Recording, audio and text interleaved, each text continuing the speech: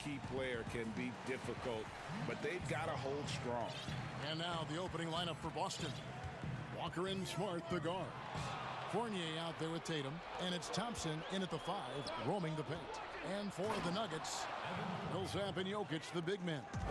Bill Barton is out there with Jamal Murray, and it's Gordon in at the 3. Oh, tremendous find there by Kemba. He draws loads of attention, opens the court up for his teammates. Here's Smart. He dishes it to Tatum. The kick out to Walker. No one near him. And he gets it to go, hitting off the back of the rim. And Brent, these teams boasting great depth. Many feel that's a hallmark of a great front office. You go back and you look, Kevin, at some of the teams that have made deep playoff runs or eventually won the championships. That tinkering about bringing in a veteran or just one piece to make that next step for that one matchup or that one series, finding contributions like that up and down the roster, absolutely, that can make a difference. Walker. Thompson passes to Walker. No good on the 3. And here we go. Fast break. Murray's got it. Millsap has the open look. Good, and the assist goes to Murray. Millsap anticipating the pass there and set himself up for the shot. Walker against Barton. And there's the bucket from Tatum. How about 3 of 4 from the floor to start? That's always a good sign. Denver's gone 1 of 2 from long range in the first quarter. On a team filled with big wings last year, Walker gave the Celtics a guy with great supreme quickness who could break down the defense when nothing else was there. And he's that rare commodity, an elite catalyst who doesn't have to dominate the ball to make an impact. That allows room for others to feel empowered out on the floor. It's just one of the many ways Walker makes his teammates better. Oh, and there goes Barton. Kicks it into another gear. Denver shooting their first free throws. First trip to the line in this one. Both good from the line that time. Think about the 40th pick back in 2012. Will Barton languished on the bench in Portland for his first 2 seasons, actually 2.5. And then that trade to Denver, boy, that jump-started everything.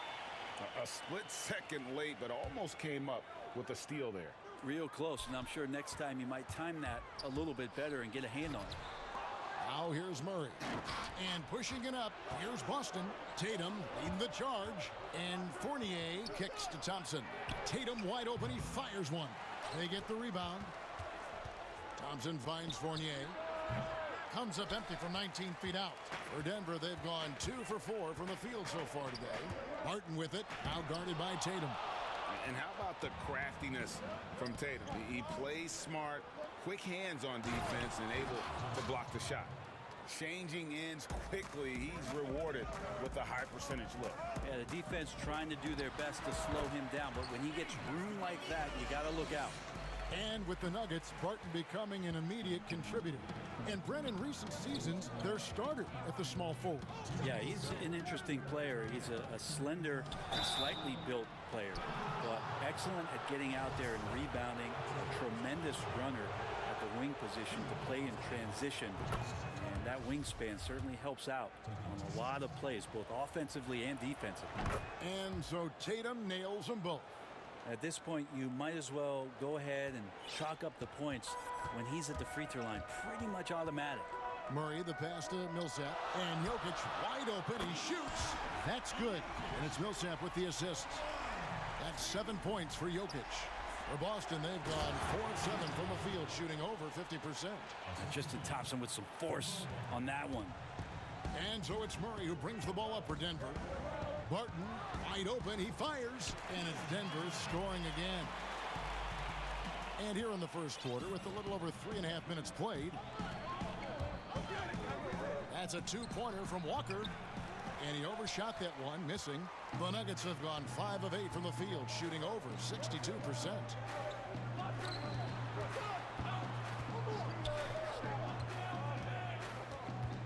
Murray kicks to Gordon.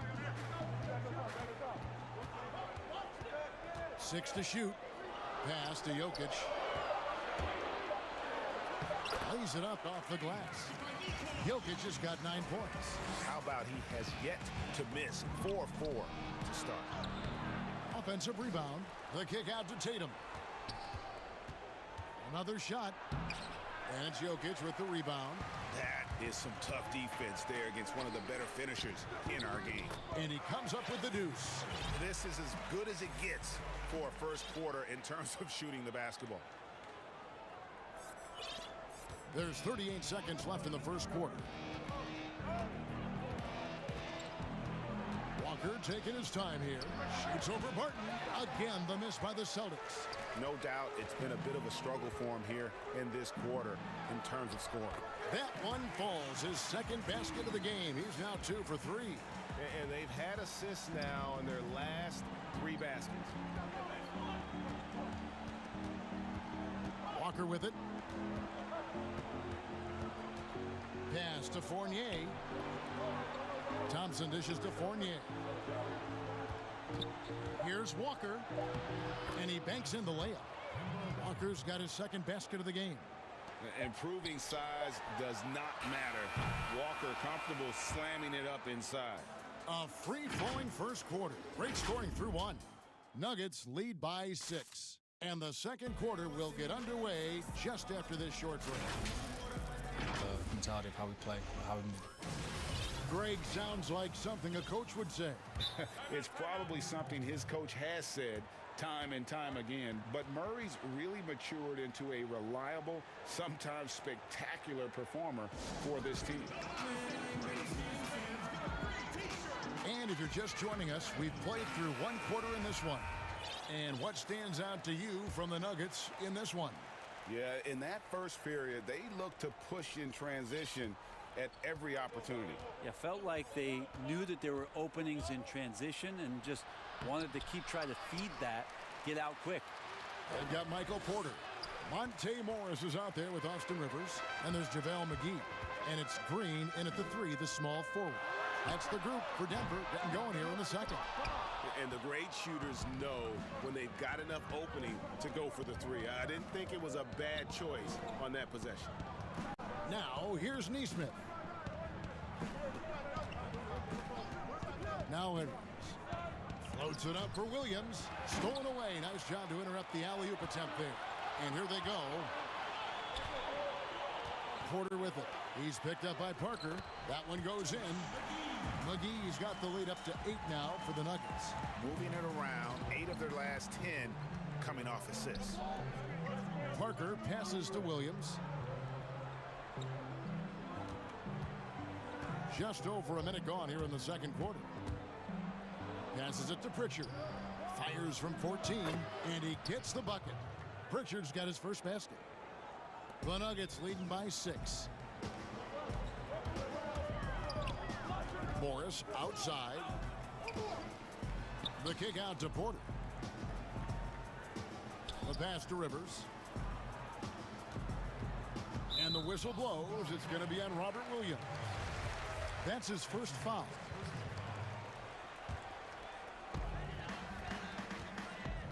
Morris passes to McGee. And you know what helps Williams defensively? He just keeps moving his feet, and he has such quick reaction. And it goes down 2 points. McGee's got 4 points now in the quarter. And a better box out saves them 2 points there. It didn't seem like anybody was really aware there to go and collect that rebound in the possession. Okay, well, let's check in with David Aldridge, who's reporting from the sideline. Hey, guys, if you can believe it, before Jaylen Brown went to the draft, one executive said the Cal Berkeley star was too smart. Brown says when athletes are also informative, it can intimidate. We get pushback for our outside interests. The whole shut up and dribble movement is big, and I'm a part of that movement. Guys? Strong story, DA, there. Thanks. And the Celtics with possession here after Michael Porter made the last three-pointer. Shot clock at 6. Here's Parker. Off to a good start as he hits his first shot attempt. In terms of acquiring the types of players you like, Greg, which front offices have you evaluated that really lead the way? It's a great question. You know, I think coming off the dynasty, and if you ask Golden State, they'll tell you they're still in the midst of it. I think they do a terrific job. The Celtics are right at the top, too, though. Danny Ainge and Brad Stevens are in sync with what they do and how they develop players, but also how they find those diamonds in the rough. And let's give a shout out to Toronto with what they've done over the last 5 or 6 years. They've created a level of excellence there that has them on the same path as some of the best teams in our league. A lot of good GMs out there. Danny Ainge of Boston, you talked about them, probably one of the best. Celtics trail by 9. Guys, they're looking for a spark here. Yeah, a cold stretch offensively for sure. So awesome to see Jabari Parker return to form, especially when he's rising up. Time called here. The Nuggets decide to talk it over.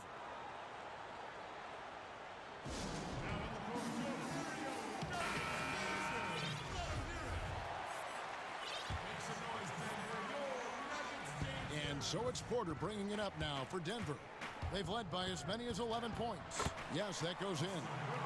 And the Nuggets lead by 9. Aggressive move off the dribble. You could see the confidence growing right now for Austin Rivers. Here's Edwards. Denver grabs the miss. The defense there got away with a major lapse. No problems knocking that one down. Rivers has got 5 points now this quarter. Pretty much not a player in the league is going to pass up a shot like that so much for the defense. Here's Pritchard. And he can't answer back. The three-pointer offline. And here we go with Morris running it up the court. Good ball movement here by the Nuggets. Here's Edwards. The shot, no good. Good work defensively by Morris. Pass to Rivers. To the paint. It's tipped. Denver calls timeout.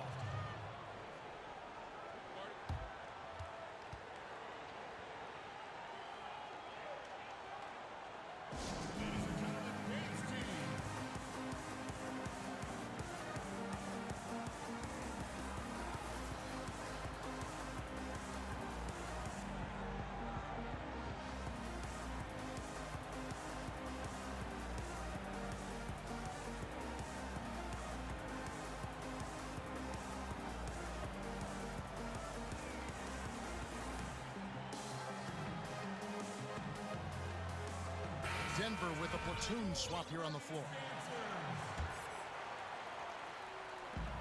36 seconds left to play here in the second quarter. For three, Murray hits it from three-point range.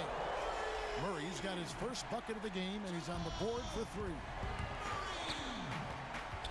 And here's Walker outside. Boston again missing. Just a solid performance on the interior. The rebounding has been off the charts. The ball movement on this run has been fantastic and is a big part of why they've been able to get these good looks. Feeds it to Williams. And that one, good. And we all know Walker can score, but he's also terrific at finding his teammates. For three, Murray. The long distance three is buried. Murray's got a pair of triples in the second now for the Nuggets. There's Walker with the three, and that would have counted, but his shot was off the mark this time. And so it's Denver taking a 19-point lead into the break. Their defense. All right, Dave, thank you. And time now for the halftime break with the third quarter soon. The 2K Sports Halftime Show. Hello again, folks. Ernie Johnson here with Kenny the Jet. Well, what can you say about superstar big man Nikola Jokic? Jamal Murray said there's really nothing he can't do. And that's a wrap.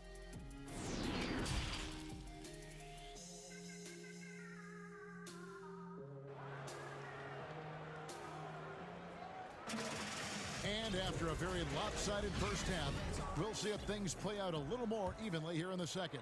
Gotta like what Will Barton has done in this game. Really impressed with the shot selection through the first half, just taking what he can get from the defense. Yeah, I'm thinking back to the first half. I'm wondering, did he take a low percentage shot? Everything efficient. Second half underway. Here's who Brad Stevens got on the floor. Walker and Smart, the guards. Made him out there with Williams. And it's Fournier in at the small forward position. And Kemba Walker is going to pick up the foul. That's his first foul. And the Celtics making a change here. Thompson's checked in. Here's Gordon. Thompson with the rebound. Thompson's got his 4th rebound with that last one here tonight. Well, you can't help but think of the dunk contest robbery with Aaron Gordon. Didn't receive max points on some of his dunks that clearly deserved it. Said he's done with the event after the last go, and I can't say I blame him. And Murray, here we go. Bucket is good. Surprising quickness. Murray bearing his head down and just sprinting to the rack. Tatum no good. And they've got a big lead, not just on the scoreboard, but really in the rebounding numbers as well. And that's the kind of lead pass we've come to expect from him. Celtics trail by 20. And with the dunk contest in Aaron Gordon, some of the dunks he pulled off, Greg, were outstanding. I mean, going over Taco Fall was the big one. The one-handed windmill was impressive as well. Gordon doesn't need a trophy. Everyone knows he's one of the best dunkers we've ever seen. Such a wide open look. 6 points for Paul Millsap. The defense is far too slow to close out on those three-point attempts. The kick out to Walker. Can they get it? And it's Denver with the rebound. And I like the bold move of going right back at him to return the three, but he just couldn't get it to go. Martin with it, now guarded by Tatum from about 19 feet. And it's Millsap, that time on the assist by Barton. Well-rounded effort, and they show no signs of letting up. Coaching staff probably most proud of the effort of this team on both ends of the floor here tonight. The open shot by Tatum. Shot is good off the back rim and in. Tatum's got 8. One of the more skilled offensive players that is on the floor here tonight. Not an easy fella to hold in check. Here's Gordon. An easy 2 points on the layup. Gordon's got his 2nd bucket. And not hard to see why they are giving up points on this run. Just too many good looks from in close. From deep, Walker. And it's good, 2 points. Well, the shot selection from Tristan Thompson is going to come from tight range like that. Murray against Walker. Murray the pass to Gordon. And here's Jokic. And Denver again with the bucket. And everything is dropping for them. Terrific second half run. Well, with the confidence growing, that's one thing, but they seem to be getting more intense, and that's helping the quality of their play here. Murray kicks to Gordon. Back to Murray. On the wing, Gordon is guarded by Fournier. Here's Jokic. Offensive rebound. And a fast break now for the Celtics. Here's Thompson in the corner. Smart with it. And it's Thompson with the jam. Well, if you don't take care of the ball, fellas, that's what can happen. Absolutely, Greg. That makes the turnover even more painful. And the gamble paying off. Denver calls timeout. And for Jokic, a slow start to last season. Came in heavy, lost over 20 pounds as he played his way into shape. And boy, did he come on strong down the stretch.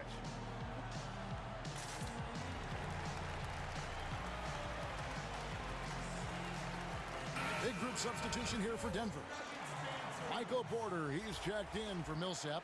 Green comes in for Aaron Gordon. Austin Rivers, he's checked in for Will Barton. And Monte Morris subbed in for Jamal Murray. Celtics also with a sub. Williams, he's checked in for Thompson. Well, we know, Greg, that Jokic is never going to be the most explosive athlete, but some have questioned his conditioning, even his motor. What do you see? I mean, the crazy thing is, even with those questions, he regularly puts up box scores we haven't seen in half a century.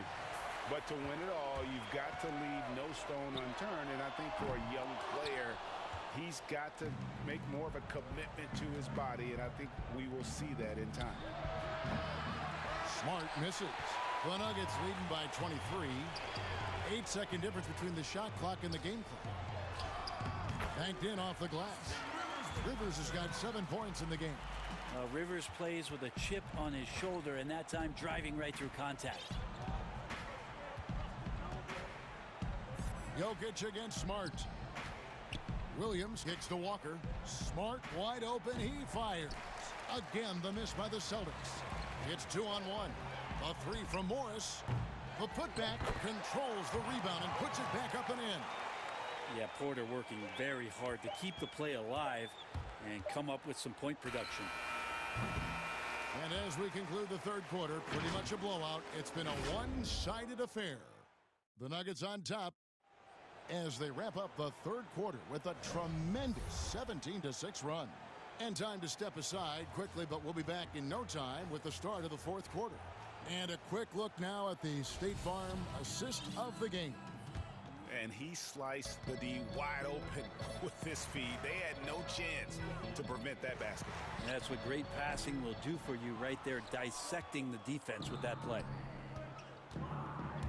And we reach the fourth quarter in a game that may be already out of hand. They've got Austin Rivers. Jokic is out there with Porter. Then there's Monte Morris. And it's Green in at the three spot. That's the group in the game for the Nuggets. Nice ball movement by Boston. Williams finds Smart outside Fournier. And the three off target. I'm shocked that didn't turn into 3 points. I mean, he makes you pay on those nearly every time. And here's Tatum. He'll bring it up for Boston. Greg, who would you choose as the best defenders of the NBA pick and roll? Oof. That is a tough one. This will surprise some people. Nikola Jokic is one of the better big men defending the pick and roll, in part because of his instincts. You know, he doesn't impress me in terms of his physical attributes, but his mind, the ability to anticipate, having a sense of how perimeter players play the game. He's a guy that's terrific. I'll give you an oldie but goodie in Andre Iguodala. He's still terrific. And I pick bigger guys because you've got to be able to switch that and guard smaller players. And, you know, at the center and the swing position, those are two guys that still are very reliable. To the middle. And Jokic throws it down. Jokic is a big center, tough to contain close to the basket. That's a nice throwdown. Boston's gotten off to an 0 for 2 start from downtown here in the fourth quarter. That's a two-pointer from Walker, and it's good off the back of the rim and in. And that's just showing off right there, guys. I mean, he is too good with that crossover. Deflects the pass, and that one goes out of bounds. Nice touch by Tatum. Well, somehow they kept possession of the ball after that poor pass. They should be very thankful that wasn't a turnover. And the Nuggets making a change here. McGee's checked in. Rivers dishes to Porter. Rivers passes to Porter. Launches a three. Rebounded by Smart. For Boston, they've gone 2 for 5 on field goal attempts in the fourth quarter. The feed to Williams. And he uses the glass on the layup. A young guy with maturity, awareness, and a feel for the game. Tatum is special. Morris against Walker. And that one drops. For Boston, they've gone 3 of 6 from the field so far in the fourth quarter. To the inside. Williams kicks to Fournier. Shoots the three. That drops, and it comes off an assist from Williams. That's pretty much not how they want to defend the three-point line. Somebody's got to shadow him out there. And stolen by Fournier. Oh, and here comes Walker all alone. And there's the bucket from Tatum. And all of a sudden, things finally coming together for them. The deficit's still large, but now not insurmountable. Well, the run simply has given them a chance. Great work on both ends. They've got to now ratchet up a notch. Now here's Smart. Lets the three fly. Shot clock at 5. Fournier passes to Smart. Second shot opportunity. Fournier's shot is off. Shot didn't fall, but that play worked well to get a good look at the basket. Yeah, an efficient offensive possession. They found the look that they wanted, just didn't go in. Denver calls timeout. They're ahead by 18. 1:49 left in the fourth quarter. And now, let's take a look at the New Balance player of the game, Nikola Jokic. And his focus, guys, has been laser sharp, and his touch from the field, flawless. The teammates have worked hard to get him the ball in some good position, and boy, has he rewarded them with a spectacular shooting performance. Great call to keep running all those sets for him. What a connection he has to these fans. They love him here. And the more he has games like this, the deeper that connection gets. Here's Williams. Count that one. And so just rolling to the finish line now in what has been a very confident-looking performance for Denver. When you consider the difference in their field goal percentages, the other team has to be happy that this wasn't a bigger loss. This team was on fire. Yeah, Kevin, it's always frustrating when you can't throw a rock on the ground and the other guys just can't seem to miss. And one of the key components to this victory, if not the biggest, was the incredible performance for Jokic. You have to love the way that he was closing out on defensive trips. He would always body up, and it's why he ended with so many boards. Now Murray, after Marcus Smart missing on that last three-pointer. Fires from the wing. Rebound by Williams. Well, mid-range is where he makes the money. So when the D's slow to get out on him, always surprising to see him miss from there. And so the coach's challenge here comes into play. The coach protesting the personal foul call. At the line for two. And I think when it comes to some of the more difficult calls to make, personal fouls can be tough. The action is so fast that it's really tough to catch everything in real time. The wonders of technology, Greg. We've seen replay reviews so effectively, and involving the coaches by being able now to challenge like this is something a lot of people have been hoping for. And the announcement on the review is that the foul was called in error. So they have determined, Greg, to overrule the original call. And guys, this is what it's all about, getting the call right. And I think in this case, the video review showed that while it was a tough call to make on the floor, they got it right with the review. Just 1 second between the shot clock and game clock. Martin with it. He's picked up by Walker. Outside for Murray. We've got 13 seconds left here in the fourth quarter. Martin passes to Jokic. Williams with the block. A main staple in Williams' game, that sixth sense for when to rise up and deter those shots. Love his shot selection. Good at taking quality shots. Whether he's defended or open, he knows how to knock those down. And that one falls for Tatum. For three, Murray can't connect. And so it's Denver taking care of business in this one. It was a tale of two teams tonight.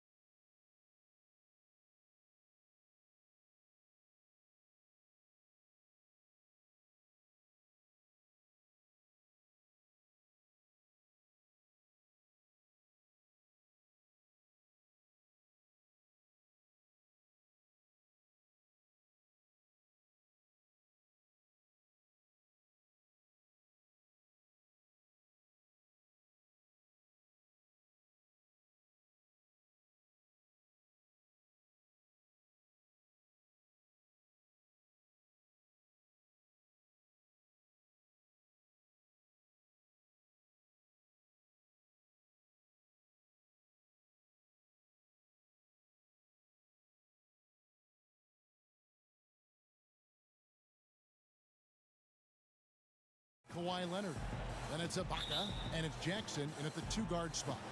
And for Boston, Brown the small 4 with Tatum holding down the 4 spot. Walker and Smart the guards. And it's Williams at the 5. Now here's Beverly. And the athleticism of both these teams should come into play tonight. No lack of quickness on either side of the ball. Oh, yeah. Put your track shoes on, Kevin. We're going to be running sprints tonight. And so the Los Angeles Clippers get the first points of the ballgame. Smart dishes to Williams. Reggie Jackson with the rebound. And so it's Jackson who brings it up for Los Angeles. Platoon passes to Ibaka. Leonard against Walker. And it's Beverly missing. And there's the call on Patrick Beverly. That is his first foul of the game.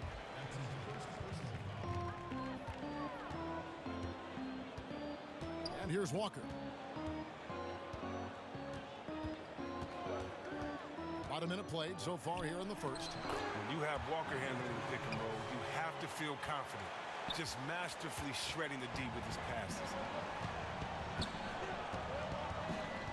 On the wing, Jackson, guarded by Smart. Jackson misses. With the D playing soft off him, he might have been better off taking it to the hoop instead of settling for the jump.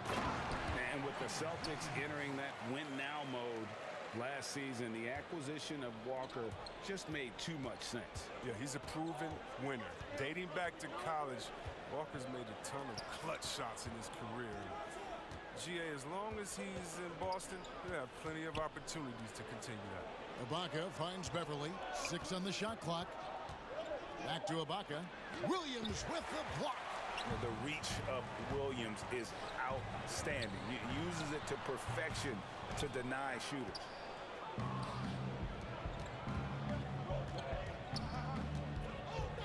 Passes it to Ibaka. Shoots over Walker. And Serge Ibaka, the bucket on the assist by Beverly. He's so aggressive at that end of the floor, and that's a quality all great scorers have. And Walker kicks to Tatum. Back to Walker. Celtics passing it around. Beverly against Tatum. Over Beverly. Walker the pass to Williams. It's blocked. And Beverly just goes all out on defense, which is what allows him to come up with these rejections. We have got to see that sensational mobile 1 block again. And early in a game, these sorts of plays really can set the tone. Now here's Jackson. And here in the first, approaching 3 minutes played. And Ibaka kicks to Leonard. Rebound by Williams. That's a surprise. I mean, really out of character for him to miss when the defense is not right up on him. And you see Tatum using that insane reach on the catch. I mean, he can go get it. Here is Ibaka. At the elbow, Batum. That's tipped and stolen by Tatum. And pushing it up, here's Boston. Williams is running. And it's blocked by Ibaka. And here we go. Fast break. Beverly's got it. Walker with the rebound. For Boston, they've gone 3 of 7 from the field since we've gotten underway. He muscles it in through the contact, and they call the... And, yep, we thought we might see it. And the coach's challenge has been triggered on the personal foul call. And I think when it comes to some of the more difficult calls to make, personal fouls can be tough. The action is so fast that it's really tough to catch everything in real time. The wonders of technology, Greg. We've seen replay reviews so effectively, and involving the coaches by being able now to challenge like this is something a lot of people have been hoping for. And the announcement on the review is that the foul was called in error. So they have determined, Greg, to overrule the original call. And guys, this is what it's all about, getting the call right. And I think in this case, the video review showed that while it was a tough call to make on the floor, they got it right with the review. Now here's Beverly. A wide open look here for Ibaka. Los Angeles with another miss. Floats it up for Williams. Hammers the alley-oop through. What I really love about this kid. You know, Williams he's physical, he's explosive, and yes, he plays above the rim. He just brings that nastiness to the game. Here's Jackson. Nothing yet on the scoreboard for him. Here's Leonard, and Kawhi Leonard with the slam. Extra on that one, fellas. Nobody's stopping that. Not when he comes in there with that tomahawk. That's just too much force. Now here's Williams. He has 6. He lobs up the alley-oop pass. The shot that time not on target. Clippers trail by 4.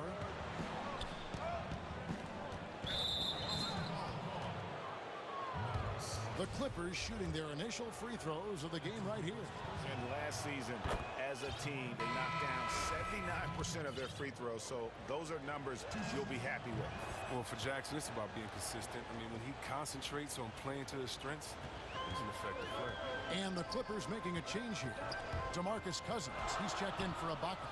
Marcus Morris comes in for Nicholas Batum. Luke Kennard, he's checked in for Leonard. Rajon Rondo is subbed in for Patrick Beverly. Williams with the steal. Tatum against Cousins.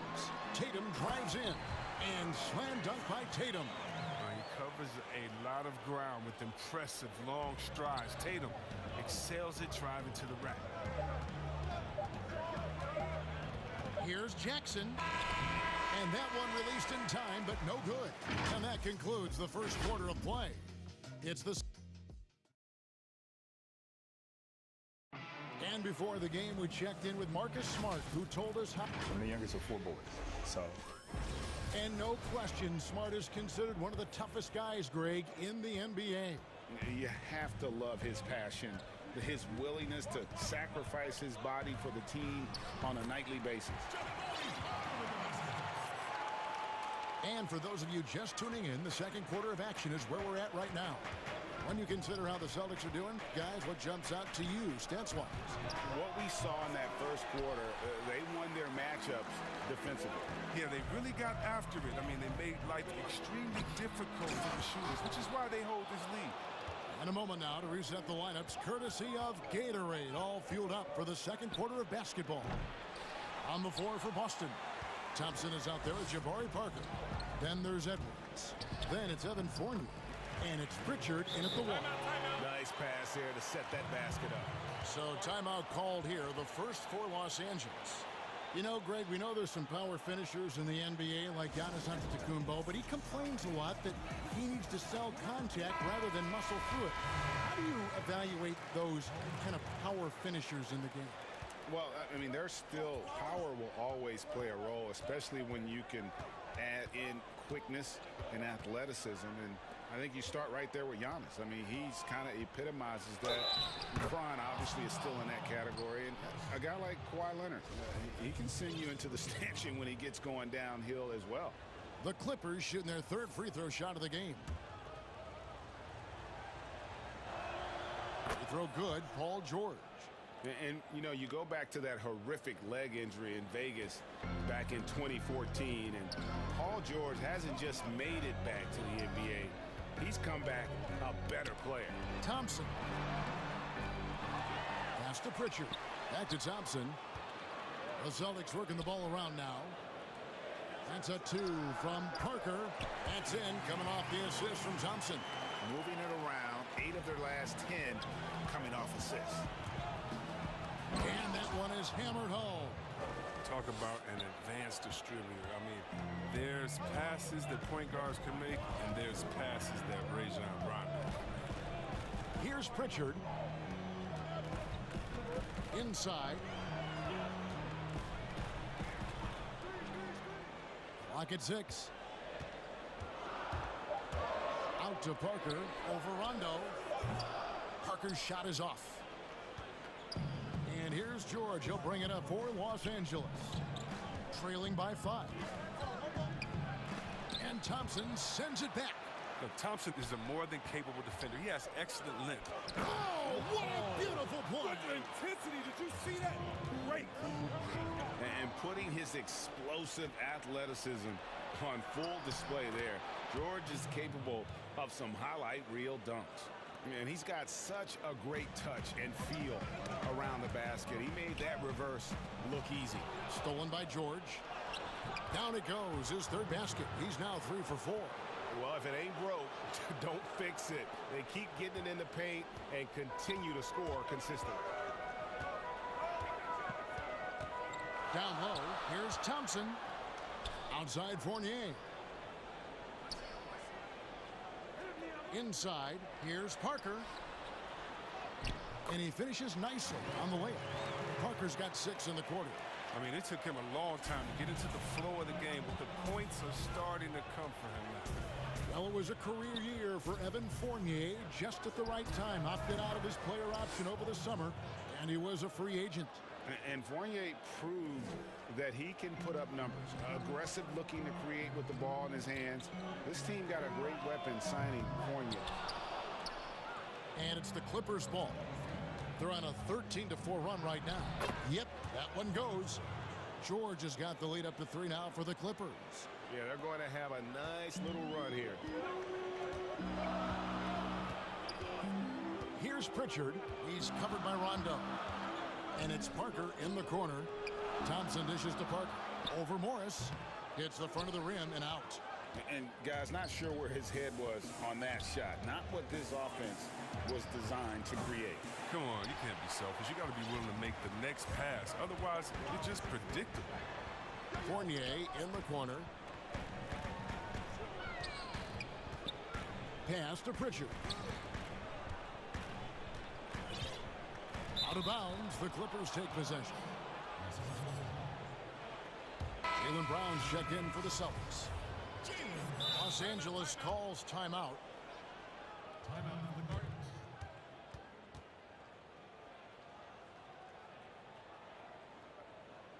Ladies and gentlemen, dance team.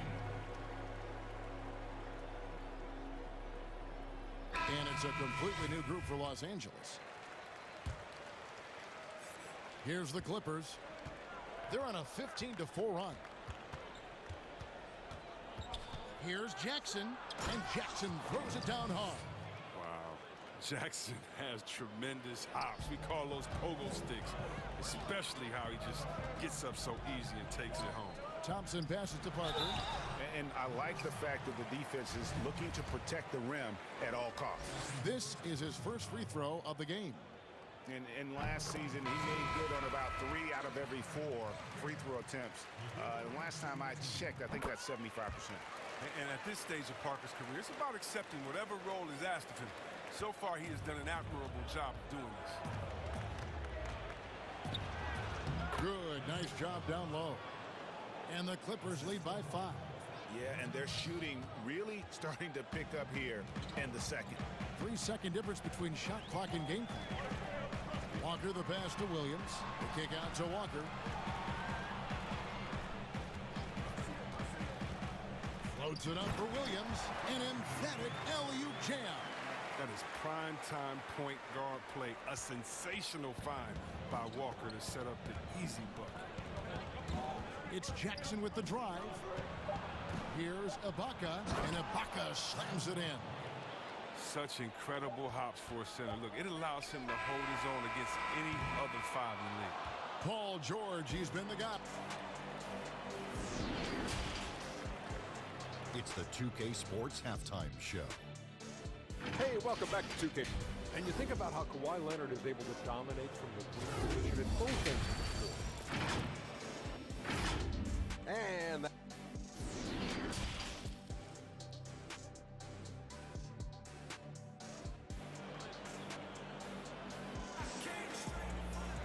And we're halfway through this one. Plenty of basketball left in a game that's been fairly even so far. You look at Paul George in this game, guys. He's been everywhere. No problems fighting his way to the rim in this one. A lot of points in close. Yeah, slicing through the gaps in the defense. I mean, getting many of his buckets in the paint. Taking a look at Los Angeles. Batuma's out there with Kawhi Leonard. Then it's Patrick Beverley. Then there's Reggie Jackson. And it's Ibaka in at the pivot spot, manning the middle. And Jason Tatum, he got a lot of the pub last year, and deservedly so. But Jaylen Brown made monstrous strides as well, especially when it came to efficiency. Jackson deciding where to go with it. Takes it out to Leonard. Back to Jackson. Shot clock at 6. And they double up Jackson. Rebounded by the Celtics. And you look at Brown's field goal percentage and his free throw percentage break, both career highs last season. And Kev, his shot was never broken. The motion never had to be rebuilt. Brown's problem coming into the league was that he would shoot the ball differently every time. Once he landed on the repeatable mechanics, you could see the consistency start to take form. Greg, not all drafts are the same in terms of talent, but 2019 was a year to remember. No doubt about it. I mean, transcendent talent at the top. You think of Zion and Ja, both could be future league MVPs. And the irony is that those two guys were teammates in high school. Go figure. Go figure is right. And guys, the D has to show a little more fight on the interior than they did on that trip. And that one is good. Beverly's got the lead up to 5 now for the Clippers. They're finding lanes to the hoop now with consistency. 5 buckets in a row from the paint. Celtic shooting has been great, up over 50%. In fact, 52%. Williams kicks to Tatum. Loads it up for Williams. Batum with the steal. Oh, and here we go. Jackson, nobody back. And foul on the shot, so he'll get a chance at the line. Oh, man, what amazing speed and body control by Jackson. Once he penetrates inside, he's searching for the foul on his shot. Both free throws good from Jackson. Just a little over 90 seconds gone in the third quarter. Walker against Beverly. Walker dishes to Tatum. And, oh, he blocked it and deflects off the backboard. And here comes Jackson leading the fast break. And Leonard gets it to go. Well, you can't leave somebody that wide open when Jackson's running the show. Reggie will find him every time. Celtics trail by 9. Here's Walker. And the shot goes in. Walker's got his first points of the game. And that's got to happen if they want to have a chance to turn this thing around. I mean, he needs to just take the game over. I mean, it seems like he's been hesitant to pull the trigger. Now here's Jackson. He's got 6. Ibaka outside. 6 on the shot clock. It's good. The assist this time from Jackson. Ibaka's got the lead back up to 9 now for the Clippers. Here's Tatum. Lays it up and banks it in. Tatum's got 8. Refusing to let the defender alter his shot. Tatum's focus and drive, it's what helps him finish hard shots. And the Clippers call time here. And when talking about Tatum, it's hard not to think back to 2017 when Danny Ainge traded back to 3, essentially choosing him over Markelle Fultz. Yeah, and now Fultz is starting to pick it up a little bit, though. Watch him. He's going to be dynamic. But you're right. Certain deals can define a franchise. And Ainge, he's unafraid to take chances. Clock keeps going. 3 minutes into the second half now. Here's George. It falls for the 6th time in 7 tries this contest. That's 86%. That's their 3rd straight make off an assist. That's a 2-pointer from Walker. Again, the Celtics good for 2. Now that's a nice use of the pull-up J from Walker. Catching the D flat-footed and capitalizing on an easy opportunity. Rondo drives in. And Kennard wide open. He shoots. Drains it from beyond the arc. 5 points in the game. And this is how you want to come out of the half. Prolific and efficient. Just a dream scenario for them so far. Their offense looking like a well-oiled machine. On up the court. And there's the foul. It's on Jaylen Brown. That is his first foul of the game.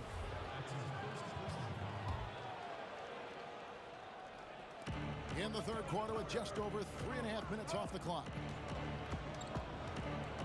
Morris finds Rondo. It's a nice passing here by Los Angeles. Just 5 to shoot. Here's George. And good. And it takes a nice bounce off the right iron and down. And now a 12-point Clipper lead. And it's Walker penetrating. The kick out to Williams. Now the pass to Brown. Floats it up for Williams. No good that time. Yeah, and that was lining up to be a huge alley-oop, but they just couldn't quite connect. No, I'm always surprised when it doesn't happen. I'm sure these two will have a good laugh about it later. His individual effort has been outstanding tonight, and it's helped him grab the lead. That's a two-pointer from Walker. No good off the back of the rim.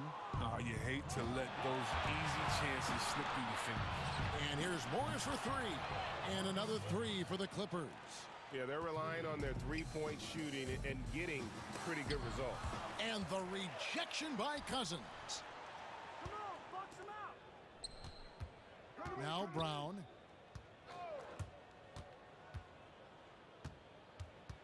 Shot to stop the run, and that's 2 points on the layup. Okay, listen, you got to body him up when he's in the paint. If you play off of him, then that's just 2 easy points. And that's the final possession with the nice defense right there. And so it's the Los Angeles Clippers with a sizable lead as the quarter wraps up. They're ahead 6. Now let's take a look at our assist of the game presented by State Farm. And how about the big fella here showing us he's got some point guard skill here with the tremendous setup. This is where the NBA's headed. I mean, multi-dimensional big men. That was just a beautiful pass. And 1 quarter to go in a game that to this point has not been an evenly fought contest.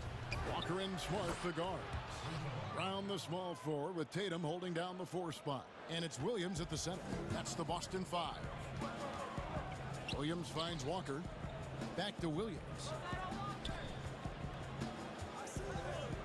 Here's Walker.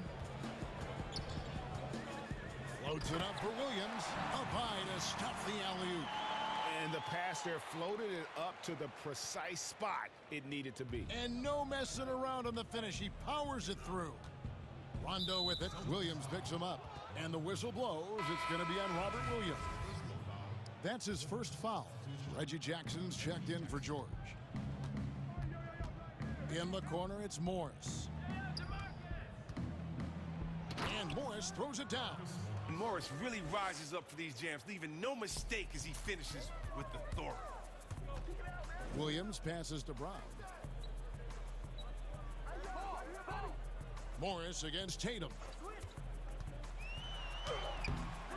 The shot, no good.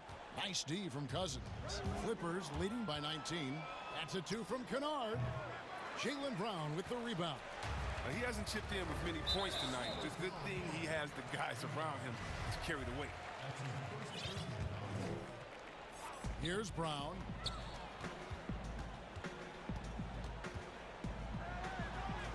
And the shot is good. Oh, you love the level of concentration Brown maintains. I mean, taking the hit well and finishing in style. Jackson in the corner.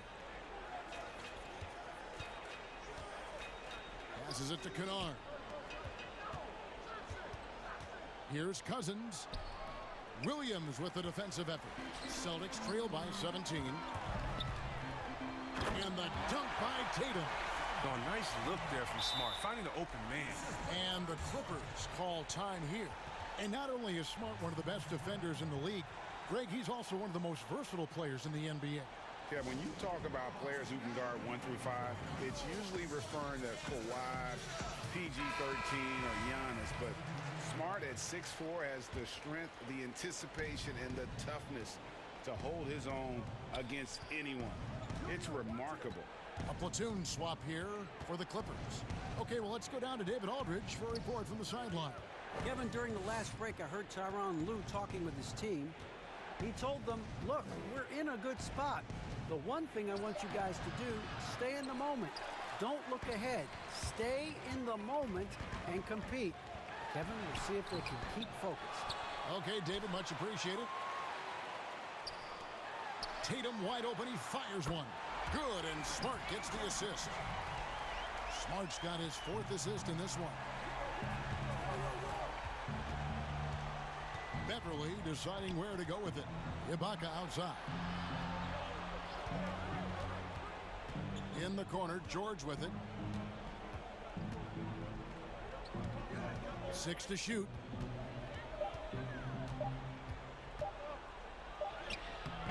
No good, unable to end this run. And so it's Williams who brings it up for the Boston Celtics. Tatum kicks to Smart. Back to Tatum.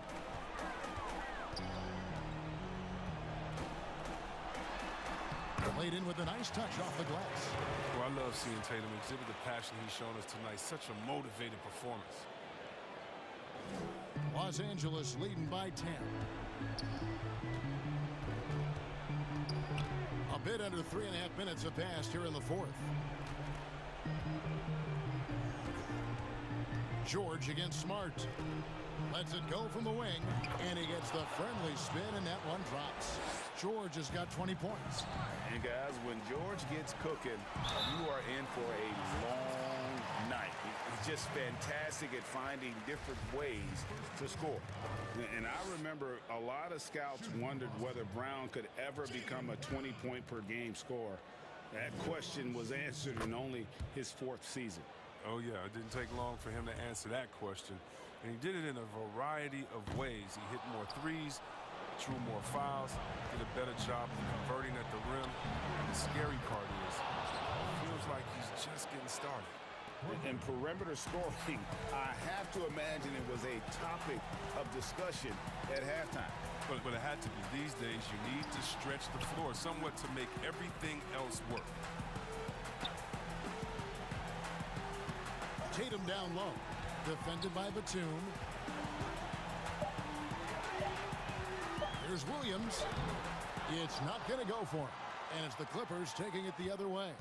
And there's no doubt about this one. Playing with a lot of confidence tonight. It's a statement victory for Los Angeles.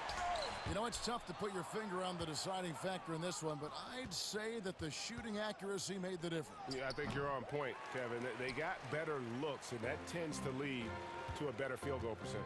And you know, looking back at all the contributions tonight, it was a really phenomenal all-around game for George. I mean, he had a plan for how to attack the D.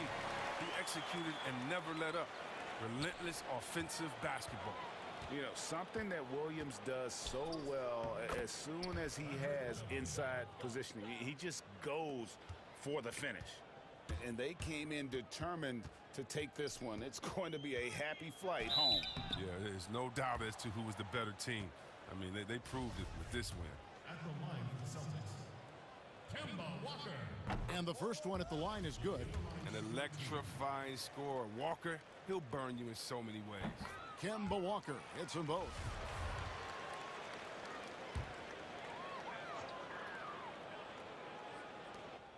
"15 seconds left in the fourth. Tatum passes to Walker.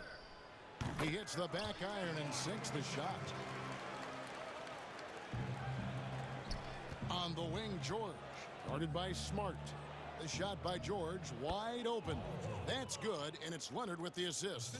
And credit the whole team. It was a focused, concerted effort to put this one away. Yeah, I love how they play for one another out there. No signs of selfishness. Just a total team. All right, David, great job. Thanks so much. Well, folks, that's going to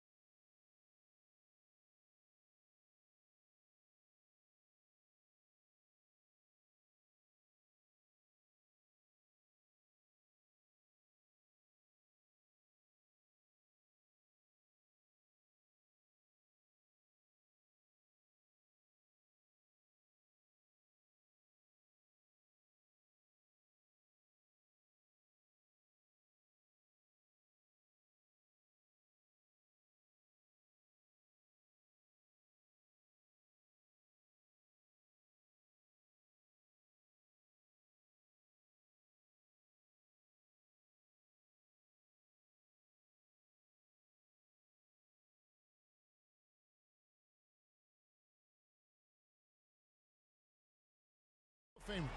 And checking out Utah's opening lineup. Conley runs the point with Mitchell flanking him.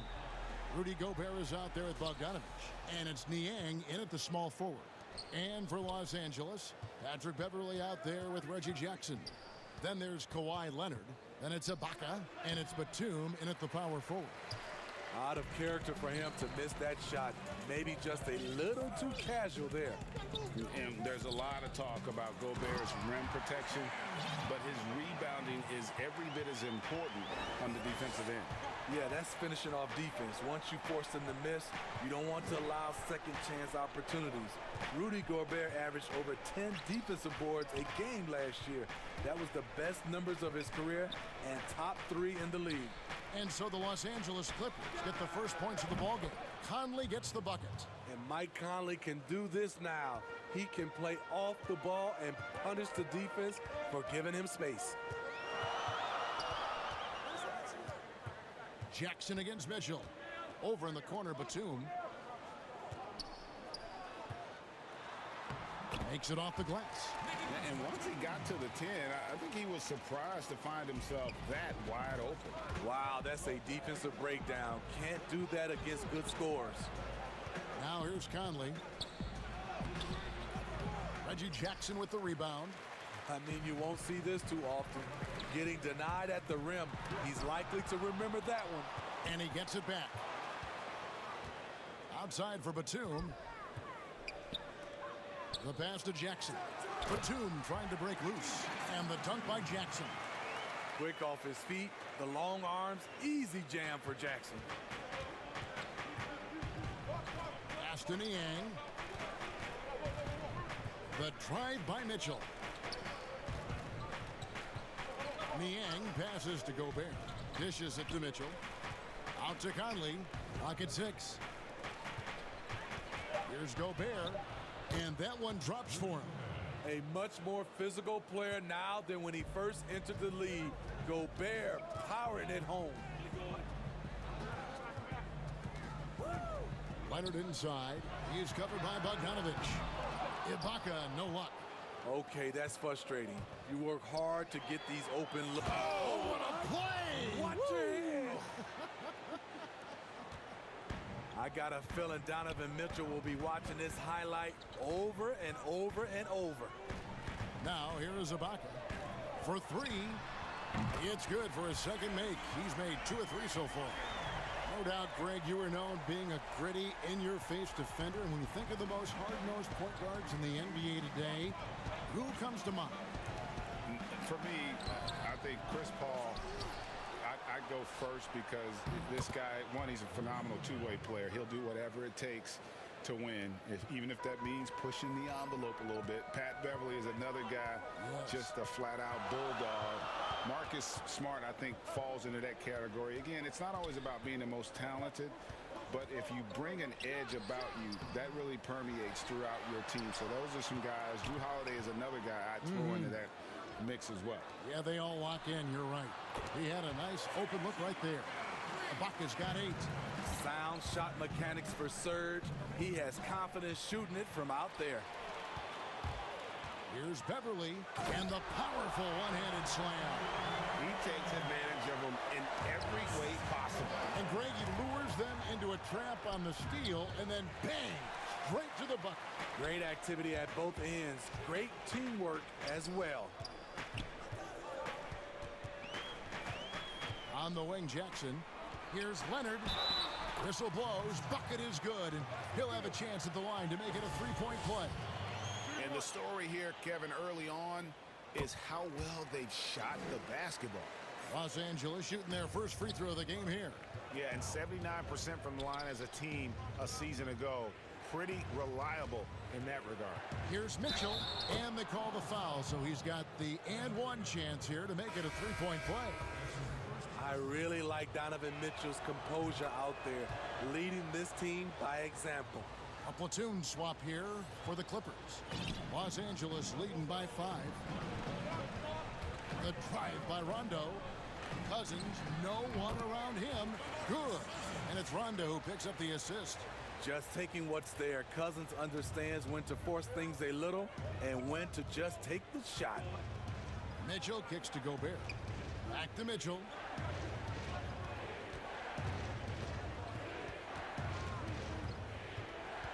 Has to come to the left side wing. Here's Gobert.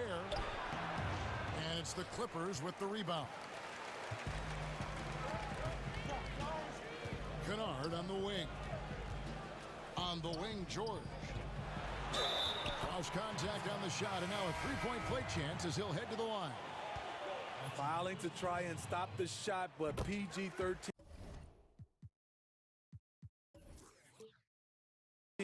with terrific body control makes him pay. Ilyasova down low. He's against Morris. Here's Favors. And foul on the shot. He'll shoot 2 at the free throw line. Have to be careful when Favors shows you his shooting form. He is very effective at drawing contact with his pump fake. Second free throw, no good. From deep, George, what a play. Simply drains it in at the buzzer. Big time shot. Serge Ibaka, he's been the guy making things happen for the LA Clippers. He notched 8 points in the quarter and has that terrific basketball instinct. Old school basketball. Yeah. Now pound for pound, Greg, Beverly may be the most physical player in the league. And he also gets in your head. It's a combination that allows him to get stops against guys as big as Kevin Durant. And glad to have you with us, folks. Second quarter of basketball. This game has not exactly been neck and neck, but plenty of time left in this one. And quite a position here for the Clippers to be in. What do you think, guys? Well, you have to love what they've done offensively after that first period. Crushing it, absolutely crushing it. Shooting lights out, building a big lead here early on. And a chance here presented by Gatorade to see who's on the floor. All fueled up and ready to go for the start of the second quarter. And so in the game for the Jazz, Jordan Clarkson is out there with Thomas. Then it's Ilyasova. Then it's O'Neal. And it's Favors in at the 5, roaming the paint. Rondo scanning the floor. And again, Los Angeles with the triple. Matching baskets from the perimeter, an earmark of today's game. Hey, players love competition, and the fans love it as well. Clarkson passes to Thomas. Solid play in the low block, and that one's good. Thomas got 5 points now this quarter.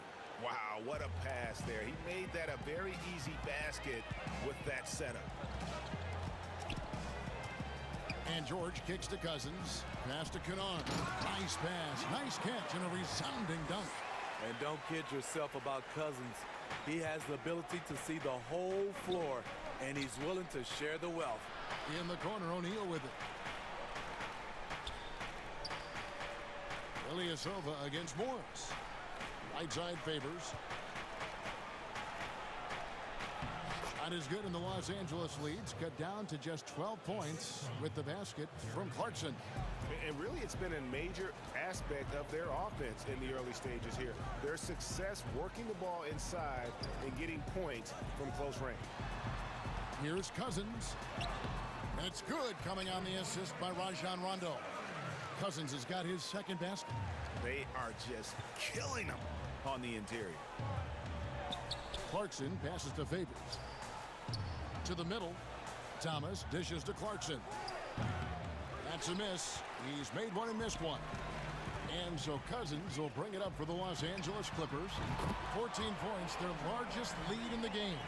Great hustle by Paul, using his speed in the open court. And then, of course, he's an excellent finisher. Terrific play. This is why you run your offense through him and live with the results. The pass to Cousins. Ilyasova against Morris. Back to Cousins. Pulls up on the elbow. It's rebounded by Derek Favors. The defense was begging him to take that shot, and he took the bait, but you can't blame him. Got that one up quick. That's the pass you want, orchestrating the offense, creating for others. George looking over the floor. 1:31 left now here in the second. And contact up, and it looks like, yep, it's a coach's challenge on the personal foul. That triggers a replay review by the officials. And this is the time now where the officials can review in closer detail what constituted the original personal foul. Getting a different angle can sometimes make it a lot easier to determine. Greg, indeed, and the one thing with replay review is that when you see the slow motion replays, you really get a new appreciation for just the immense speed at which these players are moving at, and how fast the action really is, and how hard it can be sometimes, you know, Greg, to make the right call. And the announcement on the review is that the foul was called in error. So they have determined, Greg, to overrule the original call. And guys, this is what it's all about, getting the call right. And I think in this case, the video review showed that while it was a tough call to make on the floor, they got it right with the review. Ilyasova can't hit. Woo, the defense gets away with a late rotation. That's a shot he normally makes. And here's the fast break. Clarkson leading the way. Whoops, they pick off the pass. And here we go. George heading to the hoop. And it's George finishing it off. With a high basketball IQ and improving playmaking abilities, Luke's growing as a distributor. Clarkson kicks to Thomas. Stolen by George. About 3 seconds between shot and game clock. And here is Cousins. Right side, Rondo. It's George on the wing. Good. And it's Rondo who picks up the assist. Rondo's got his 4th assist in this one. Outside Thomas. O'Neal passes to Ilyasova with 1 on the clock. Shooting foul as the whistle blows. He'll shoot 2 free throws. First trip to the free throw line for him in this one. Really a good season for him overall last year when you look at the number, 83% from the line. When your bigs can make free throws, it's a huge advantage. Love his approach to getting to the line. And so it's Los Angeles, sitting with a comfortable lead, up by 14. Thank you, David, for that interview, and we'll see you back here after the break. And now, the 2K Sports Halftime Show. After one, Paul George taking care of business in this one. He ended up with 15 points and 1 steal. And that's a wrap. With the third quarter approaching, we now send you back.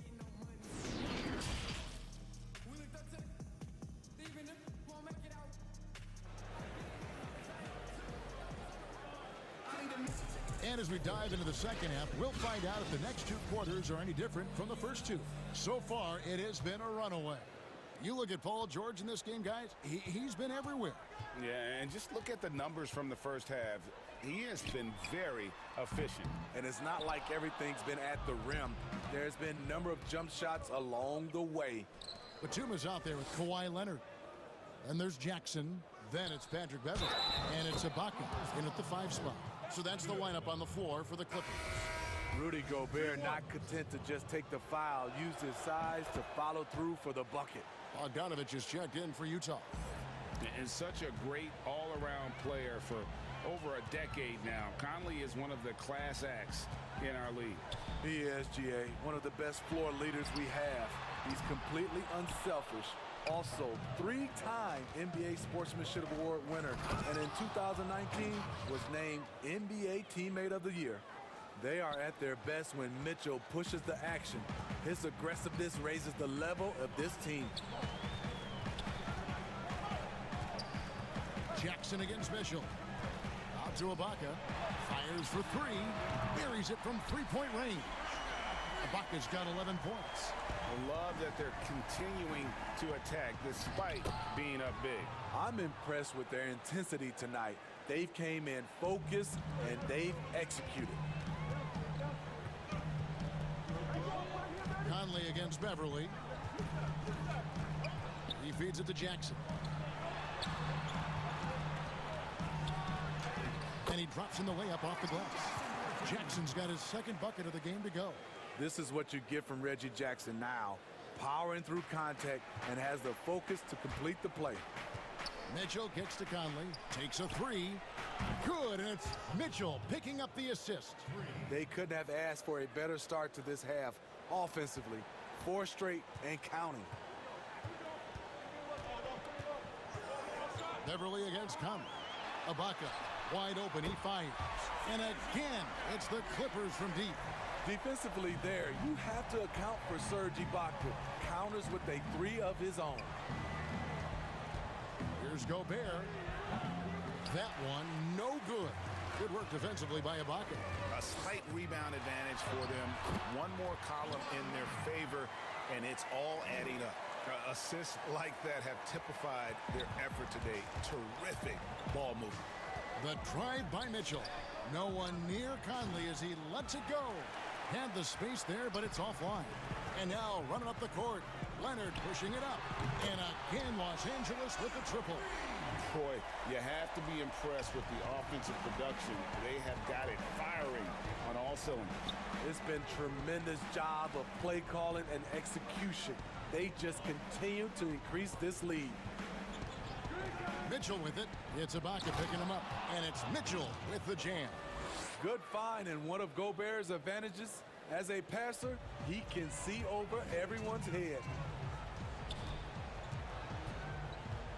Conley against Beverly. It's stolen by Gobert. The finish, and it's Mitchell with the jam.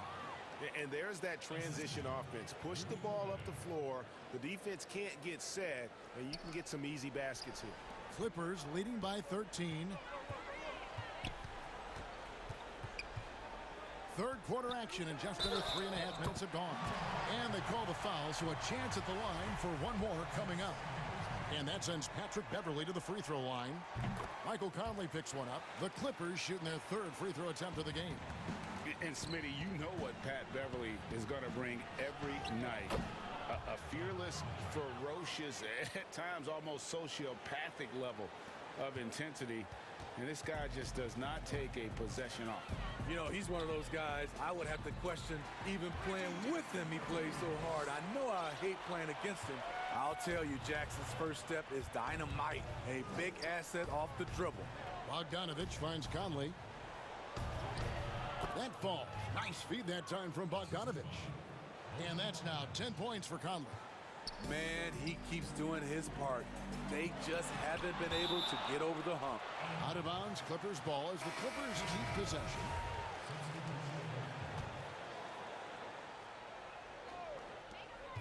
.55 seconds left to play in the third.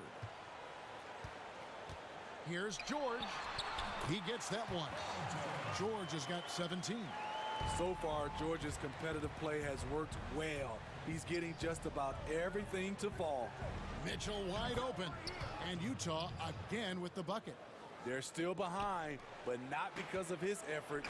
He's been unbelievable this quarter. Over to the wing. Rondo passes to Cousins. Gobert with the block. And that's one of Gobert's specialties, a shot blocking master. Rondo with the steal. And pushing it up. Here's Los Angeles. And Cousins throws it down. Any chance you get, you want to put yourself in a position to succeed, and that's what he did there. Great job of reading the floor, got to the rim, and made a play. And stolen by Cousins. In the corner, Kennard with it. And it's the Clippers scoring again. When Kennard is that set up, he almost can't miss. Such a skilled shooter. A clear look. Wow, huge buzzer beater. I did not think he was going to get that off in time. Well, through 3 quarters of play, down double digits, it may be difficult to overcome. Clippers lead by 16. And right after this, we'll bring you the start of the final quarter right here on 2K Sports. And let's go back to a terrific pass that we're calling tonight our State Farm assist of the game. And he sliced the D wide open with this feed. They had no chance to prevent that basket. Creating plays for others, it's an art form, but it's also a discipline. Fantastic job. And there may not be a lot of drama down the stretch as we head into the fourth quarter, but stranger things have happened. Taking a look at the Jazz, Conley and Mitchell, the talented backcourt pair. Bogdanovich out there with Gobert, and it's Niang in at the small forward. And he rushed that one, no doubt about it. The D out of position, you could see the frustration on his face. And the rejection by Cousins. Jazz passing it around. Conley dishes to Gobert. Great anticipation by DeMarcus. His instincts are excellent pretty much in every phase of the game. Morris, no good. Jazz trail by 14. At the elbow, it's Mitchell to the wing right side. A little over a minute of the fourth quarter gone right now. He dishes it to Gobert. And slam dunk by Gobert. I mean, he's tailor-made for those pick-and-roll sets. Gobert, a big-time finisher on the move. And here's George for three. Rudy Gobert with the rebound. Gobert's got 9 rebounds in the game, getting it done. Mitchell looking it over. Good for the basket, number 9. He's only missed 2 shots from the floor all night. Just look at the way Mitchell's built. The strength in the upper body. Here's George, and then jammed down as he goes right over Rudy Gobert. Letting it all hang out. When George takes flight, just enjoy the show. Utah calls timeout. Paul George really making a difference here. He's absolutely on fire. They need to regroup and figure out a way to slow his roll. Now let's go to the sideline and catch up with our Hall of Famer, David Aldridge. Hey, Kevin. Well, during the last break, I heard Quinn Snyder talking with his team. He told us, guys, that team is not going to give it to us. We have to take it. That means staying aggressive and playing with no fear. Kevin, back to you.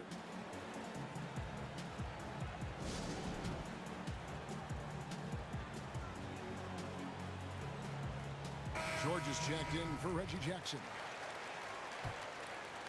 Jazz trail by 12. Conley into the lane. Gobert finds Mitchell. Paul George with the steal. With the floater. And it's Leonard missing. And so it's Bogdanovich who brings up the ball for the Jazz. A great fourth quarter, just giving up 2 points. So difficult to defend. Mitchell can stretch you out to 3, beat you at the rim, and everything in between. And it's George finishing it off. Oh, reversed it home. That was pretty. Agreed. The agility on display. Conley kicks to Bogdanovich. Shoots over Batum. And here's the fast break. Here's Ibaka. And Ibaka slams it in. For a big, Ibaka has excellent end-to-end speed. Hard to stay with in transition. And it's Mitchell with the jam. No doubt about it. He has done a ton to help his team, but he's going to have to do even more if they want to have a chance to get back in this one.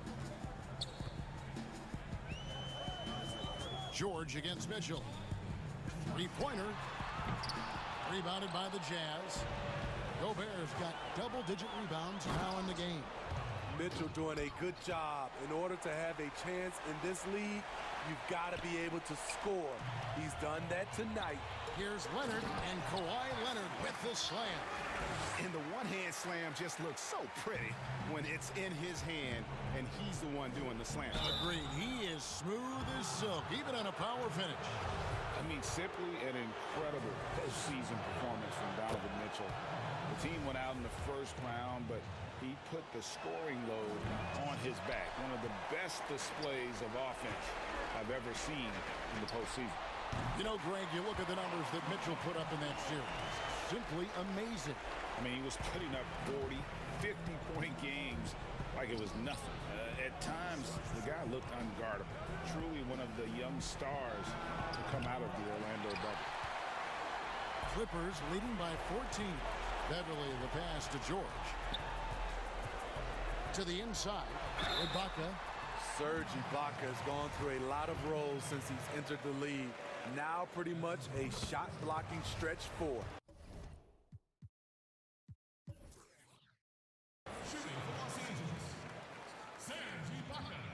That one falls, so he hits both of them.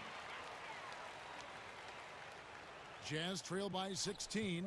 And tonight's battle is going to end with a very clear winner, leaving nothing to chance. Impressive win for the Clippers. And one area that stands out that we've seen tonight from them, their aggressiveness in getting steals, something I know that you really value yourself. I think it sparked their offense. It deflates the opposition, and when you have the type of effort we saw tonight, it's pretty hard to overcome that defensive pressure down the stretch. And what a tremendous standout performance it was for George. Active hands tonight. He may have gambled a bit, but sometimes you have to take chances to make plays, and he did that tonight. Fires the three, and he's good on the three ball. And the Clippers lead by 16. Inspired tonight. They fought hard and at crucial points just made the plays. Especially during this last run, which ultimately put the game away. And you know they feel good giving their fans a show here while taking care of business. They're going to win by a nice margin. The effort was there all night. Mitchell passes to Gobert. Here's Niang. He's covered by Leonard. Just 5 on the clock. Feeds it to Gobert. The Jazz need to get off a shot here. Here's Mitchell. He drains it as the shot clock ticks down. And you gotta like that they found something positive here, something that maybe carry overs into the next game. They put together some great possessions here at the end. It's a shame they could have used this run much earlier. Shot and game clock separated by 5. Second chance shot, and George finishes inside. Excellent concentration from Paul George, overwhelming the aggressive defense with his strength and determination. Conley finds Mitchell. And here's Gobert. So the Clippers winning this one easily. They won this game. David, thank you as always. And that'll do it, folks.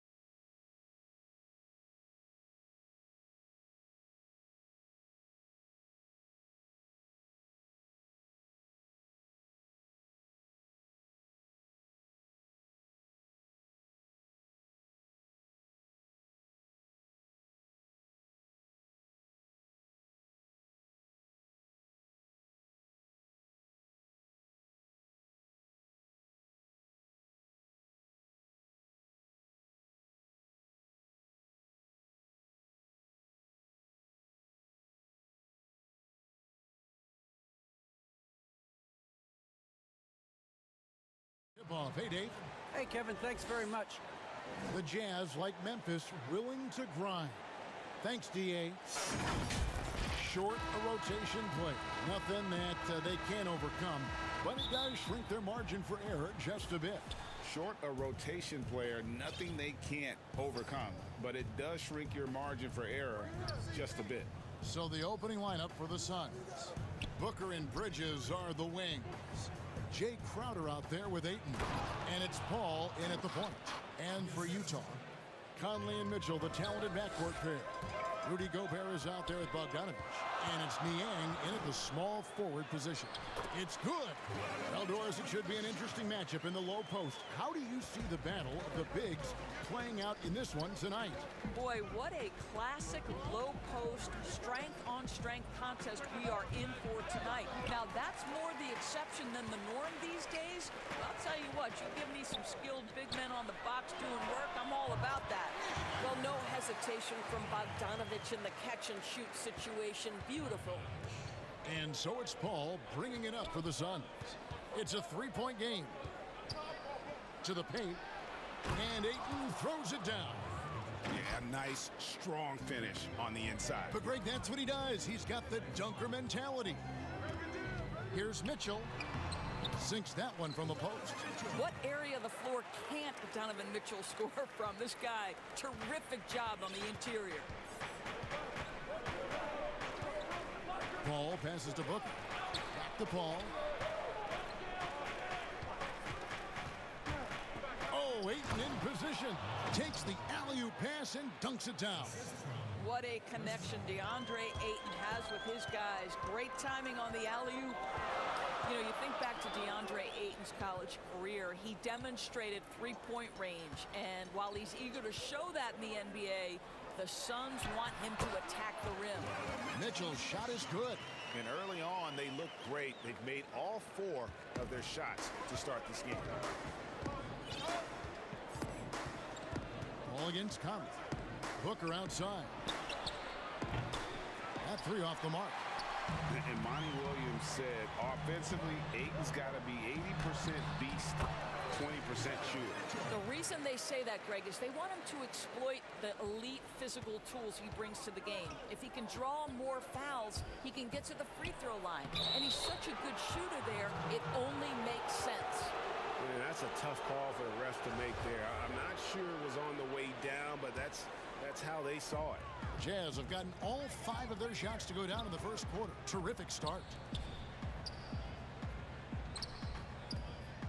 And a little over 2.5 minutes gone here in the first. Inside, Gobert. Bank shot, no good. And here's Ayton. He'll bring it up for the Phoenix Suns. They trail by 3. And there's Booker on the assist by Bridges. Well, this is Devin Booker's specialty, consistent at finding all kinds of ways to score from beyond that arc. Mitchell dishes to Gobert. Back to Mitchell. And the rejection by Ayton. They get it back. Bridges with the steal. Booker outside.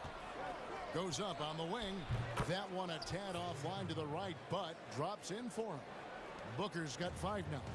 The always aware Chris Paul, one of the great passers in history. There's another assist.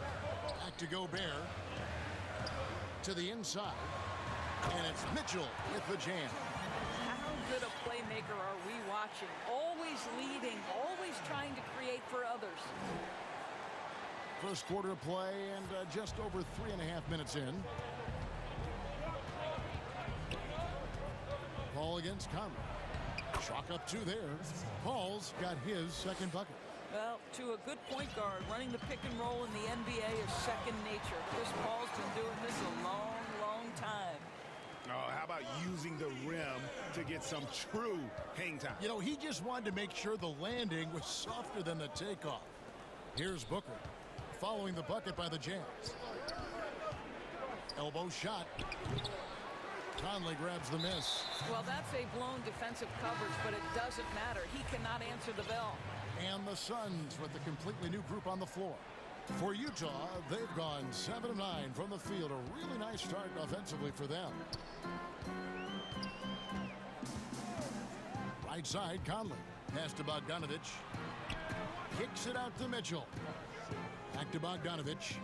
Jazz passing it around. And slam dunk by Gobert. Gobert has a thin frame, but make no mistake, he is physical and he relishes contact. 5 seconds separating the shot and game clocks. Passes to Kaminsky from downtown. Gobert pulls it in. Jazz have gone 8 of 10 shooting, coming out very strong. It's deflected. And now the Suns, a fast break. Here's Galloway. Good on the three-point shot. Perfect example of Galloway's ability to stop on a dime and drill the jumper. And it's Bogdanovich off the drive. And a high-scoring first quarter. Both teams really filling it up. Suns ahead, leading by just 1. Live from Vivint Smart Home Arena. Here.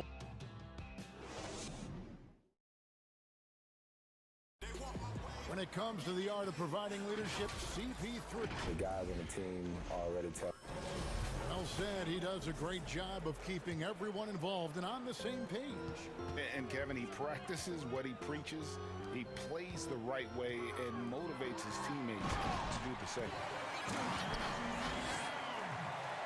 And this has been a fairly close game to the first quarter, and we'll see what happens here in the second.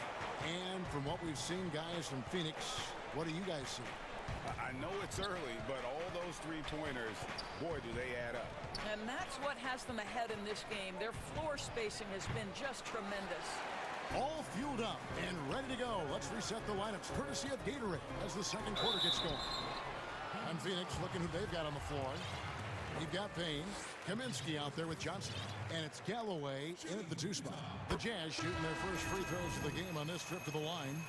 And we talk a lot about Mitchell's offense, and for good reason, but the defense is also an area where he's excelled. Oh, no doubt, Greg. We identify him with the offensive end of the floor because he's carried a burden for the Utah Jazz early in his career. But think about it. He's strong, athletic, long wingspan, excellent instincts. This guy has the potential to be one of the most impactful two-way players in today's NBA. A nice shot by Booker. They're getting a lot of their points outside the paint. 3 of their last 5 baskets are from three-point range. Mitchell looking it over. Down low. It's deflected. To the middle.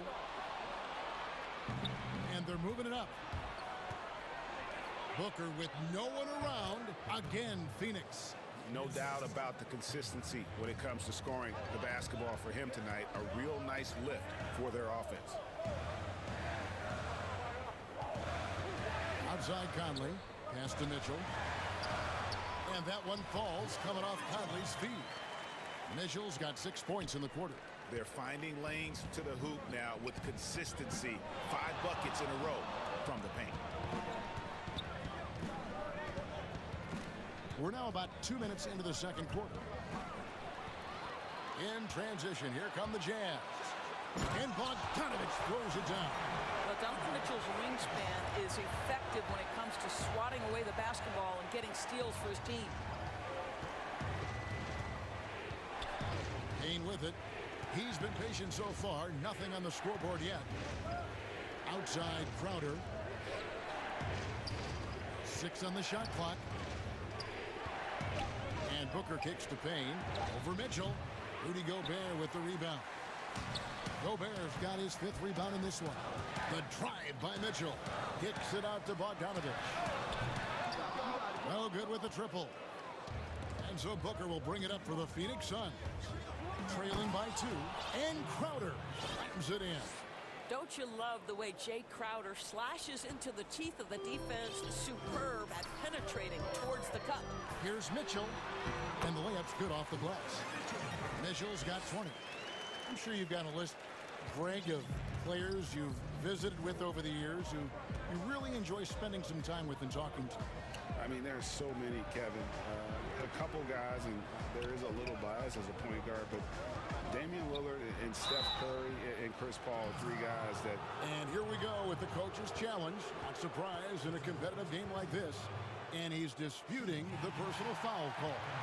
And This is the time now where the officials can review in closer detail what constituted the original personal foul. Getting a different angle can sometimes make it a lot easier to determine. Greg, indeed, and the one thing with and folks, the coach's challenge has been initiated for a personal foul. Close game like this, and he thought it wasn't a good call. And I think when it comes to some of the more difficult calls to make, personal fouls can be tough. The action is so fast that it's really tough to catch everything in real time. The wonders of technology, Greg. We've seen replay reviews so effectively, and involving the coaches by being able to challenge like this is something a lot of people have been hoping for. And so the word is in. They've decided that the call stands as it was made on the floor. And, you know, even if a coach still feels this wasn't the right call, you got to acknowledge the effort being put in to reviewing it. The double checking, and the game continues on. Payne. Count the bucket, and he's got a free throw coming up as well. Yeah, great look there. Credit Galloway with the vision to spot the open man. The Suns shooting their first free throw of the contest. The Jazz have gone 5 of 6 so far from the field in the second quarter. And there's the 3-second call, this one on the defense. The Jazz shooting their fourth shot at the foul line here. And just to mention, a season ago, they were very comfortable at the line, hitting about 78% of their free throws. And so he hits the technical free throw. The one thing with Clarkson, sometimes he can get a little out of control. And he does a tremendous job creating offense and putting himself in a position to attack. Ilyasova passes to Favors. Over Kaminsky. Nice move. And it's Favors laying it in. Favors has got the lead up to 5 now for the Jazz. 59 seconds left in the second quarter. And there's the pass to Kaminsky. Another 3 for Phoenix. And the lack of effort to fight over the screen there makes that an easy shot. You know, we see this all the time. You're basically, as a defender, hoping the man misses rather than putting in the work to get over screens. Oh, just solid on the one-handed slam. And guys, when it's a tight ball game like this, he's the guy they want with the ball. Rebounded by Kaminsky. Stolen by Clarkson. Dishes to Ilyasova. From deep. They get it back. And there's Favors putting it right back in. And the Jazz lead by 6. I'm sorry, that's poor defense down low again. It's been a mismatch thus far in the paint. 5 seconds separating the shot and game clocks. Pass to Kaminsky. 2 free throws coming up, and they call the shooting foul. They get Derek Favors. Really the right play defensively. If you can't block, force him to the line. And so he makes both from the line. Jazz leading by 4. They can close out the quarter if they want to. It's all about patience right here. Patience and execution. Get a good look. Mitchell dishes to Favors. Kicks it out to Mitchell. And it is good at the buzzer. Wow! And so it's the Utah Jazz with a 6-point lead at the end of the quarter. They're feeling the 2K Sports Halftime Show. Hey, everybody. Good to see a tremendous start for Donovan Mitchell. He had 27 points, 2 assists. And that does it for our...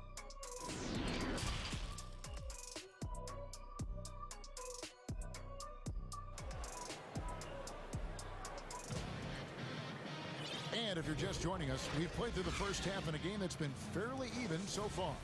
It's been one outstanding game from Donovan Mitchell. In that first half, he was a hot knife, and the defense was butter, sliced right through them. His penetration was a real problem for them. And then, of course, the monster finishes at the cup. Mitchell is the 2 with Ingles at the 3. Ilyasova out there with Favors, and it's Clarkson in at the point. That's the group right now for Utah. And Paul gets it to go in. Well, Paul can be consistent from that part of the floor. Defenses should know you can't allow his mid-range game to start cooking. Oh, he just punches that one down with a fury. And he rubs it in a little deeper with the hanging finish. And here is Paul. 6 points for him. Passes it to Ayton.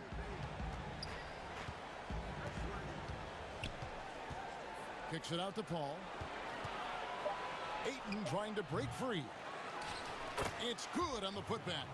Well, there's a level of athleticism and length, so Mikal Bridges works hard on the glass and good things happen. And it's Mitchell missing. I'll tell you, most of the time this guy's going to finish that, but that was tremendous defense that prohibits him from completing the play. Pass to Clarkson. Kicks it out to Mitchell. Buries the 20-footer. Mitchell's got 6 points in the quarter. Boy, everyone is getting to their spots and then capitalizing. 3 for 4 in the quarter. Beautiful.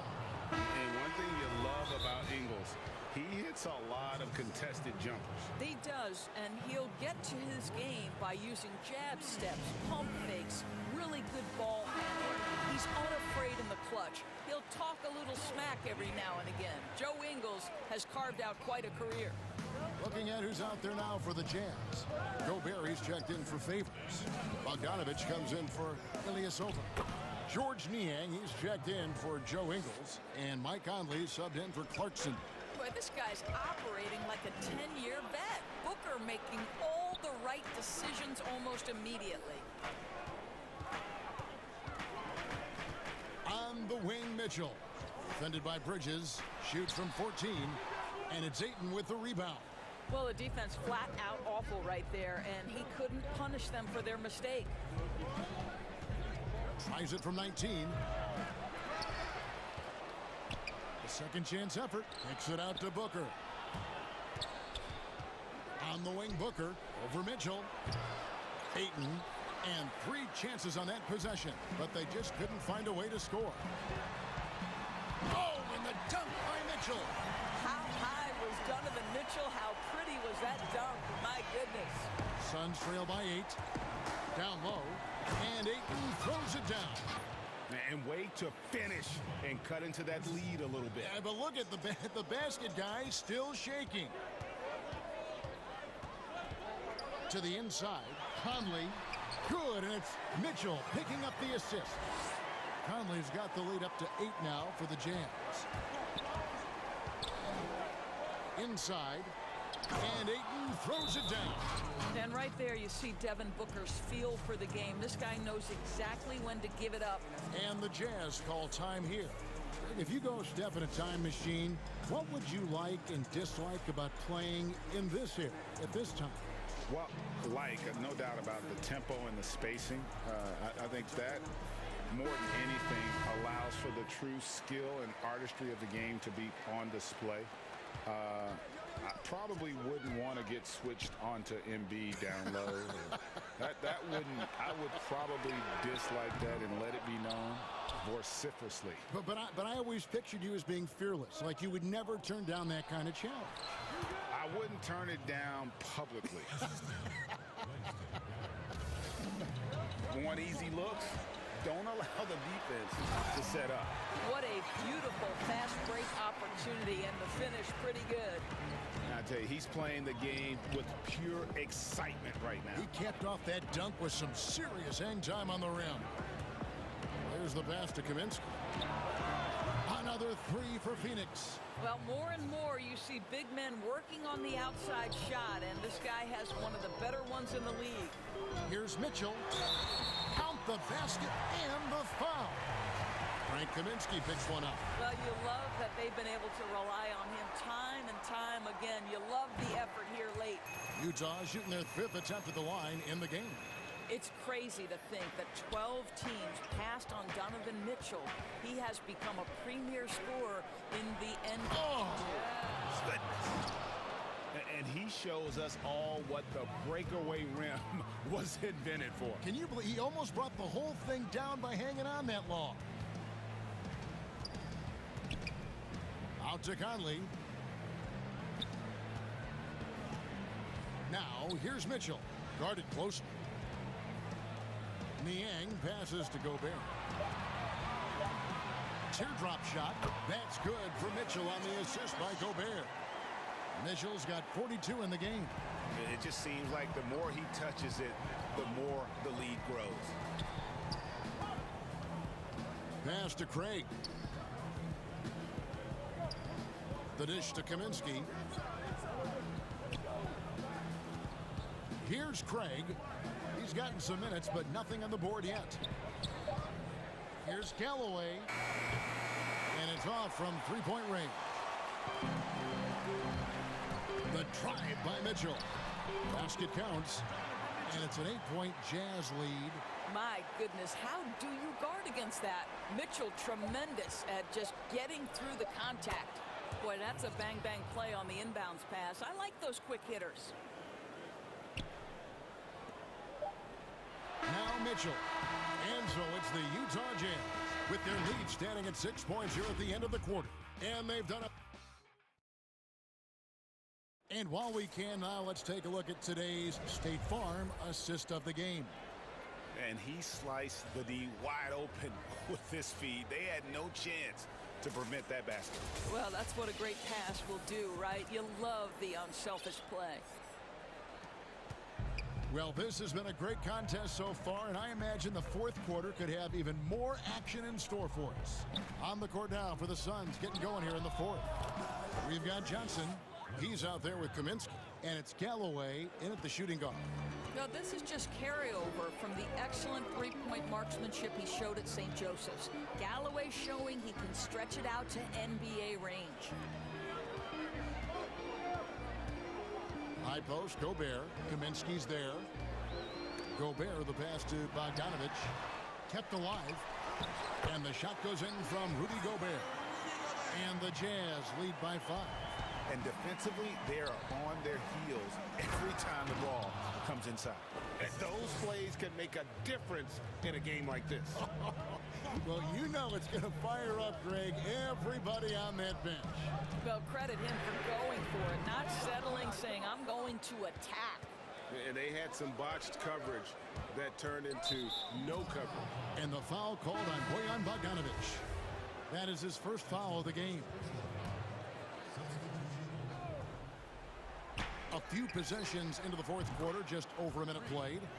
Their ability, again, to stretch the floor, particularly in this second half.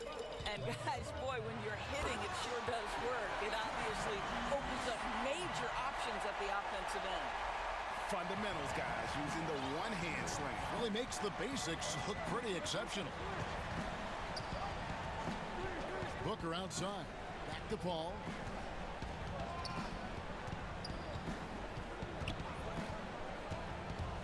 Over Conley. Up again, and Ayton stays with it. This guy, a relentless force on the glass. DeAndre Ayton going to work and getting the putback. Here's Mitchell. Rebounded by DeAndre Ayton. Ayton's got 6 rebounds here tonight, and the Jazz call time here.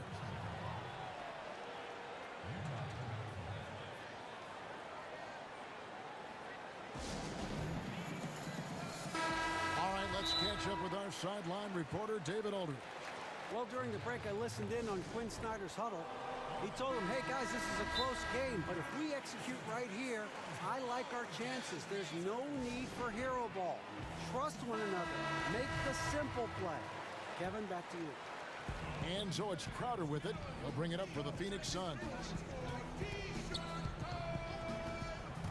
Paul outside and off the glass. That one's good. Paul's got the lead up to 2 now for Phoenix. What a shot over the bigger defender. That could prove to be a massive bucket. Well, you mentioned the size difference. There was a lot working against him in that matchup, but he still comes through big in the clutch. They double team Conley. It's tipped. Shot clock at 6. And it's out of bounds to the Jazz as Utah retains possession. A split second late, but almost came up with a steal there. Absolutely appreciate the effort, though. He really went after it. So close. And they forced the shot clock violation. Great D. And those are the kinds of mistakes that are magnified when we're talking about a game down the stretch. A little over 2.5 minutes have passed here in the fourth quarter. Snatched up. Ayton, and he gets the whistle. 2 free throws coming up. I'll tell you, for a center, the big man has got excellent touch at the free throw line. Ayton hits them both. You must embrace the pressure and knock down critical free throws. Nicely done. And then Mitchell with the dunk. Wow, Donovan Mitchell simply fearless when his team is in need. The drive by Booker. Gobert with the block. Fast break. Here come the Jazz. Conley leading the charge. The Jazz working the ball around now. Mitchell passes to Bogdanovich. Mitchell against Crowder. To the paint. Bridges with the steal. And here we go. Paul heading to the hoop. Basket good. And it's 13 points for Chris Paul. If anything, you know you can count on Chris Paul to deliver in the clutch. He is so competitive, so tough. Inside, Bridges. Good, and Paul gets the assist. Paul's got his 5th assist in this one. But you love the activity out there. What a play. This guy is busy on the offensive end. And it's in there. They trust Mike Conley, and yet again, this guy delivers. 1:32 left in the game. Suns leading by 4. Paul surveying the floor. Here's Booker. A rebound by the Jazz. Gobert's got 9 rebounds in the game. Getting it done. Conley left side. Looking for Gobert. He gets it there. Back to Conley. Out to the right wing. And that'll be 2 free throws coming up. Officials on the call with the foul. Chris Paul picks up that one.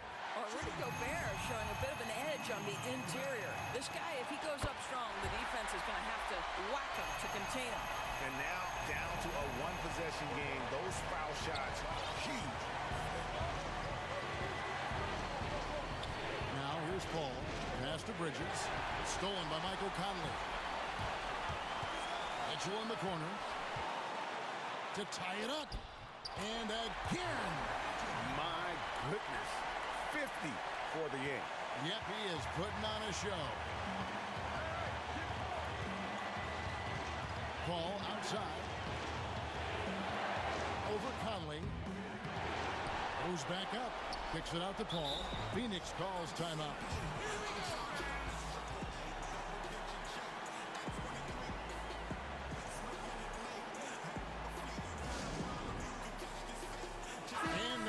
To present the New Balance Player of the Game, DeAndre Ayton. And his percentage from the field tonight seems almost made up. I didn't think it was possible to have that kind of success shooting the basketball. You need a little bit of luck, a bunch of hard work, and a whole lot of talent. And that one sends the bench into a frenzy. I'll tell you, these guys have worked so hard together, everyone pulling in the same direction. Beautiful to watch. That last free throw was a huge, huge shot. The difference between a 2- and a 3-point lead at this stage is major. Utah calls timeout. They're trailing by 3. We've got 22 seconds left to play in the final quarter. We've got 22 seconds left in the 4th quarter of this one. Bridges against Mitchell. Over to the left wing.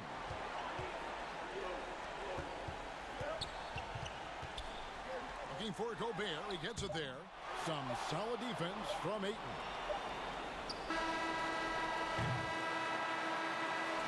And so it's Phoenix who scraped by with the win. This win sets a tremendous emotional boost for them. Really an accomplishment.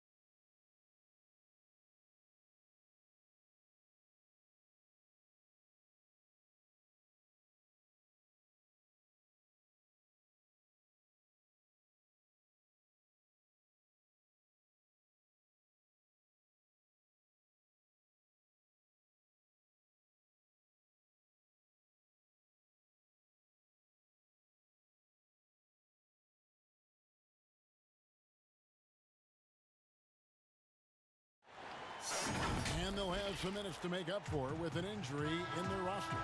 Short a rotation player, nothing they can't overcome, but it does shrink your margin for error just a bit. Now let's take a look at Denver's opening lineup. We've got Aaron Gordon. Jokic is out there with Michael Porter. Then it's Will Barton, and it's Murray in at the point guard position. And for the Suns, Booker and Bridges are the wings. Jake Crowder out there with DeAndre Ayton, and it's Paul in at the point. And although he's 6'9", Gordon runs and sprints like a much smaller man. He's got gazelle-like form and speed in transition. Hall finds Crowder. Ayton with it. Uses the glass to finish the layup. Couple terrific centers in tonight's matchup here, Greg. Great pivots, but center matchups are far from traditional, it seems like, these days. No doubt about it, Kevin. Once you get into this now small ball mindset, this positionless game, I mean, you're seeing guys as short as P.J. Tucker play the 5 because, listen, when you're 25 feet from the basket, if I'm 6'2" and you're 7'2", I can still guard you. So because of the spacing now, it allows you the luxury to play smaller. Now Porter following the three-point attempt by Aaron Gordon. For 3, Murray. Booker pulls it in. And so Booker will bring it up for the Suns. And 2 shots coming up at the line as he gets fouled on the shot. And the Denver Nuggets get called for the foul. You know, we see Chris Paul get to the line a lot because he's always in attack mode, keeping constant pressure on his defenders. And that's the norm for him. He's pretty much automatic when he's at the line. Pass to Jokic. Over Ayton. And Jokic gets it to go. The assist by Gordon. Jokic is such a developed offensive player. He's really good at taking advantage of these mid-range spots. And no doubt last season was a bit of a step backwards for Aaron Gordon. After that breakout 2019 season, his numbers just didn't hold up. And, you know, Greg, the issue was his shooting. You know, Gordon had a tough time from distance, especially from three-point range. Some of that is maybe mechanics, but also shot selection a part of it. And I also thought he was a little more passive with the ball, maybe a little more indecisive. But, again, he's a young player, really young player, so I'm thinking it was probably just an off year for him, and he'll bounce back in good fashion. That one good for 2. A delicious dime from Chris Paul there. For Denver, they've gone 3 of 4 from the field to start out the game. Up top, Porter.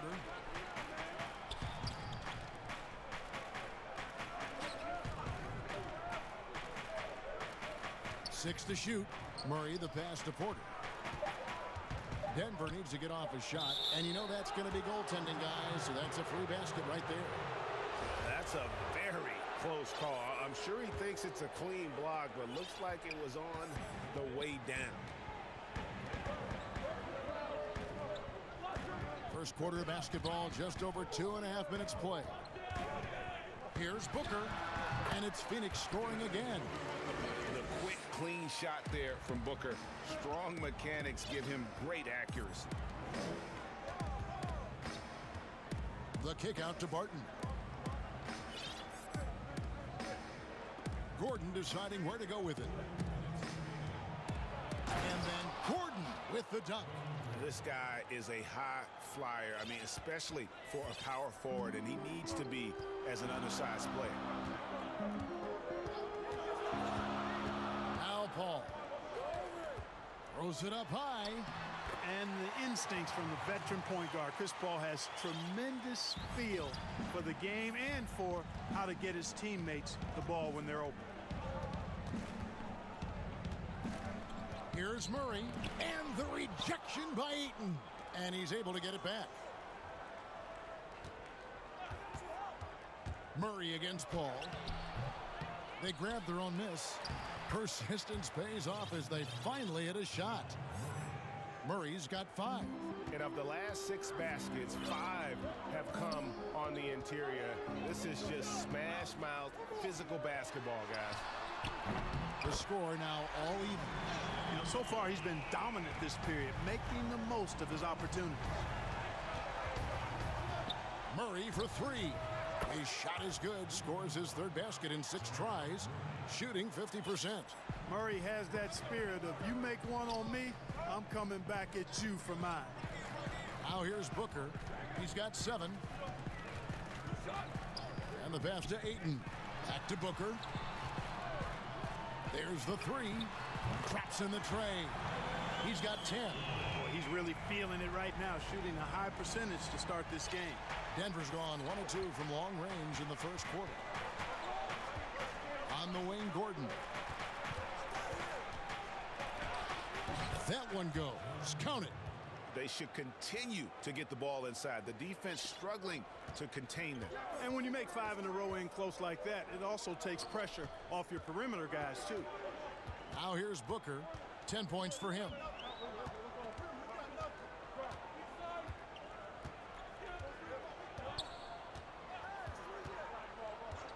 Shoots. The tray. Another 3 for Phoenix. And really, Booker is as lethal as they come from deep. Can't allow him to get into a groove. Plenty of offense in this closely contested first quarter of play. Phoenix ahead. They're up by 1. We'll get right back to the...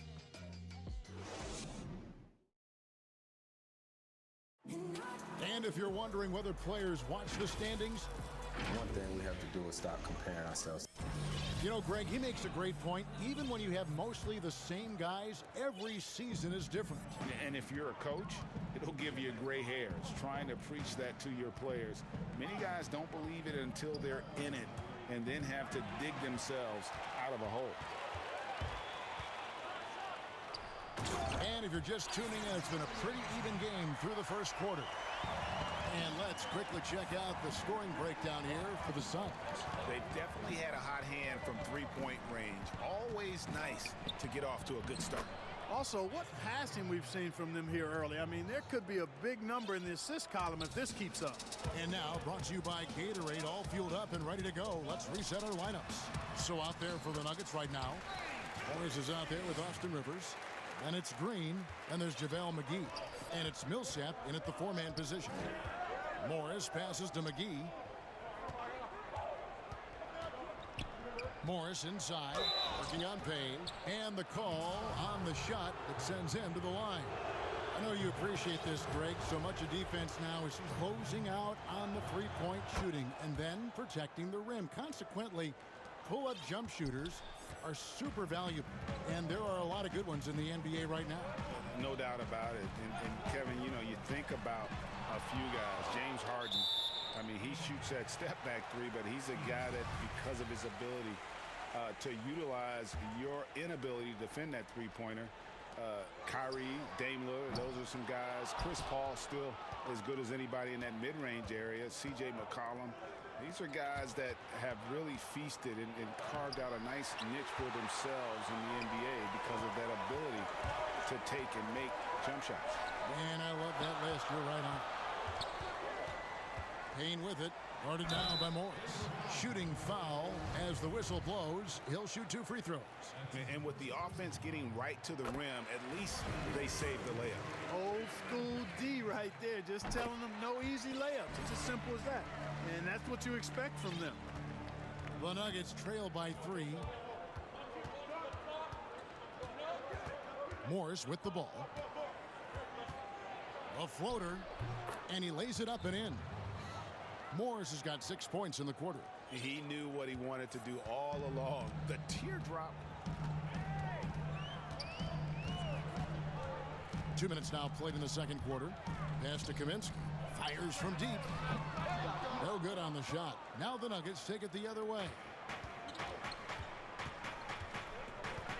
Now here is Morris. He has 6. Millsap kicks to Morris. Back to Millsap.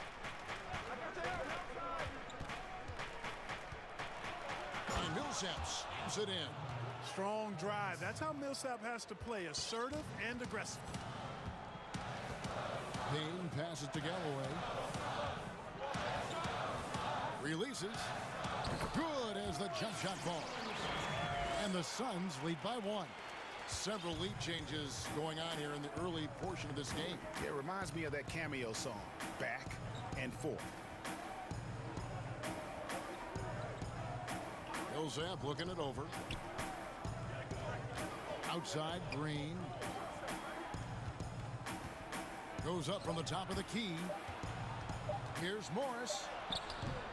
Rebounded by Kaminsky. Phoenix has gone 0-2 from deep here in the second. Here's Craig. It's good. He makes his first shot of the game. And they've done well at taking advantage of some late defensive rotations and getting the ball in the paint. Morris into the lane. It's good. Morris has got 8 points. They're consistently finding ways to get the ball inside and taking full advantage. Pretty clear. It's smash mouth basketball. Pound that thing inside. Passes it to Galloway.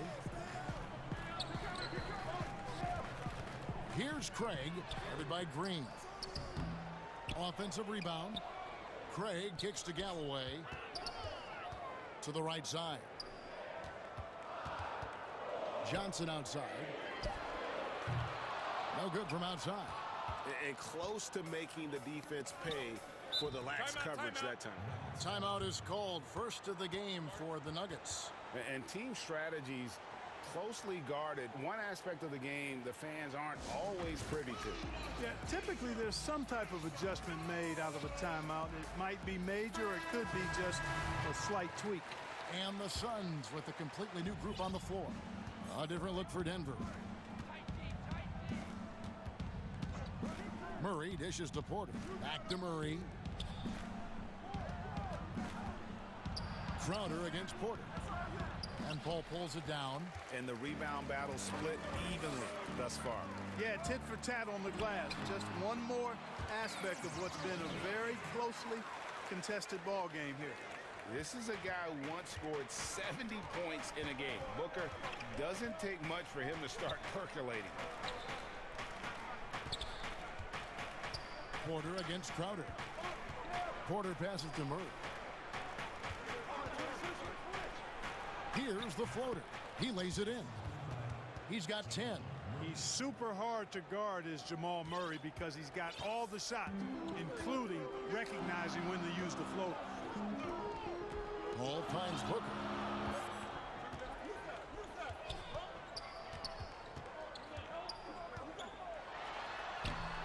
Barton with some nice D. That's not the type of opportunity he fails to convert very often. Here's Jokic. Nice pass. Led him to the rack perfectly for the layup. Jokic has got 6 points. Well, you got to do more than that to stop Jokic. I mean, this guy is a master at converting. Thanks for the great interview, David. And we'll be back for the third quarter of basketball following him. It's the 2K Sports Halftime Show. Hey again, everybody. I'm Ernie Johnson. Jamal Murray had a huge first quarter. He had 10 points, 2 rebounds, and fellas. And that'll do it.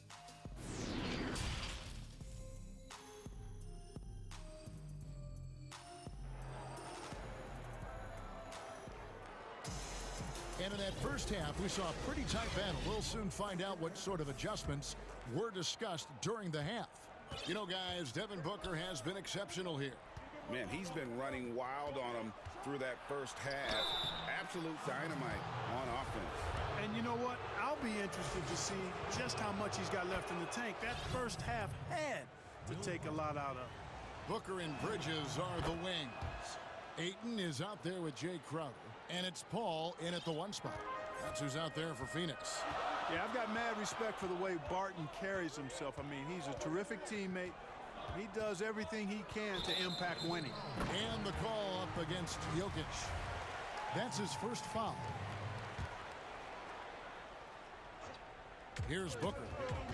Off the inbound pass. Slides through for his 7th basket in 11 tries. Pick works well there. Not much resistance from the D. Yeah, that's not the defense you need. You got to be tougher defensively. Barton kicks to Porter. Pass to Murray and taken away by Paul. Lays it in off the breakaway. And the Suns lead by 2. Whenever CP3 gets his hands on the ball, you know he's going to turn it up court right away. He loves initiating the break. And here's Ayton. He'll bring it up for the Phoenix Suns.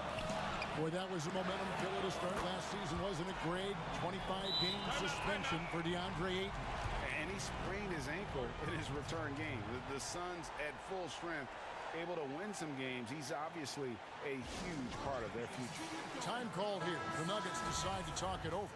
Greg, you and I have talked about how the NBA Finals used to be tape delayed. What's the value of fans getting to see the broadcast live now as opposed to tape delayed as it was back in the 70s? Isn't that weird to even think that that's the case? I know it.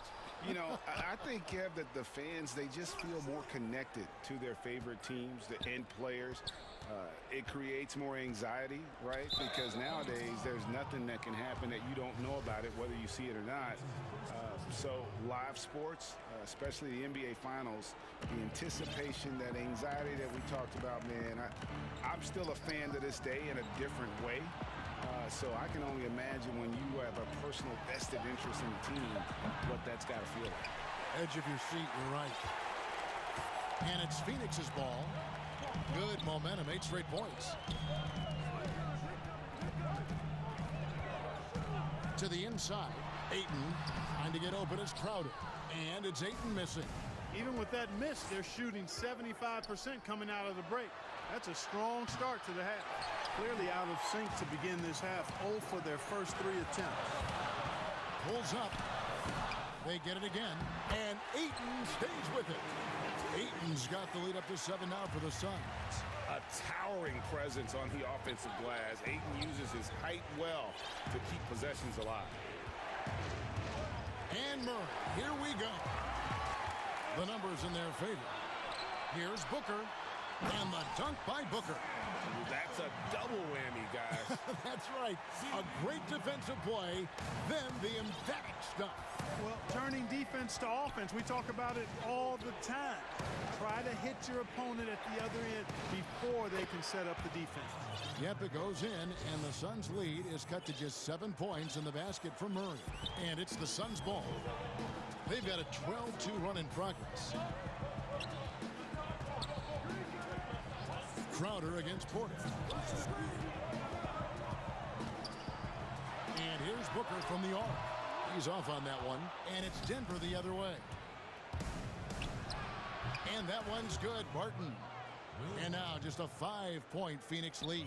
Barton doesn't back up now. He really takes on challenges. Even when you rough up Barton, he's going to fight through contact and make it hard for you. Murray against Paul, and a missed layup. You can see he just rushed that a little bit. Lost the focus, I think. The drive by Jokic. Good on the shot. And it's 8 points for Jokic. You've got to do more than that, guys, defensively against Jokic. He's so good at staying on balance against physical defenders. Ball against Murray. Here's Booker. And off the left side of the rim, and it swirls in for him. Booker's got 22 points. And Chris Paul picks up the foul. That is his first foul of the game. Denver with a platoon swap here on the floor. There's 57 seconds left in the third quarter of the game. Here's Morris. 8 points for him. Millsap dishes to Morris. Down to 5 on the shot clock. That's good. And it's Millsap with the assists. Morris has got 10 points in the game. And they're beginning to just flat out fall apart defensively right now, especially on the interior. Yeah, and that's 4 straight field goals now they've allowed from point-blank range. Can't happen. And it's out of bounds. They say it was last touched by McGee. Nuggets on D. It's a 3-point game. Now here's Rivers. He's covered closely. And there's the call on Austin Rivers. That is his first foul of the game.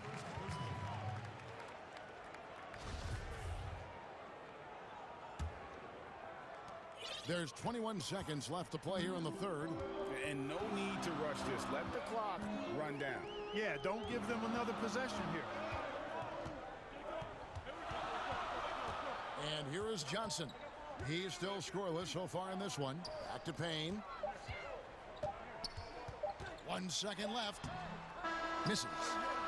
Boy, that long athletic body of McGee allows him to rim protect. And the game still closely contested as we end the third quarter. Suns lead by 3. And time for the short break, and stay right where you are. The fourth quarter is coming up next. And let's take this chance now to show you the State Farm assist of the game. And he sliced the D wide open with this feed. They had no chance to prevent that basket. Yeah, that's just a brilliant read of the defense. I mean, it was also excellent anticipation of the movement of his teammates before the pass. Just great harmony on all sides. And with 3 quarters behind us, we start the fourth quarter in what is still anybody's ball game. So out there for the Nuggets right now, they've got Morris. Jermichael Green is out there with Paul Millsap. Then there's Austin Rivers. And it's McGee in at the 5 spot. Tell you what, the defense was lucky there. I mean, leave him that open from range, he'll typically knock it down. Here's Galloway. Over Rivers. And it comes off the front of the rim. And, you know, even though they're on top, they're winning. I mean, they could use more from him. Trying to shut them. And, yep, we thought we might see it. And the coach's challenge has been triggered on the personal foul call. And this is the time now where the officials can review in closer detail what constituted the original personal foul. Getting a different angle can sometimes make it a lot easier to determine. Greg, indeed, and the one thing with replay review is that when you see the slow motion replays, you really get a new appreciation for just the immense speed at which these players are moving and how fast the action really is and how hard it can be sometimes, you know, Greg, to make the right call. And so the word is in. They've decided that the call stands as it was made on the floor. And, you know, even if a coach still feels this wasn't the right call, you got to acknowledge the effort being put in to reviewing it. The double checking, and the game continues on. And let's catch up with our sideline reporter, David Aldridge. Hey, Kevin, during the last break, I heard Monty Williams talking with his team. He said... And here we go with the coach's challenge. Not surprised in a competitive game like this. And he's disputing the personal foul call. And this is the time now where the officials can review in closer detail what constituted the original personal foul. Getting a different angle can sometimes make it a lot easier to determine. Greg, indeed, and the one thing with replay review is that when you see the slow motion replays, you really get a new appreciation for just the immense speed at which these players are moving and how fast the action really is and how hard it can be sometimes, you know, Greg, to make the right call. And the announcement on the review is that the foul was called in error. So they have determined, Greg, to overrule the original call. And, guys, this is what it's all about, getting the call right. And I think in this case, the video review showed that while it was a tough call to make on the floor, they got it right with the review. Payne's shot is good. You love how each side has risen to the challenge throughout this one. Hey, defense is taking a back burner, secondary on the marquee, but who doesn't love a game like this? Let's go. I like offense. Denver calls timeout.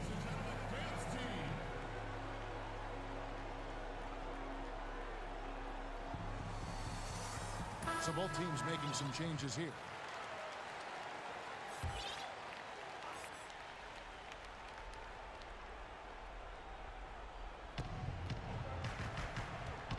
On the wing, Green. Martin surveying the floor. The pass to Jokic. 6 on the shot clock. Outside Gordon. Shoots over Crowder. And it's Gordon missing. Fadeaway was the right shot there because it got his attempt away from the defender, but the touch was poor. Attacking in transition, the most consistent way to generate easy looks. Yep, exactly. And if there's any opportunity for early offense, you've got to push it and push it every time. Green against Bridges. Green kicks to Jokic. Got a piece of it. Murray, the pass to Jokic. And Jokic throws it down. Easy to understand why they turn to Jokic in these situations. He has a knack for cashing in on big possession. Pass to Booker. The three. Good, and Paul gets the assist. Paul's got 6 assists now in the game. Pick works well there. Not much resistance from the D. Yeah, that's not the defense you need. You got to be tougher defensively. Excellent, excellent box out there, keeping himself between the man and the basket. Booker outside. And the foul on Will Barton. That's his first foul. Porter's checked in for Jermichael Green. And there's a minute 45 left in the fourth quarter. Booker outside. And he wills that one in, sinking right through off the back iron. And I like how Paul constantly looks to set up his guys, knows how to orchestrate the offense with his passing. Murray surveying the D. With the fadeaway. And the rejection by Ayton. And using that wide reach to reject shots. Ayton can't afford to throw up weak stuff around the big fella. Booker with no one around. Another three for Phoenix. And now we'll get a perspective here on the hustle game. How it's been going for the Suns. You know, block shots, guys, a clear indicator on the stat sheet of their excellent defense. I mean, leaving them no room to get off any shots. Yeah, and they've also done a great job of playing in space, getting out in transition every opportunity. Booker outside. Puts up a three. Another three for Phoenix. And it looks like just playing the last bit of this one out in what should be a nice win here for the Suns. The coaching staff must be happy that they controlled their turnovers so well in this game. Excellent self-control and patience tonight. And we watched one guy all night long, guys, and looking at the stats just confirms what a dominant game he had. What a night tonight it was for Devin Booker. It was the kind of game for him that all scorers dream of, where the basket seemed as wide as a barrel. Paul's shot is off. And he thought he had a clear path to the hoop, but the defense didn't give up on that play and cut him off. Murray kicks to Jokic. Shoots over Bridges, and it's Jokic missing. Al Paul.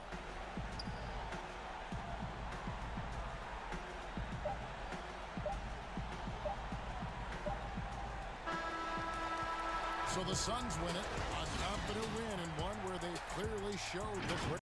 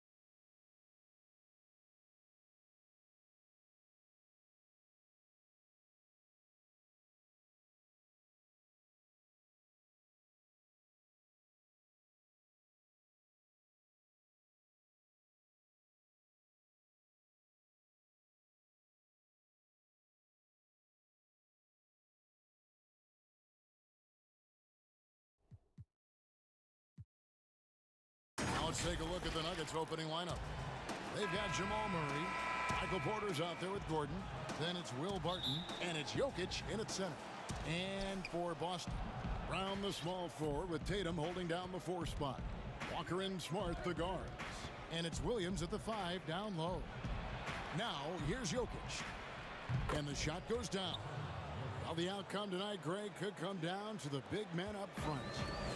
You know, versatility will be key. The front court that can be physical but also pass it, stretch the floor will likely be the victor. And the Nuggets pushing it up now. Here's Gordon. Some solid defense from Brown. And typically he has the touch to finish when he's in tight, but not sure on that possession. Barton right side. And he uses the glass on the layup. Will Barton actually showing signs of strength, willing to take those shots. You know, the defense is all over. Williams trying to break free, and Walker gets it to go on the assist from Smart. And the combination of his quickness and soft touch around the rim really allows him to pull off shots like that. A lot of players don't have the reverse in their arsenal. One-on-one here. Beyond the arc. And it's Denver with the rebound. And Jokic carrying that standard for a superstar big man. For your money, though, Bones, is he the best true center in the game? I don't think he's a true center in the sense, GA, that you can't really go down to the post and have him create his own offense by scoring the basketball. Of course, he's going to create plays for his teammates. I still think AD holds that title right now. Here's Brown. Outside, Smart. Williams finds Smart. And here's Tatum for 3. Jokic grabs the miss. Still searching out their offensive game right now. 1 of 5 from the field to start this one. Jokic with the steal. And pushing it up. Here's Denver. Murray, good. Well, Will Barton always going full speed. That time finds a bullet pass to a teammate. Tatum wide open. He fires one. Misses the 3. Hard to figure out how he doesn't knock that one down. No defender in sight. And that one, good. That's just tremendous scoring instinct. So fun to watch him work in the half court. Here's Tatum, and slam dunk by Tatum. A terrific athlete at that wing with good bounce. Tatum, fun to watch. 3-pointer, Barton. And that one goes out of bounds. Last touch by Tatum.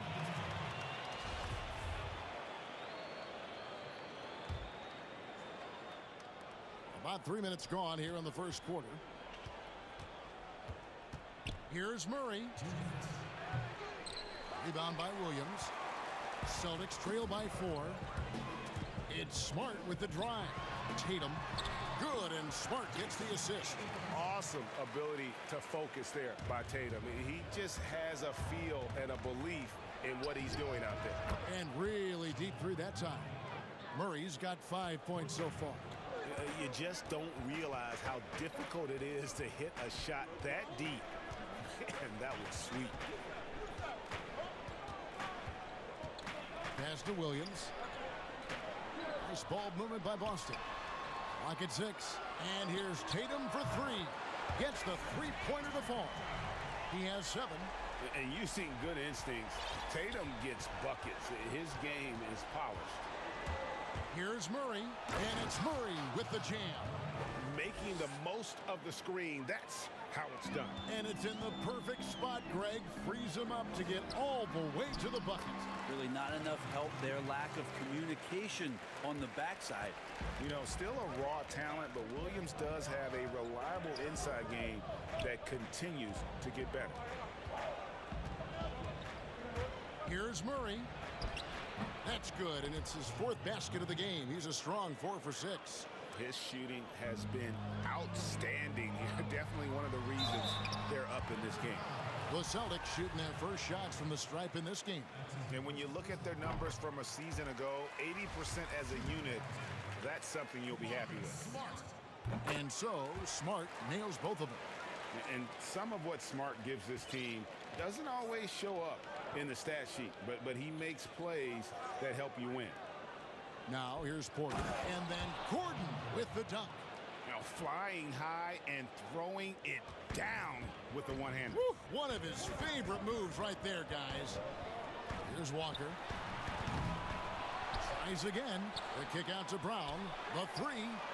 The basket is good off the assist from Williams.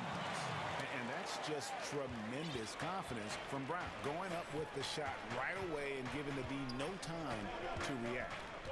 Pass to Jokic. Over Williams. Barton outside. And stolen by Tatum. The first quarter all wrapped up, and it's been an exciting game so far. Nuggets lead by 1.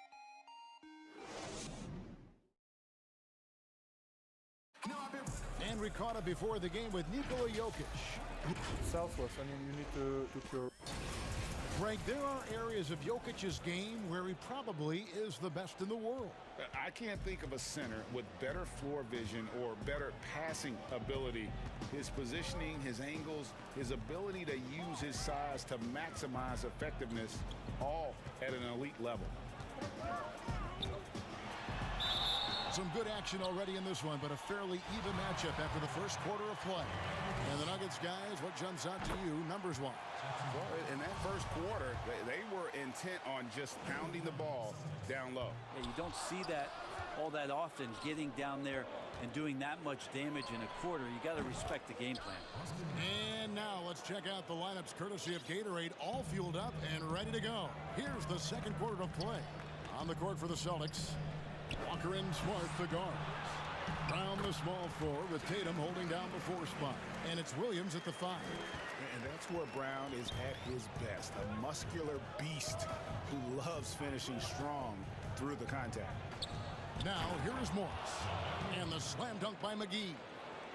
And you could see him give a little nod and then just burst to the rim for the alley-oop slam. A pair of teammates, Greg, with a terrific feel for each other. Here is Williams. Smart kicks to Williams.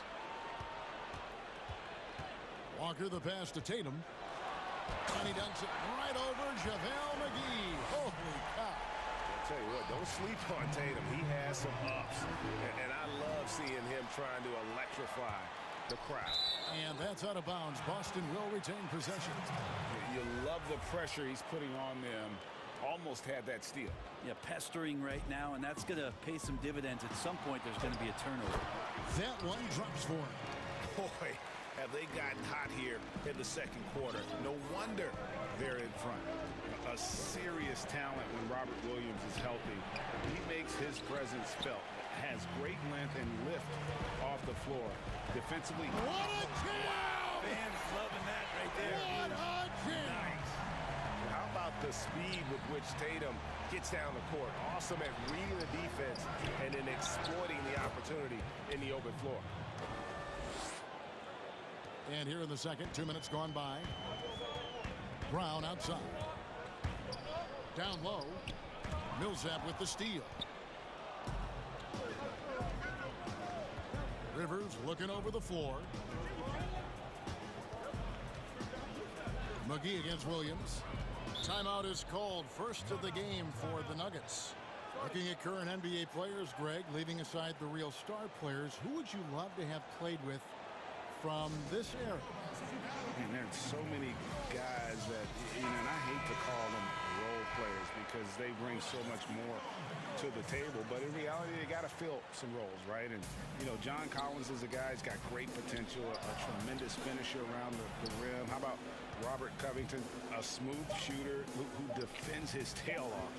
Davis Bertans, a deadly floor spacer who can put the ball down and create and make plays. So there's so many guys like that in the league that make a difference in determining whether your team can win or lose. Boy, those are 3 names I don't know that I would have mentioned, so I'm glad you did. And another shot, and he sinks the layup. Williams has got the lead up to 4 now for Boston. And they're beginning to just flat out fall apart defensively right now, especially on the interior. Here's Morris. Williams with the block. The amazing thing about Williams, yeah, he can block shots inside, but he can also block shots out on the perimeter. His ability to play in space means he's more than just a rim protector. Doesn't care where you're shooting from. And we just got a second look there at the exceptional mobile one block. And you can see the mindset he has. When the game's this close, he's going to bring it at that end of the floor. Man, he sure can get off the floor. He's one of the best in the business, absolutely. McGee finds Morris. Here in the second quarter, just under 3.5 minutes played. McGee, the pass to Millsap. 6 to shoot. The shot comes out. Nice D from Williams. And the whistle blows on the backcourt violation. He went over and back. Denver with a platoon swap here on the floor.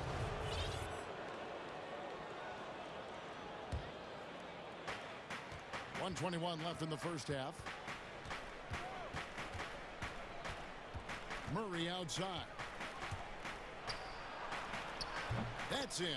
That's his 5th field goal. He's shooting a hot 71%. 5 for 7. Celtics leading by 4. To the middle. Jokic with the steal.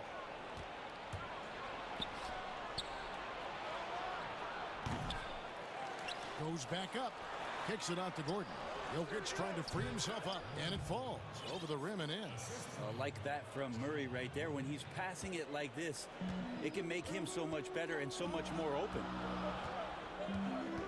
Here's Walker. The kick out to Tatum. Passes it to Brown. Another shot. Jokic grabs the miss. Jokic has got 4 rebounds now tonight. And it's Gordon with the finish. Yeah, you can't leave people open around Jokic, and the offense is set up to have cutters and movement. They'll take advantage of the defense if they sleep. And Michael Porter is going to pick up the foul. That is his first foul of the game.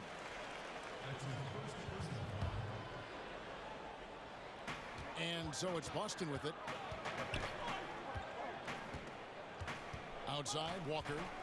On deep. 6 on the shot clock. This ball movement by Boston.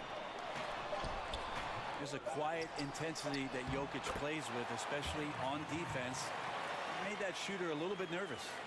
And a better box out saves them 2 points there. It didn't seem like anybody was really aware there to go and... So that'll be it for the first half. Fairly even battle underway in this one. Celtics. The 2K Sports Halftime Show. Hey, welcome back to 2K Sports. Ernie Johnson alongside Shaquille O'Neal. There was no stopping Jason Tatum in the first half. He had 12 points. And that does it for our half.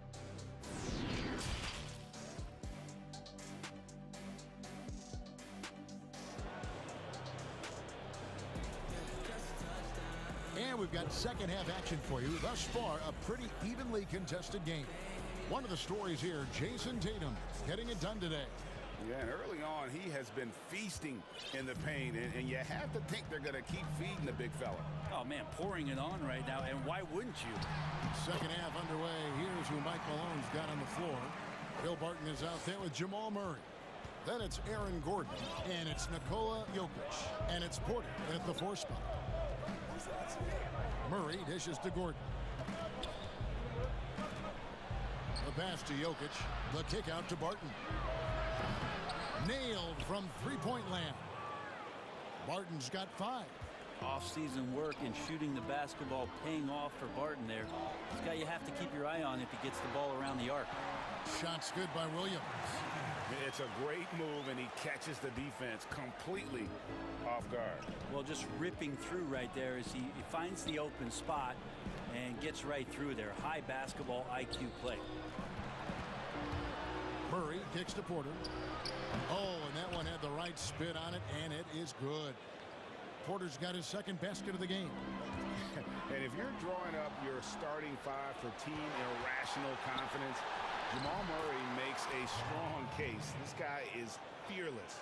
Well, the talk at halftime must have been a good one. Right now, 3 straight buckets to start the quarter. Walker Walker goes in. That one falls. Walker's got 4 points now in the quarter. And you see the speed on display. Walker using it well whenever he gets into traffic. Here's Murray, and it's Murray with the jam. Beautiful reverse jam right there. Use the rim to protect the ball, I think. And Murray, we know, can be streaky, Greg. Still mid 30% for his career from three-point range. Of course, the degree of difficulty pretty high on a lot of his shots. Off the bounce with a hand in his face. And he's more than a shooter, a versatile scorer who can get it done in a variety of ways. Murray against Walker. Pass to Gordon.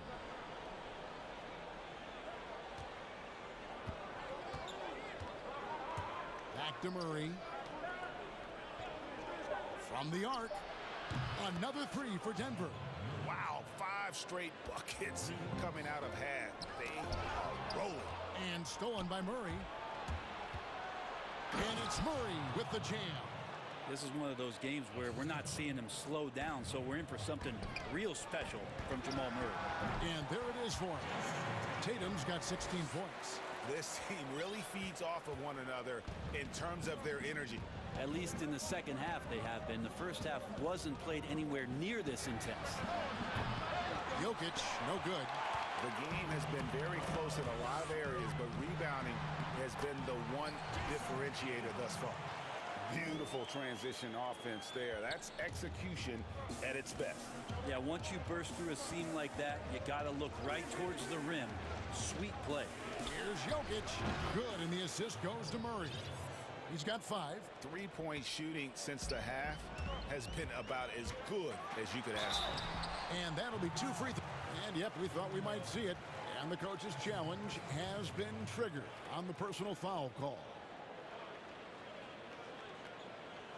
And I think when it comes to some of the more difficult calls to make, personal fouls can be tough. The action is so fast that it's really tough to catch everything in real time.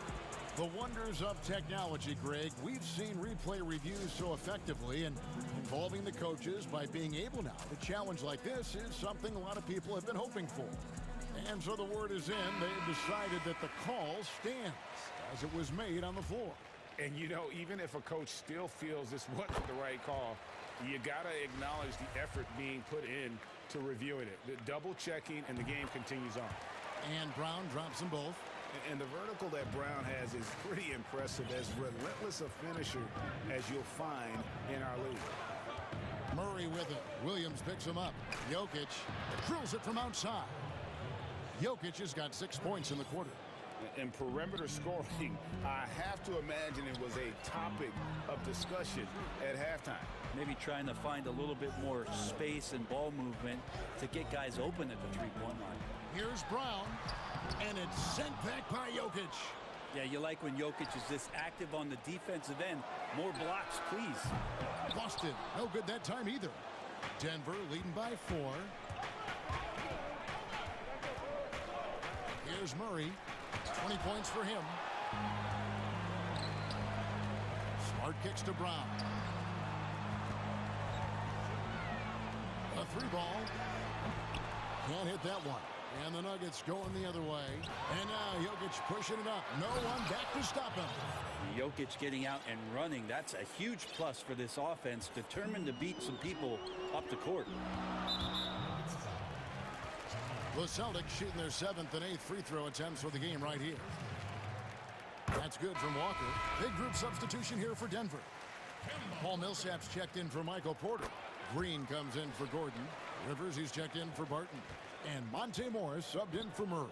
Well, when he gets into a groove at the free throw line, it doesn't just last for tonight. This might be 2 weeks, 2 months, something like that.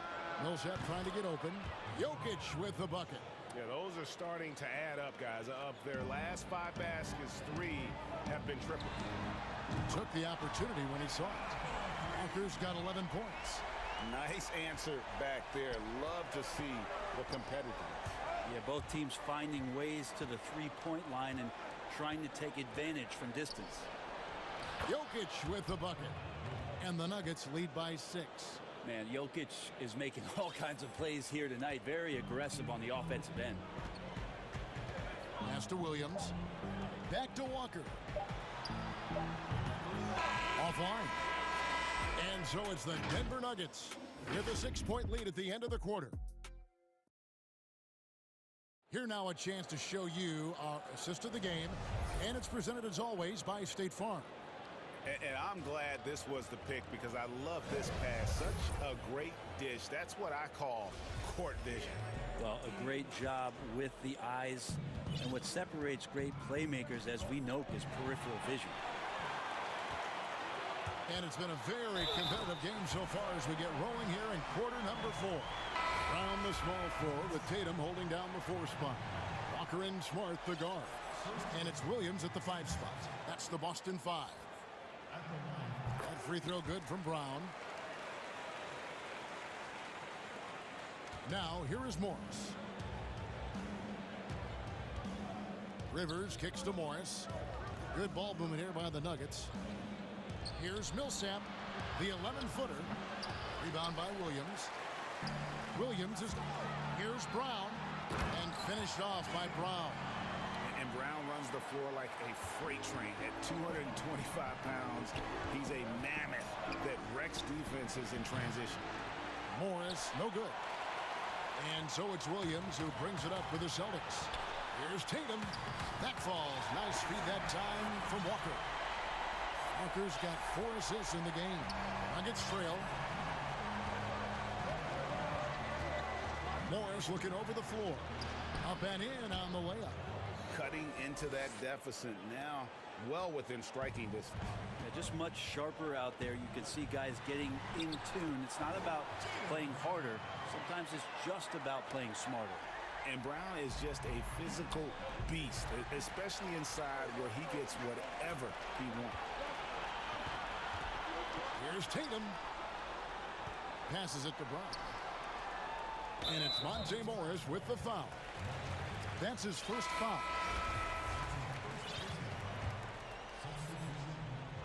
About a minute and a half through the 4th quarter now. Here's Tatum. Count it. And he'll have a chance for a 3-point play. That one on Porter. And it just seems that every pass they make is leading to a score. Just great ball movement. Paul Millsap is checked in for Michael Porter. And that one falls for Tatum. Impeccable from the line since halftime. The Nuggets trail by 4.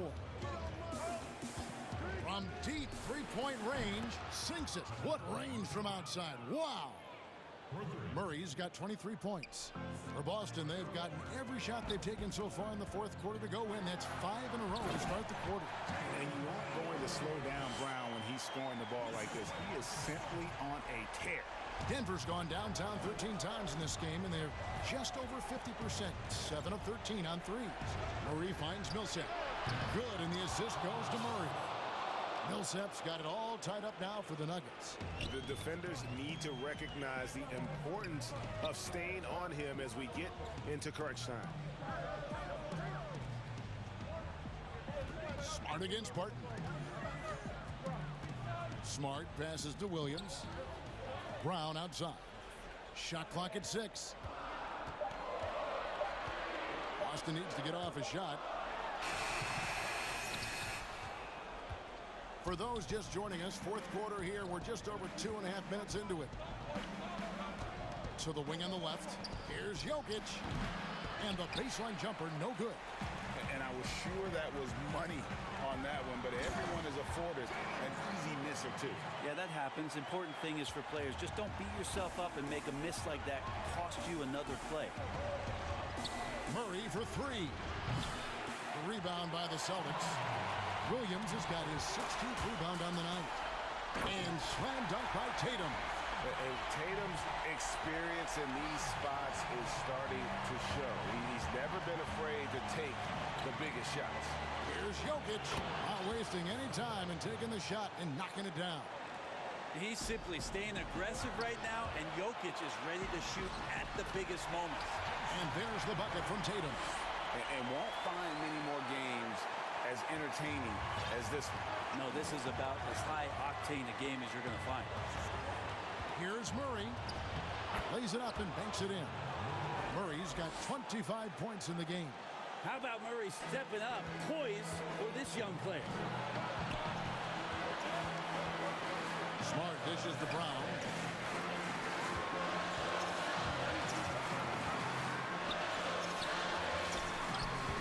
Good defense by Jokic.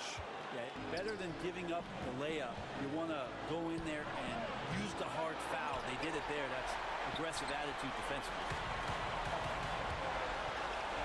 Back to Brown.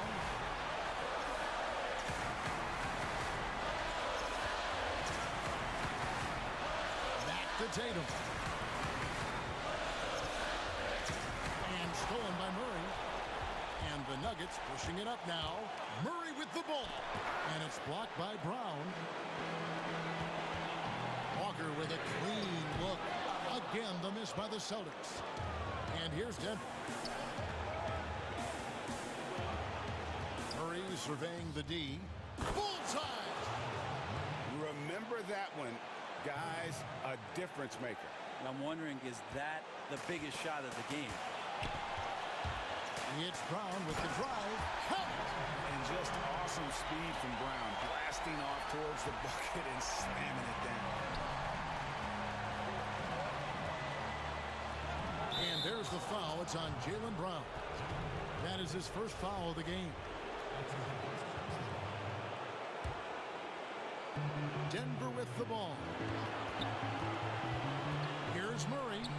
It's in! Yeah, this game is not over when Jamal Murray is still able to play.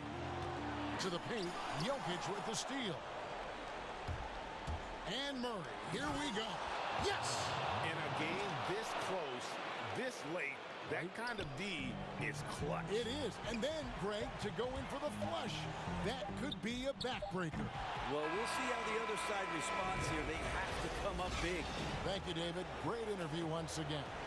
Thank you for joining.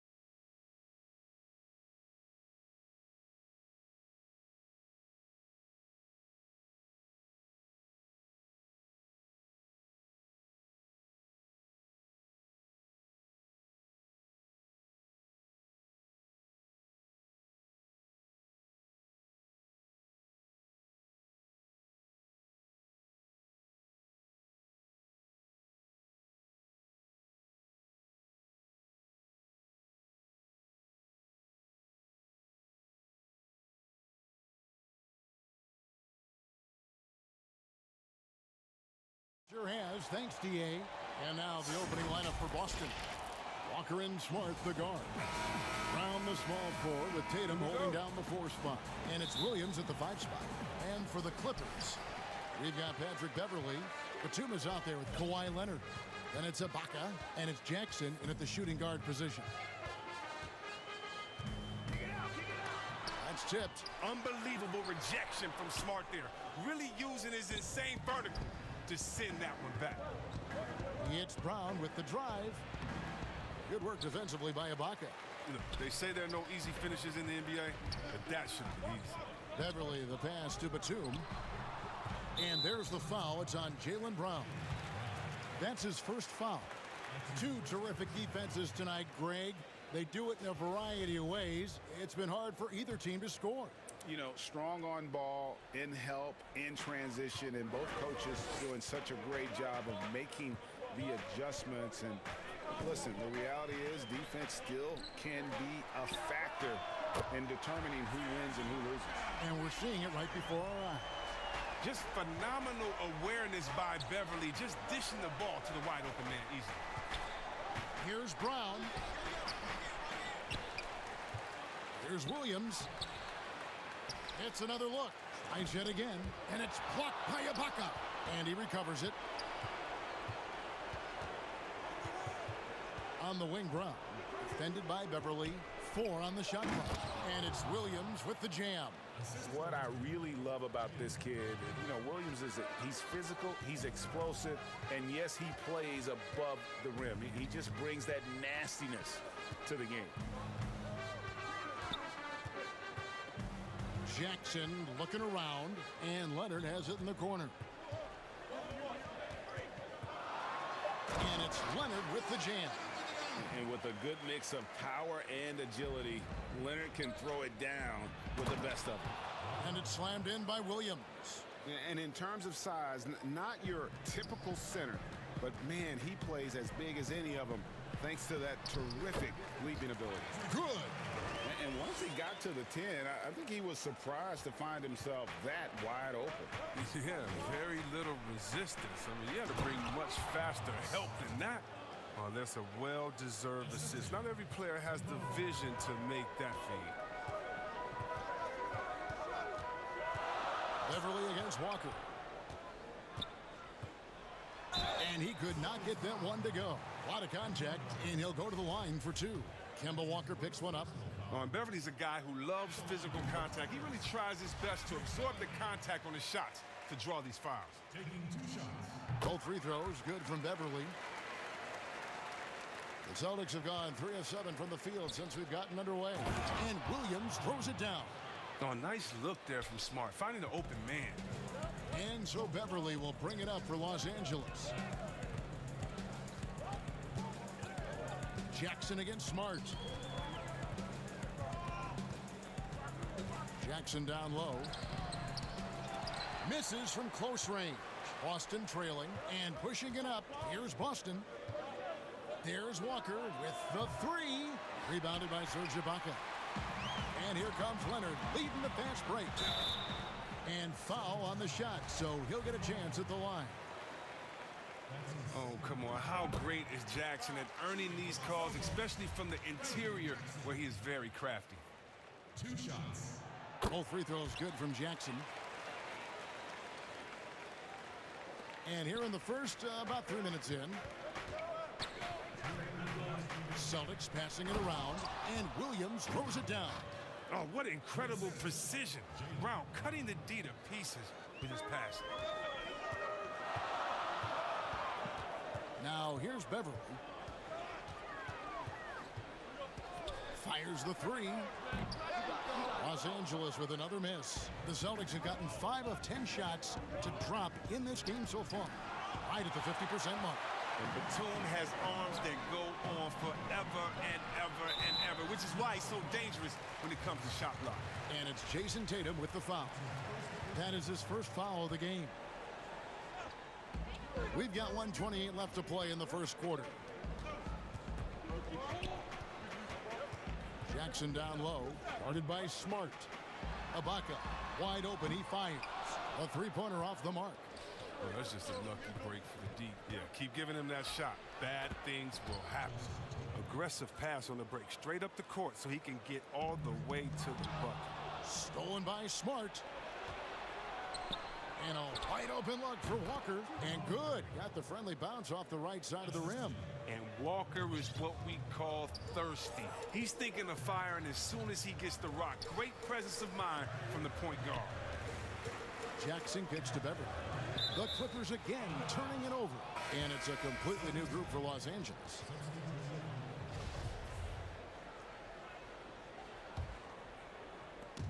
There's 48 seconds left here in the first quarter. Walker the pass to Smart. Williams with the ball. George picks him up. Outside, Walker. The basket is good off the assist from Williams. Walker's got 5. And during his first few seasons, this wasn't a strength of Walker's. Now, he's a problem from there. George against Smart. Now the pass to Cousins. Here's Rondo. Good for the basket. Starting off 1 for 1 with that shot. For a guy that simply brings toughness to the hardwood, Rondo, he isn't bothered by it. Nice shot by Smart. Well, we've seen that movie a few times, haven't we? An easy bucket in the paint. Here's George. And he banks in the layup. And if you're the guy who has to guard him, it is never going to be an easy night for you. And here's Walker outside. And no luck with that time on the buzzer beater. Back right after this.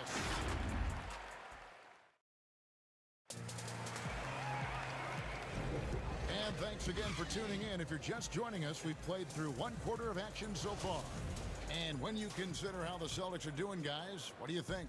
Well, in that first quarter, they were intent on just pounding the ball down low.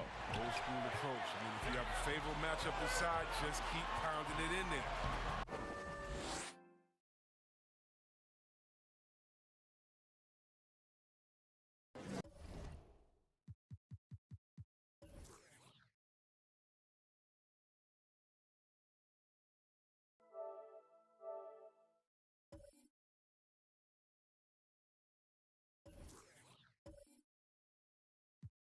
They've got Morris. Paul George is out there with Rajon Rondo.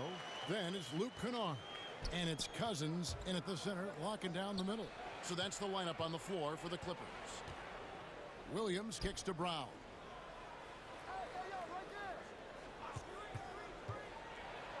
And finished off by Brown. The body and agility, rare considering Brown's size. That's why he's always been such an intriguing prospect. Walker against Rondo. Score the basket, his second of 2 attempts. Oh, that's not the kind of interior defense you want. Way too slow to protect the rim. Down low, Williams. Back falls. Nice feed that time from Walker. Walker's got 3 assists in the game. Rondo against Walker. Outside Rondo, passes to George. And the layup is good. George has got 6 points. Nice play by George. This is what size on the wing gives you, the option to pick your spot anywhere on the floor. How many times have we seen a possession like that from them today, ending with a basket coming off a pretty pass? Outside, George. Pass to Cousins. And the whistle blows. It's going to be on Robert Williams. That's his first foul. Boy, your alma mater, UNLV, Greg, has produced some great NBA players over the years. I mean, so many great names. No doubt about it. Listen, I got a special place in my heart for my former teammates Larry Johnson and Stacey Augmon. Right.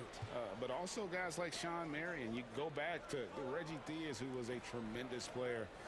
And right now in the league, you got Kim Birch, dunk champ Derrick Jones, and up-and-comer in Christian Wood. Good mentions. And you know, Smart is working on slowing down, dissecting the defense. I mean, nice patience out there in the pick and roll. So timeout called here, the first for Los Angeles.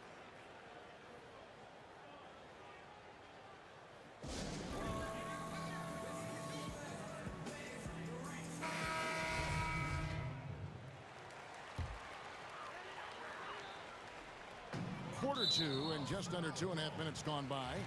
And it's Jason Tatum with the foul. That's foul number 2 for him. Here's Leonard.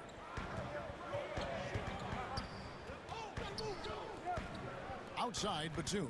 Ibaka finds Beverly. Ibaka against Williams. And foul on the shot. And folks, the coach's challenge has been initiated for a personal foul. Close game like this, and he thought it wasn't a good call. And this is the time now where the officials can review in closer detail what constituted the original personal foul. Getting a different angle can sometimes make it a lot easier to determine. Greg, indeed, and the one thing with replay review is that when you see the slow motion replays, you really get a new appreciation for just the immense speed at which these players are moving and how fast the action really is and how hard it can be sometimes, you know, Greg, to make the right call. And so the word is in. They've decided that the call stands as it was made on the floor. And, you know, even if a coach still feels this wasn't the right call, you got to acknowledge the effort being put in to reviewing it, the double checking. And here we go with the coach's challenge. Surprise in a competitive game like this. And he's disputing the personal foul call. And I think when it comes to some of the more difficult calls to make, personal fouls can be tough. The action is so fast that it's really tough to catch everything in real time. The wonders of technology, Greg. We've seen replay reviews so effectively, and involving the coaches by being able to challenge like this is something a lot of people have been hoping for. And so the word is in. They've decided that the call stands as it was made on the floor. And, you know, even if a coach still feels this wasn't the right call, you got to acknowledge the effort being put in to reviewing it. With double checking, and the game continues on. And now only one away from being in the penalty. Beverly looking around, dishes it to Jackson. Back to Beverly. Pass to Jackson. They get a hand on it. Stolen by Smart for the finish. Drops in the breakaway layup. Smart's got 6 points. That's just elite defense by Smart. Seizing the opportunity and taking it the other way. And he gets it to go. That's just the product of good pass work. I mean, nice team basketball right there. And there's the pass to Williams. Tatum wide open. He fires one. Good. Great play by Williams to set it up. Tatum's got the lead up to 6 now for the Celtics. Ibaka dishes to Leonard. Lets it go with the 3. A rebound by the Celtics. And you don't want to give up that kind of look too often. The offensive rebound. Count that as his 7th field goal, 9 tries. He's shooting 78%. Guys, his consistency in terms of shooting has really helped them seize control. Poked away. Ibaka, the pass to Jackson. Now Beverly.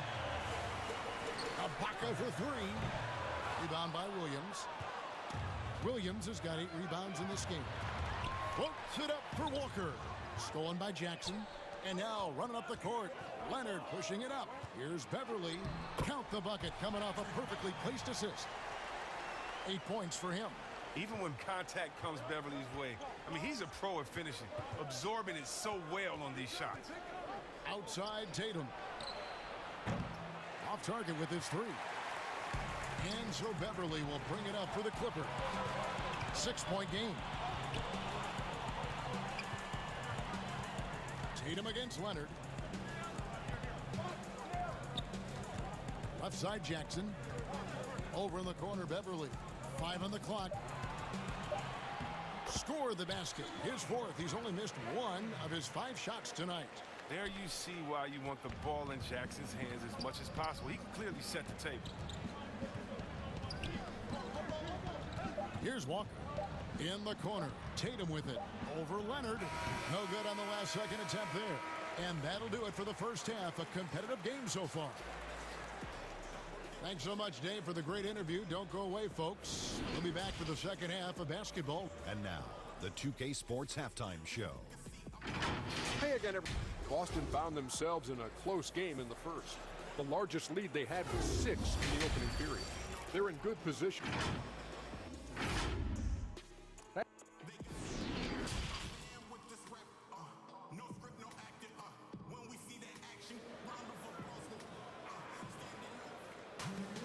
And after a fairly even first couple of quarters, the second half could turn out to be a great one as both teams try to gain an edge. So it's the Celtics now.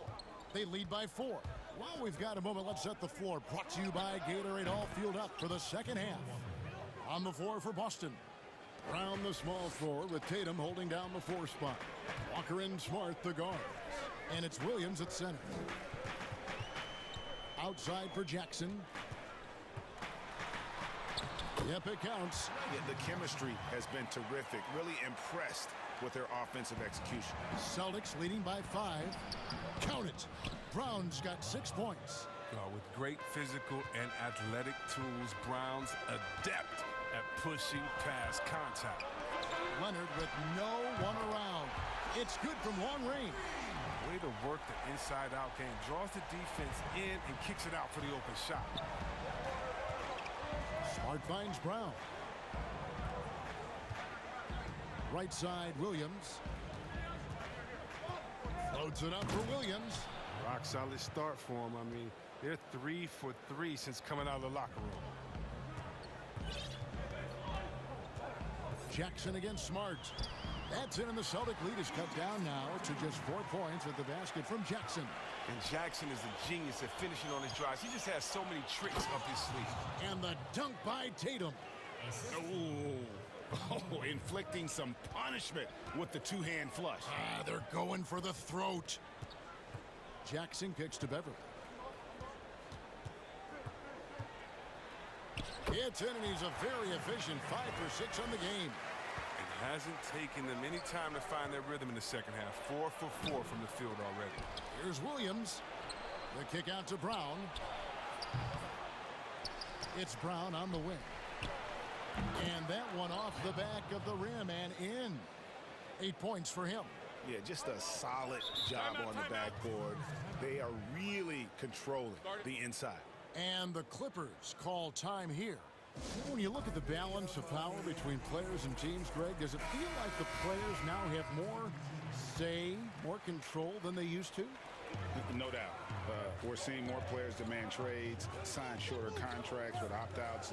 And the irony of that is, in my era, our best players were fearful for the length of their contracts or the life expectancy of their careers, believe it or not. And these guys today, they understand their value. They know what they bring to the table, and they are utilizing that to the max. And is that good, Greg, for the game? I think so. I do think most guys want to win, and they understand that their legacies are going to be defined about whether or not they do. Nothing less than that kind of defense will cut it against them. That's just great work inside. Count that bucket. And they're beginning to just flat out fall apart defensively right now, especially on the interior. Here's Smart. Back falls. Nice feed that time from Walker. That's now 8 points for Marcus Smart. Wow, wonderful court awareness that time. You can count on Walker to find the open man. And the foul on Marcus Smart. That is his first foul of the game.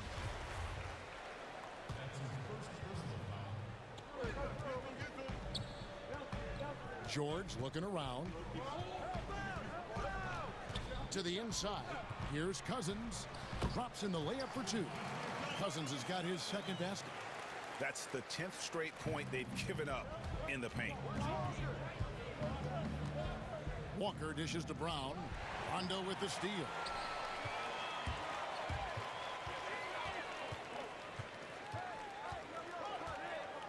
Kennard up top. He's covered by Brown. Here's George, and it's George finishing it off.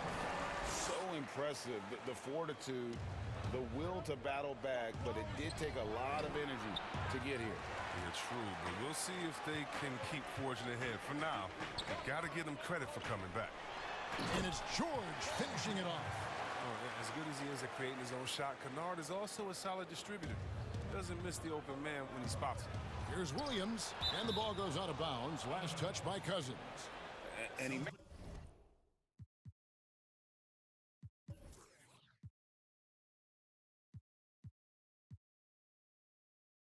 the right read on that play, but just couldn't secure the steal. And you can tell he feels he should have had it still. The hustle was impressive. Williams finds Tatum. Boston again missing. Something that's kept this game close is the fact that the rebound stats for both teams are almost identical. And yep, that's going to be a flagrant foul. Unnecessary contact. Boy, a very hard foul that time, and the officials had to slap him with the flagrant. I mean, you can't let him get away with that kind of contact. Yeah, gee, that's an easy call for the officials to make when there's that much contact. The league is really cracking down on those sort of plays. Oh, he's never rattled at the stripe. Always has that nice soft touch on his free throws. There's 45 seconds left here in the third quarter. Well, it was only a matter of time, but they finally get the bucket. And it's a 6-point Clipper lead. And it's Walker with the ball, bringing it up for the Boston Celtics. And it's Williams finishing it off. Oh, the assist by Smart. And I think his playmaking is coming along. Rondo kicks to Cousins. Smart against George. Back to Cousins. And he gets the whistle. 2 free throws coming up. There's no secret. Cousins is one of the more fiery competitors in this league. And I like guys who play with their heart in this league. The Clippers have been at their finest form at the free throw line tonight. 8 attempts, 8 makes. We're still waiting for that first miss from the line this half. And no need to rush this. Let the clock run down. Yeah, no need to give the ball back here. You want to close this quarter with momentum. Williams kicks to Tatum. Walker the pass to Brown. 4 seconds left. Here's Williams. And the rejection by Cousins. Paul George, he's been the guy making things happen for the LA Clippers. That quarter had to take a lot out of him. He racked up 12 points. And we'll be right back after this. We've reached the fourth quarter, and what has been a very competitive game should be an exciting finish. Los Angeles leading by 6. DeMarcus Cousins out there with Morris. Then it's Luke Kennard. That's Rajon Rondo. And it's George in a 2-guard. That's who's out there for the Clippers. Amazing floor awareness from Cousins. Skilled at spotting the open man. Here's Brown. The dunk and the foul. A powerhouse move. And he's got a chance for one more at the line. Shooting one. It's on DeMarcus Cousins.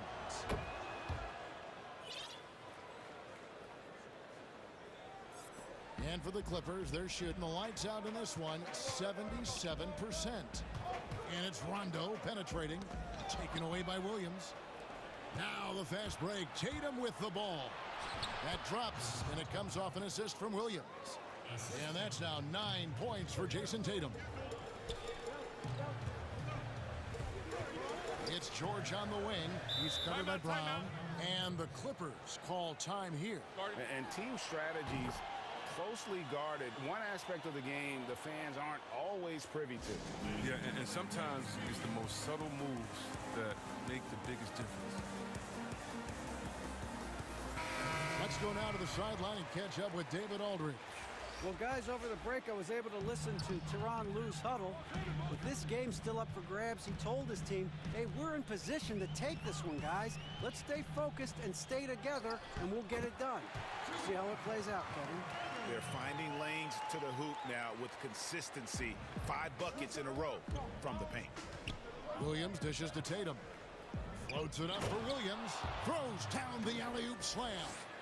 You know, some scouts thought Tatum had tunnel vision, looking only for his own shot, but he's more about team. Jackson with it. Now guarded by Smart. Jackson kicks to Leonard. Makes it off the glass. Those defenders just look a little bit gassed. I mean, they're getting pushed around on that low block. Celtics trail by 5. And he's going up for the alley-oop. And it's Williams finishing it off. Yeah, he is a budding prospect. I like whenever Williams shows that determination on offense, and it looks like he wants to just take over. And contact on the shot, so he'll be shooting free throws here.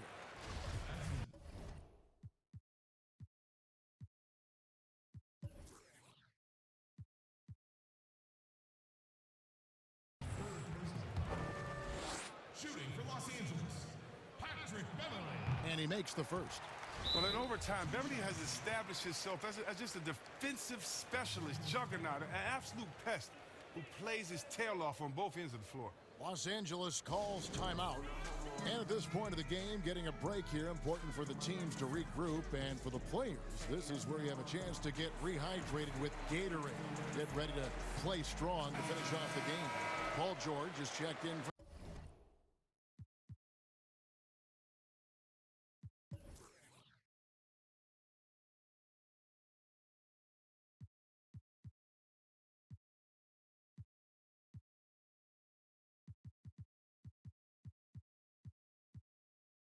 the Clippers.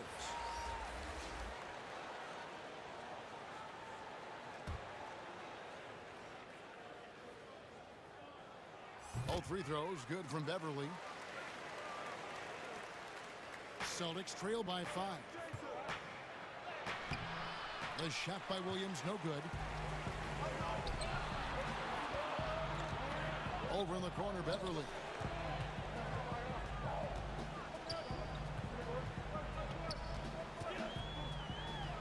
Outside, George.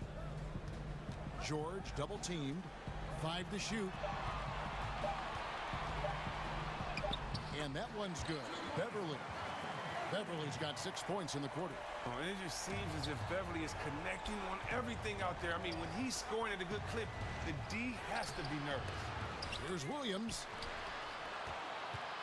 Here's Tatum. 2 free throws coming up, and they call the shooting foul. It's on Kawhi Leonard. And you don't ever want to get into the habit of letting the offense get to the rim. And he knocks down the first one. And what you love about Tatum is that scoring gene, but with efficiency, both from the field and the line. As confident as it gets at the line. He wants to be up there in the tight ball game. Here's George. And he makes good on the layup. George has got 14 points here in the second half. Well, he's been doing it all night. Why not go back to it? Oh, exactly. Give it to the guy with the hot hand as long as you can. Let him try to close this out. How about the confidence? It's just growing in this young man. Williams has that attitude of a go-to guy in these big moments, even though he's still picking up the nuance of the game. They get it back. Ibaka. Batum wide open. He fired. And it's the Clippers scoring again. You love how each side has risen to the challenge throughout this one. Yeah, it seems like whenever one team scores, the other comes right back with a bucket of its own. And Williams throws it down. Oh, that's Walker's job. Keep the ball moving. Keep creating good opportunities. George against Brown. And Leonard has it in the corner. Outside, George. And he gets the whistle. 2 free throws coming up. As crafty as they come. George has lots of experience when it comes to mixing up defenders. And so he drops them both. It's a 7-point game. A good lead gets even better with excellent work at the stripe. Celtics passing it around. Williams. The shot's good. Brown making the play. Brown's got his 4th assist in this one. Showing that aggressive nature. Williams competes hard, doesn't back down, and he'll let his opponent know he's not afraid of the contact. Smart against Beverly. Good once again. That makes him 8 for 9 this game. When Beverly gets these shots inside, he's just remarkably efficient. He just has tremendous touch on these shots. Smart. A good finish at the rack off the slick feed. That's 10 points for Marcus Smart. Crunch time is his time. Smart wants that responsibility. And Leonard has it in the corner. Leonard draws the double to the left wing. Beverly wide open. The three-pointer, no good. And here's Williams now. He'll bring it up for Boston. It's in! What a beautiful shot to bring him to within 3. Oh, that's one of those buckets that stand out. Nice play by Smart. George against Brown. Out to Ibaka for the 3. That shot, no good. Now the Celtics take it the other way. Can't afford any wasted possessions down the stretch. Yeah, they're within reach now, but if they fail to execute, this could be it. 3 seconds separate the shot clock and game clock. George with the ball. Lets it go from deep. And the 3-ball is good. And the Clippers lead by 6. Relentless in their approach, even with the game firmly in hand. This is no let-up. You know, this is the kind of hard-nosed competitiveness that wins games. So the Clippers with the win. They didn't miss. All right, David, thank you. And that'll do it, folks.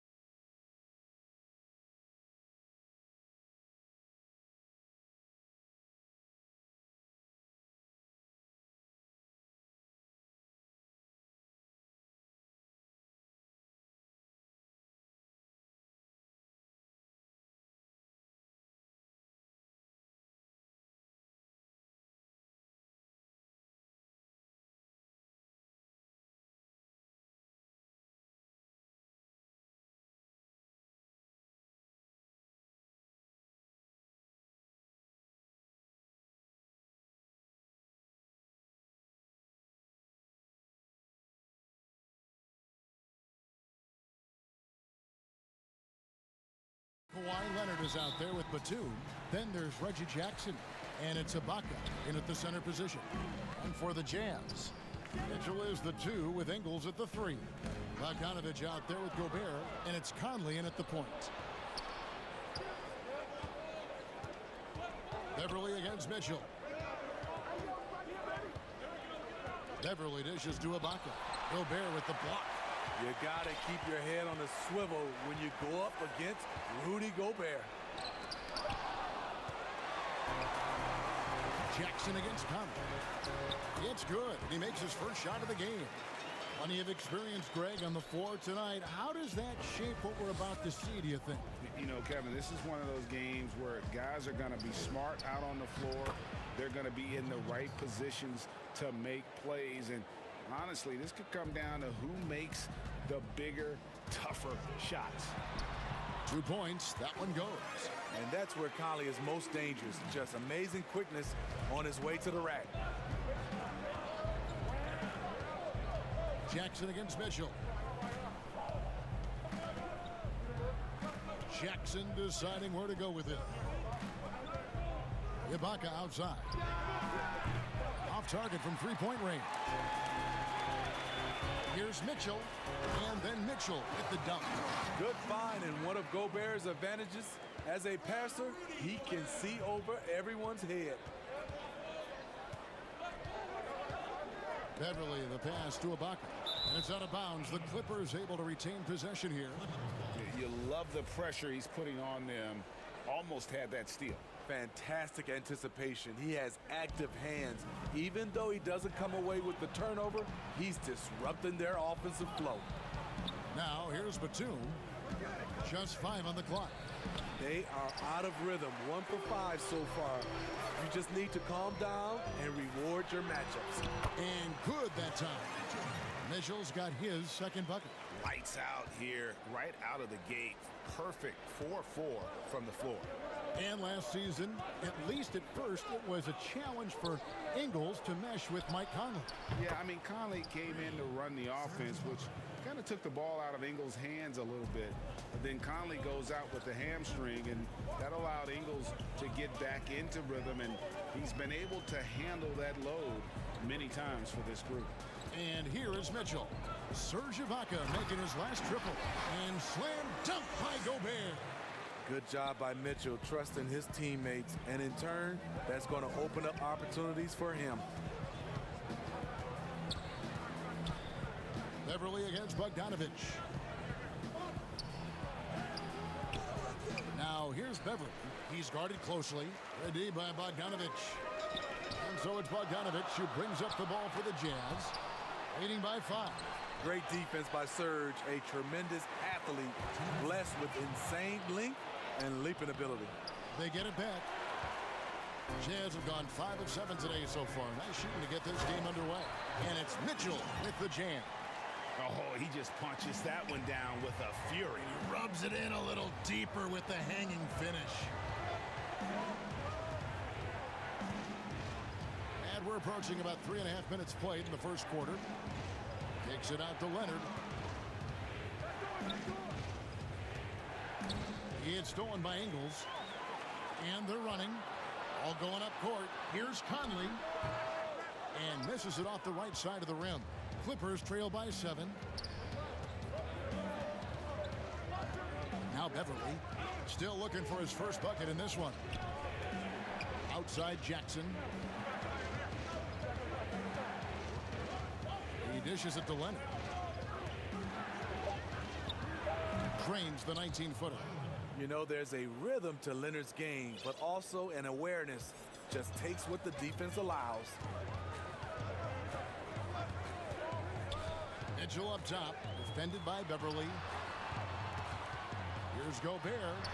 Good, and it's Mitchell picking up the assist. And 10 of their last 12 coming off assists. Batum, and the jam by Nicholas Batum. I like when Reggie Jackson is seeking out his teammates. He could have took that shot, but his teammate, he was wide open. Here's Mitchell. Kicks it out to Bogdanovich. Passes it to Conley. Here's Gobert. Back to Conley. And the layup is good after a nice lead pass. Conley's got 6. It really does make the game easy for your teammates when you can lead them to the rim that well with the pass. When he's not shooting threes, you'll find Patrick Beverly at the rim. Outside Bogdanovich. Mitchell against Beverly. A 3 from Bogdanovich. It's hauled in by Beverly. And now the Clippers on the break. Batum's running. Here's Leonard. Off on the layup. He goes up strong, but he is met with resistance. I think that surprised him a little bit. And that does it for the first quarter. Jazz lead by... And always interesting to hear from Donovan Mitchell, who recently... Everybody had their reputations of what we... And you know, Greg, Mitchell's going to be right in the middle of it, leading the way. And on top of everything else he does, he's elite at getting his own shot. We've seen him carry this team offensively at times. Boy, he is special. And hope you've enjoyed the broadcast so far. Halfway through the first half in this one. And guys, what's your take on Utah so far? Hey, why take jump shots when you can get your points at the rim? Especially at the start. You want to get something positive going and establish your rhythm. Conley runs the point with Mitchell flanking him. Bogdanovich out there with Joe Ingles. And it's Gobert in at the 5, down low. That's the group right now for Utah. Count the basket. Excellent concentration from Paul George, overwhelming the aggressive defense with his strength and determination. Pass to Ingles. Back to Conley. Kicks to Gobert. Inside. And Conley gets it to go. The assist by Gobert. Conley's got the lead. Back up to 8 now for the Jazz. Mitchell against George. There's the pass to Cousins. To the inside. It's stolen by Gobert. In transition, here come the Jazz. Here's Mitchell. A chance there to push it to double digits, but it's off the mark. Pushing it up. Kennard for 3. A shot off that time, and Utah the other way now. Promising start for Luke Kennard. End up missing extended minutes with injuries. Hopefully, he can stay healthy this go-around. Kennard kicks to Morris. Pass to Cousins. Back to Morris. In the corner, George with it. And again, the Clippers turn it over. And Kennard's moving into the starting lineup for the first time last season. And to add to that, he had a larger role offensively. And at the same time, his efficiency increased. That's a good sign. Here's what Utah's going with right now. Derek Favors checked in for Gobert. Ilyasova comes in for Bogdanovich. O'Neal's checked in for Donovan Mitchell. And it's Jordan Clarkson in for Mike Conley. Great hustle by Paul, using his speed in the open court. And then, of course, he's an excellent finisher. Pass to Ilyasova. He kicks it to O'Neal. Favors inside. He's guarded by Cousins. Shot's good by Clarkson. And they're passing the ball very crisply here. And it's Rondo with the ball for Los Angeles. It's a 10-point game. George against Ingles. George passes to Cousins. Outside for Rondo. And the ball goes out of bounds. Last touch by Cousins. Careless turnover. You lose focus for even a moment in this league. That's the result. The kick out to Ilyasova. And again, it's the Jazz from deep. And it just seems that every pass they make is leading to a score. Just great ball movement. Outside Rondo. And Kennard wide open. He shoots. Basket is good. The assist from Rondo. Always working to find open territory. Kennard's lethal in catch and shoot. O'Neal passes to Clarkson. Favors with a wide open look.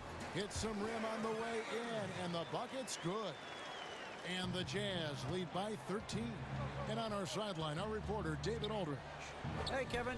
Well, Mike Conley is a 3-time Sportsmanship Award winner. He's also won the Teammate Award. And he's never been assessed a technical foul at any level of basketball. Now, some ask if going easy on the refs costs him calls down the road. But Coach Quinn Snyder said, it's hard to imagine that handling yourself with poise and respect can ever be a negative. Guys? Well said. Thanks, David. Now, here's Clarkson. Pass to O'Neal.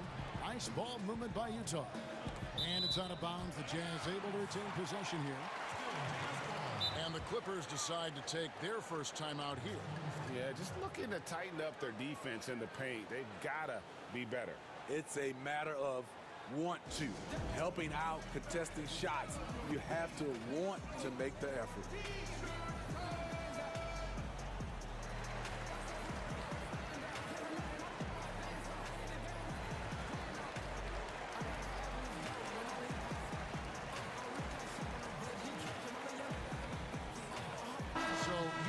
Going with an almost entirely new group here. Gobert, he's checked in for Favors. Bogdanovich comes in for Ilyasova. Donovan Mitchell's checked in for Joe Ingles. And it's Conley in for Clarkson. And then Mitchell at the dunk. A lot of great young players in this league. Donovan Mitchell has the edge and hunger right now. The pass to Beverly. And it's out of bounds. Last touch by Mitchell.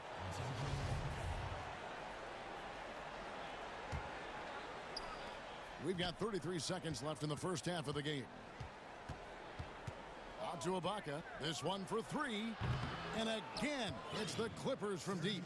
Yeah, they've gotten into a nice flow this quarter. Jazz leading by 9. Mitchell looking it over. 15 seconds left to play in the first half. And the shot goes in from Rudy Gobert. I mean, he's tailor-made for those pick-and-roll sets. Gobert, a big-time finisher on the move. And it's blocked by Ibaka. Leonard, that's for 2. And the last second attempt doesn't fall. All right, David, thank you. And stay with us, folks. We'll be back just after halftime. The 2K Sports Halftime Show. Hey, welcome back to... Utah found themselves in a close game in the first. Their biggest advantage of the period was 7. And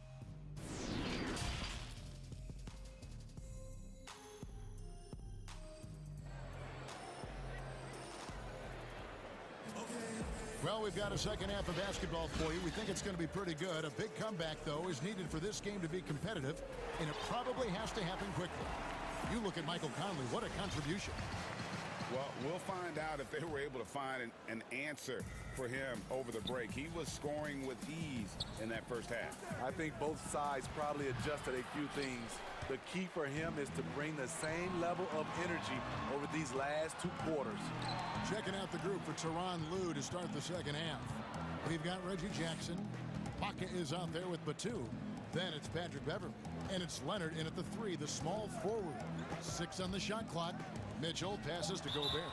And the foul call on Kawhi Leonard. That's his first foul. Let's take another look at the staunch defense during that mobile 1 block. And he's all over that shot. Has it read the whole way and gets the position he needs to make a play. Now, here's Mitchell. He's got 8. I like that Donovan Mitchell's not afraid to attack the rim. He finished strong. And when you talk about certain players having that it factor, Donovan Mitchell fits that bill. He does. Confident in his approach, GA. Fearless on his attack. Donovan Mitchell is one of those guys who can go off for 50 if you let him get into rhythm. As long as he's in Utah, that team will remain competitive. Conley against Jackson. Mitchell left side. Back to Conley.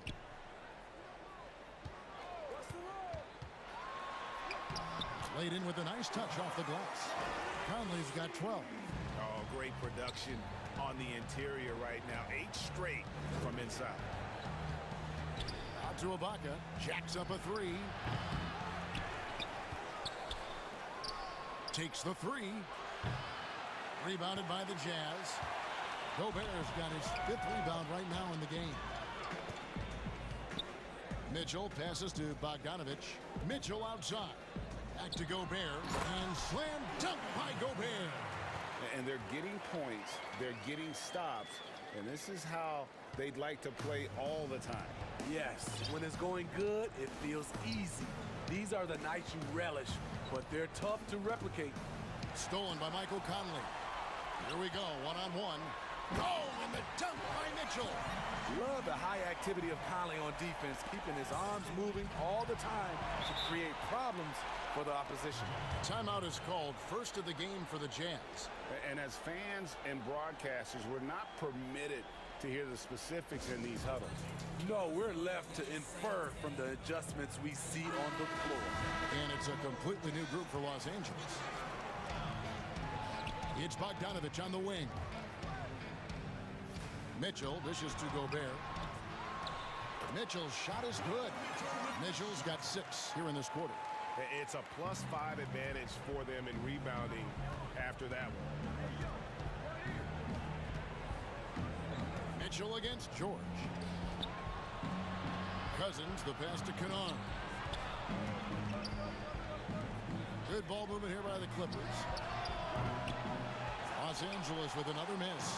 All the energy is on the other side right now, and every miss just makes it worse. You know what? This has always been a debate. Do you take the timeout, or do you let your guys try to fight through it? Now, here's Kennard. Hey, Greg, you played in a different era of NBA defense. When you look at how defense is played now in the league, how do you feel about it? You know, Kevin, I think the introduction of the zone, by and large, has been great. You get a lot more switching, and I think it brings more skill into the game. Don't get me wrong, I do miss the physicality that we had back in the 90s, but I tell you what, right now, my body wishes I had the opportunity to play this era. I bet it does. And even without that 3-ball dropping for him, the defense should have done more on that last play. And he makes that one. Well, Paul knows the defense is locked in on him, so he takes advantage and finds the open man. Mitchell kicks to Conley. Back to Mitchell. Gobert against Cousins. Count it. Throughout the evening, he's gotten to his spots, and the defense has not adjusted. Clippers trail by 21, and now they decide to foul intentionally. You're not sure what that was about. I mean, talk about a brain cramp. Utah calls timeout. And he could tell his guys starting to wear down a little bit. Call time to just let them get their legs back under them.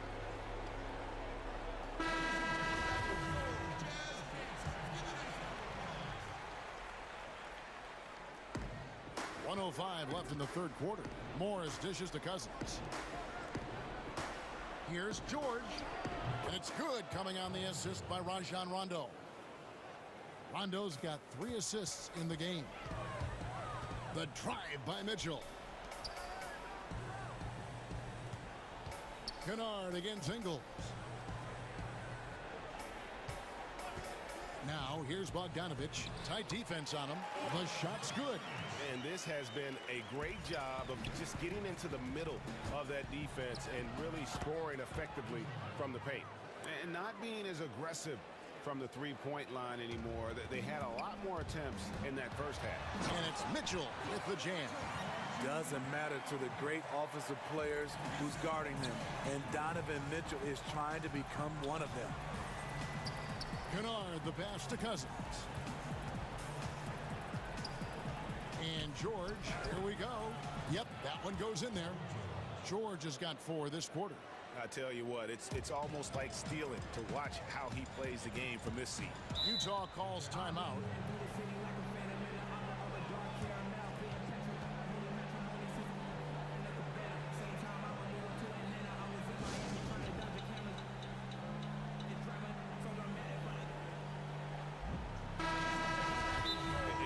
Move to call timeout there.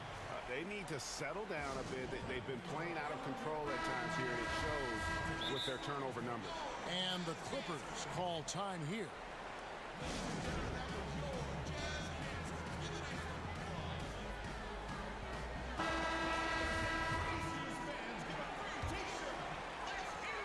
Utah with the ball. Earlier, they held a 23-point lead. Conley with a wide-open look. The Jazz with another miss. And now the Clippers on the break. Leonard with the ball. His three-pointers off the mark. And as we end the third quarter, a double-digit deficit will make it tough to come back. Utah out. And let's take now this moment to bring up our State Farm assist of the game. And definitely deserving of the prize tonight. How about the read he made here? Looking like a point guard, putting the pass right on the money. Yeah, it's one thing to find the guy. It's another to deliver the ball where he can do something with it. Wonderful play. And there have been two very different performances from these teams today as we get going in quarter number 4. Conley and Mitchell, the talented backcourt pair. Joe Ingles is out there with Bogdanovich, and it's Gobert in at the 5. That's the group right now for Utah. Fouled on the shot and picks up 2 points. So one. And now, yep, this will be a coach's challenge. We thought that might happen, triggering a review of the personal foul. And this is the time now where the officials can review in closer detail what constituted the original personal foul. Getting a different angle can sometimes make it a lot easier to determine. Greg, indeed, and the one thing with replay review is that when you see the slow motion replays, you really get a new appreciation for just the immense speed at which these players are moving at, and how fast the action really is, and how hard it can be sometimes, you know, Greg, to make the right call. And so the word is in. They've decided that the call stands as it was made on the floor. And, you know, even if a coach still feels this wasn't the right call, you got to acknowledge the effort being put in to reviewing it. The double checking, and the game continues on. Jazz passing it around. Conley against Jackson. And that'll be 2 free throws coming up. Officials on the call with the foul. Greg, you were a physical, defensive-minded player. What are your thoughts on how closely the game is called now as opposed to when you played? It is, Kevin, and yeah, some people like the physicality of the era I played in, but, you know, I like the beauty of the game with the spacing and the freedom. Look at that. Nice. Letting it all hang out when George takes flight. Just enjoy the show. They throw good, Paul George. Jazz leading by 19. Mitchell finds Ingles. With his first shot attempt, keeps it alive. It's hauled in by George. For Los Angeles, they've gone 2 of 3 from the field to get the fourth quarter started. Leonard dishes to George. Mitchell against Beverly. Outside for George. 6 to shoot.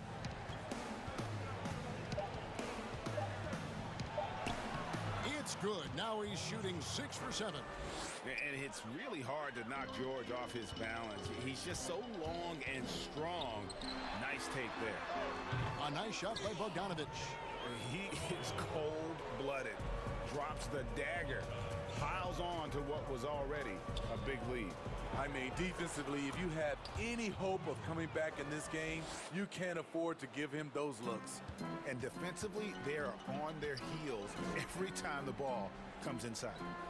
To the paint, here's Gobert. That ball. Nice feed that time from Bogdanovich.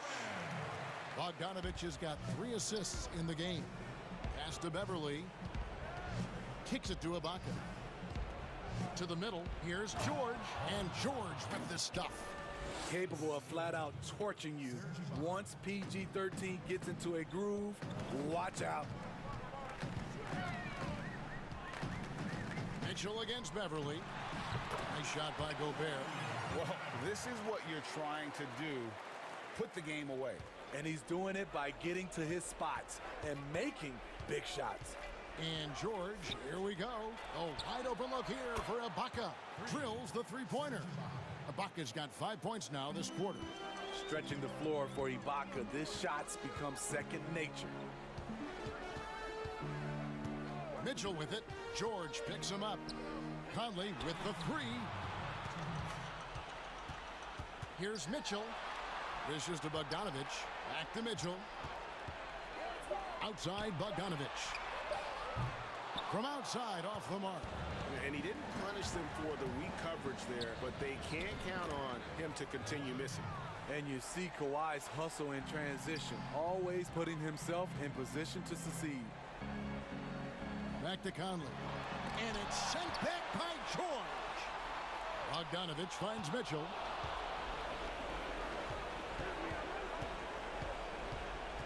Here's Leonard, and then Leonard with the jump. One thing about Kawhi, when he's driving, he eats up real estate fast with those long strides. And the Jazz call time here. They're leading by 13. 125 left to play here in the fourth. And now we present our New Balance player of the game, Donovan Mitchell. He's put on a shooting exhibition for us here tonight. He's missed a couple along the way, but it sure seems like everything's been falling for him. The only way to keep him from converting is to keep the ball out of his hand. He sure has given this crowd a treat tonight. This kind of performance only cements his status as a fan favorite. Because of Georgia's strong defensive instincts. Oh, yes. Rudy showing us what you get when you put size and creativity together. And George gets it to go. He's doing what he can do to pull them closer, but it's not enough. He needs more help. Guys, I think this is a game they have to feel good about as we wind through the final moments here in what looks to be a solid win for the Jazz. They never settled for mediocre shots. And Kevin, they had great penetration this time out. The one player that really stands out, of course, in this one, it was a dazzling game for Rudy Gobert.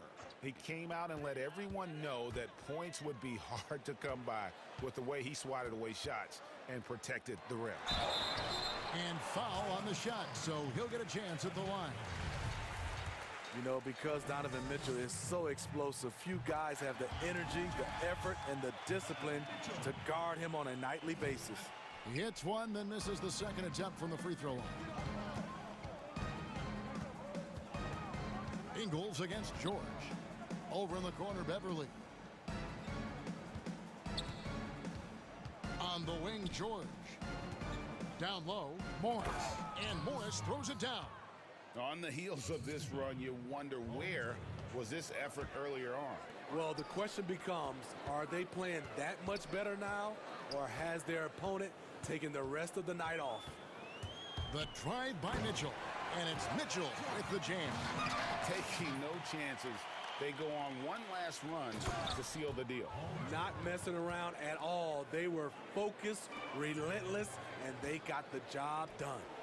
Nice job. Those passes have to be right on the money around the painted area. The D just sagged off just enough, and no hesitation on his part.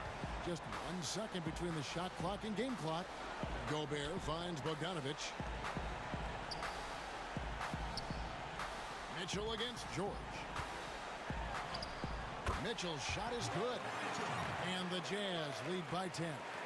Impressive job by the players, coaches, and don't discount the impact of these fans. They gave the team tremendous energy tonight. The fans were fantastic. It was a true home court. All right, David, great job. Thanks so much. And that about wraps it up.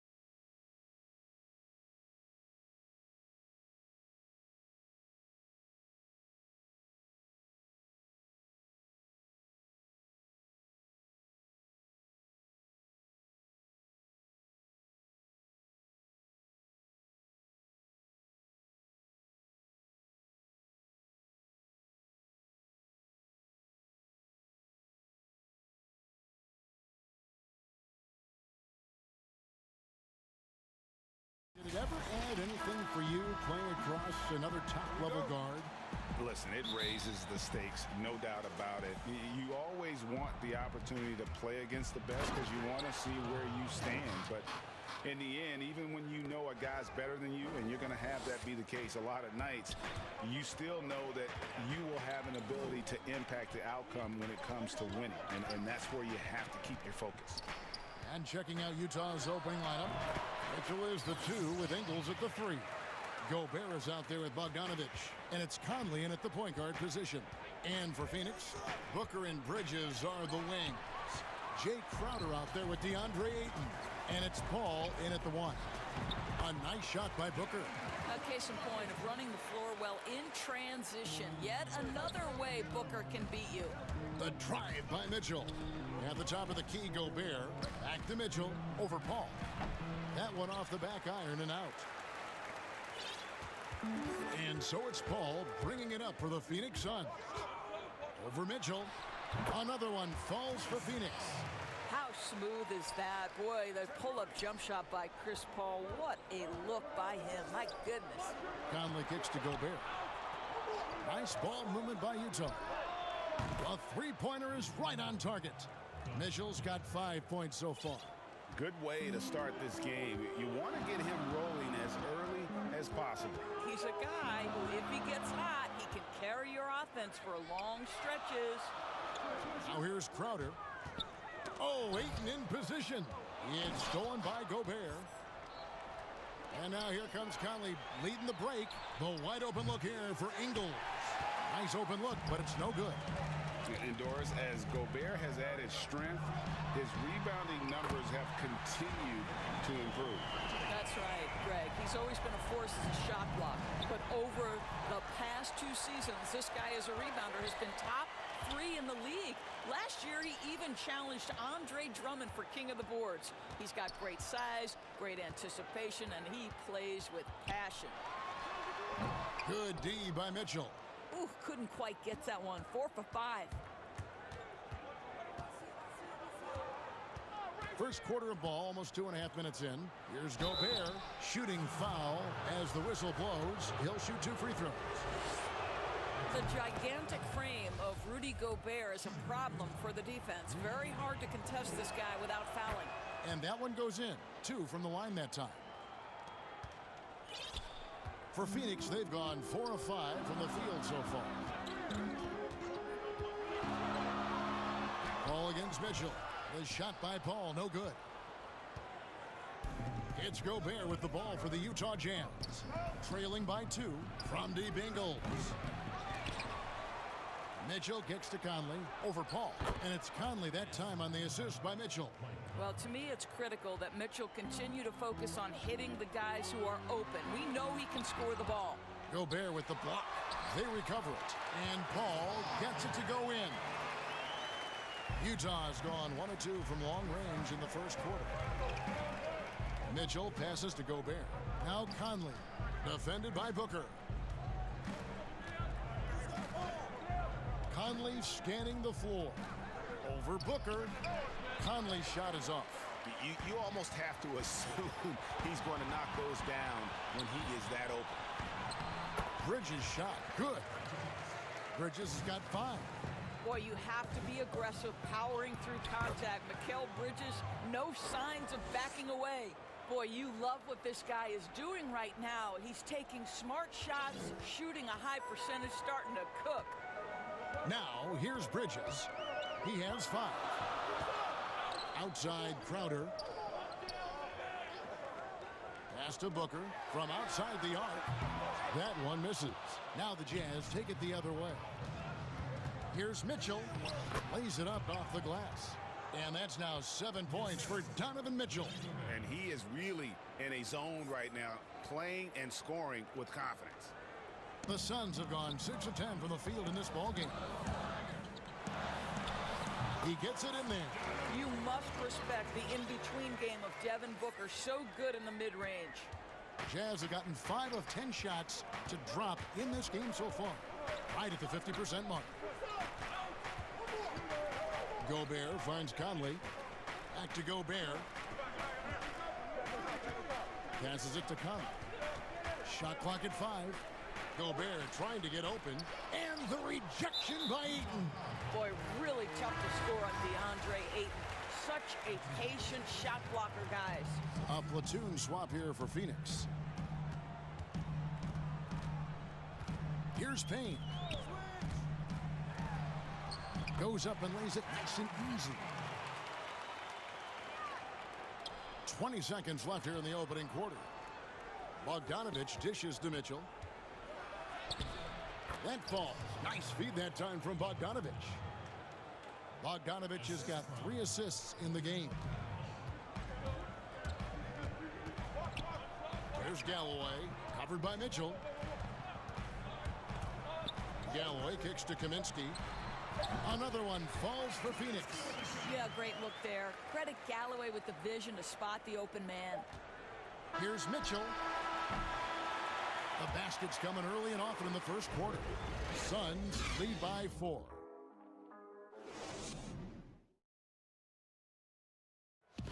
Well, recently, Chris Paul talked about adding some... It sounds so generic to say we have fun, but... Yeah, from what we've seen, Greg, these guys naturally get along. And you add in the guiding hand of Chris Paul. This team can beat anyone on any night because they're so connected. And if you're just joining us, we've played through 1 quarter in this one. And from what we've seen, guys, from Phoenix, what do you guys see? Impressive start. They came in with a well-conceived game plan. And yep, we thought we might see it. And the coach's challenge has been triggered on the personal foul call. And this is the time now where the officials can review in closer detail what constituted the original personal foul. Getting a different angle can sometimes make it a lot easier to determine. Greg, indeed, and the one thing with replay review is that when you see the slow motion replays, you really get a new appreciation for just the immense speed at which these players are moving at, and how fast the action really is, and how hard it can be sometimes, you know, Greg, to make the right call. And the announcement on the review is that the foul was called in error. So they have determined, Greg, to overrule the original call. And guys, this is what it's all about, getting the call right. And I think in this case, the video review showed that while it was a tough call to make on the floor, they got it right with the review. Utah trailing here. Coach is liking what he's seeing from his offense. And guys, they put the defense on the defensive. Conley gets the bucket. Well, just such a smooth, pretty lefty stroke. That three-point opportunity for Mike Conley, yes, sir. Payne passes to Kaminsky. Phoenix, no good that time either. And I thought that was going to drop. It looked good. Oh, my goodness. Wow. What a play. Well, why did Donovan Mitchell win the dunk contest? Case in point right there. Timeout called, the Suns. And as the coaches go to the clipboard to outline their strategy during the timeout, the players getting a chance to rehydrate with some Gatorade. That's key to staying fresh all the way to the final whistle. And Kevin, it really is. And every one of these players knows it. They're all making sure to stay hydrated. It's impossible to play your A game if you're not getting enough to drink, especially towards the end of games when the physical toll of a long contest really starts to add up. 5 on the clock. Paul passes to Ayton. Good, and Paul gets the assist. Greg, 11 years for you in the NBA. You had to have some favorite players that you played besides and with. You know, it's a great call, and there were a ton of them. A few guys, though, Wilson. Gary Payton, I got a chance to play with Gary for a year and have known him. We used to go at it in high school, and it's really about his personality. This is a guy that constant chatter, practice on the court. That's what fed his confidence. Charles Oakley, another guy, he would run through a wall or through you to win a game. And then Scottie Pippen later in my career, just a winner and somebody who I competed against for many years, but then having the opportunity to play with up close, I got a greater appreciation for his skill set. Shoots from 12, and good, as it just snugs right down through the net. Well, true to form in today's NBA, as a big man, DeAndre Ayton has face-up ability, and that's critical. The Jazz shooting their third and fourth free throw shots of the night. And just to mention, a season ago, they were very comfortable at the line, hitting about 78% of their free throws. And Mitchell drops them both. An efficient night from the line. This is a guy who puts in the work, and it pays dividends. And so it's Paul with it, bringing it up for the Suns. Stolen by Michael Conley. Fast break. Here come the Jazz. Oh, and the dump by Mitchell. Mike Conley is an active, alert defender. Boy, he is known to pick a pocket or two. Lets it go from 14. And the shot is good. The Utah lead has been cut to just one on the basket from Devin Booker. Back to Conley. Inside. And stolen by Ayton. And up the court come the Suns on the break. Bridges shot. Good. Taking back the lead once more. Give these teams credit. Man, they are battling. Neither team willing to give an inch, and neither able to seize the momentum. This has been a fascinating one to watch. On the wing, Ingles. Outside, Bogdanovich. Back to Ingles. There's the triple. Bojan Bogdanovich, and that's good. And the Jazz lead by 2. And the lead should be safe if they can keep shooting the basketball like this. Booker with it. Now defended by Gobert. A nice shot by Booker. Boy, this guy's operating like a 10-year vet. Booker making all the right decisions almost immediately. Mitchell finds Ingles. Fires at the elbow. And he sinks that one, hitting the back of the rim on the way in. Pick works well there. Not much resistance from the D. It takes incredible effort to stay connected to the hip of the offensive player. You've got to want to work. I mean, the number of points they've scored in the paint already here is eye-opening. And the layup falls.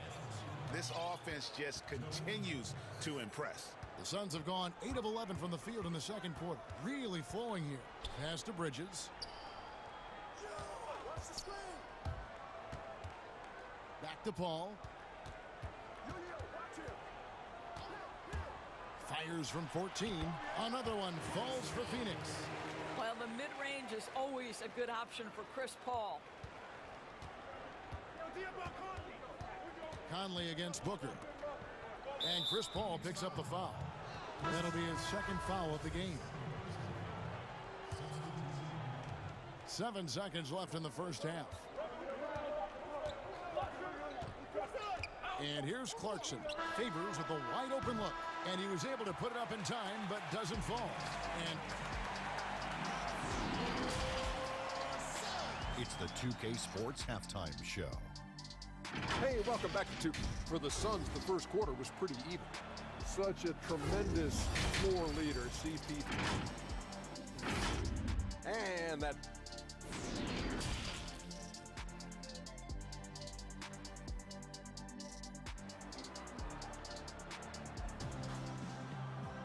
And as we get into this third quarter, as we've seen so far, neither team able to create much separation on the scoreboard yet. It's been one outstanding game from Donovan Mitchell. And how about the amount he's contributing in the scoring column? Through 2 quarters, he has been terrific. And one would expect that the defense made some adjustments at halftime, but he has the ability to answer right back. Third quarter action getting rolling right now, brought to you by Gatorade, all fueled up and ready to go. Here's who's on the floor. And so in the game for the Jazz, Favors is out there with Ilyasova. Then there's Jordan Clarkson. Then it's O'Neal. And it's Niang in at the small forward. Clarkson passes to Favors. And he slams it right down on top of Frank Kaminsky. I'll tell you, solid concentration from the big man. Derek Favors fights through the contact thanks to all of that strength in his upper body. So Utah going with an almost entirely new group here. Bogdanovich is checked in for Ilyasova. Joe Ingles comes in for George Niang. Mitchell, he's checked in for O'Neal. And it's Conley in for Clarkson. He gets a chance now to catch up with the fourth member of our crew, Hall of Famer David Aldridge. Hey, Kevin. Bojan Bogdanovich was a pro in Europe for a decade before he joined the NBA. The Croatian sharpshooter says, a lot of players who are happy over there, but I wanted to have another challenge, to play against the best in the world. That was the only thing that was important to me. Guys he's lived up to that promise. He loves that challenge, and he's having success. D.A., thank you. Favors finds Conley. Mitchell against Paul. Right side Favors. And there's the pass to Ingles. Out of bounds. Phoenix takes possession. That almost looked like bad communication. You hate to see that kind of mistake. The Jazz making a switch here. Gobert's checked in. And that was a great replay we just saw of our Mobile One block. And read the play perfectly. Gets himself in the air at the right moment. Terrific denial. Crowder the pass to Booker. And the Suns tack on 2 more. That's 3 of 4 here to start the half. Jazz trail by 4. And basketball in the blood for Devin Booker. I mean, his father, Melvin, started at the University of Missouri and played pro ball. Started in high school. Devin trained with his father, trying to follow his path. And the shot goes in from Rudy Gobert. Well, Rudy Gobert with the size and length, a factor on the glass right now. Paul kicks to Ayton. Pass to Booker.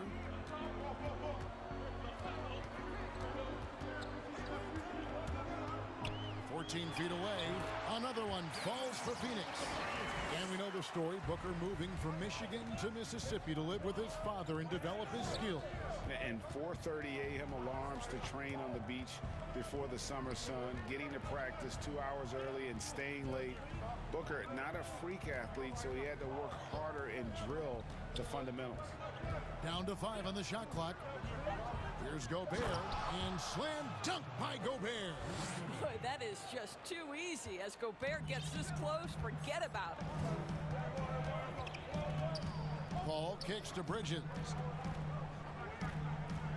Back to Paul.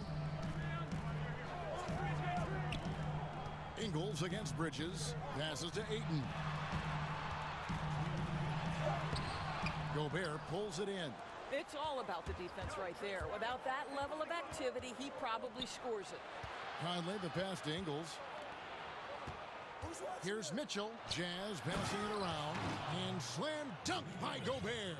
Gobert has a thin frame, but make no mistake, he is physical and he relishes contact. To the middle, here's Mitchell. And that one falls, coming off Conley's feet. 21 points for Donovan Mitchell. Well, we've seen that movie a few times, haven't we? An easy bucket in the paint. Booker outside. Off target from outside. And so Gobert will bring it up for Utah. The lead is 2. Mitchell kicks to Conley. Rejected by Booker. And he's able to get it back. And that one goes out of bounds. Nice touch by Ayton.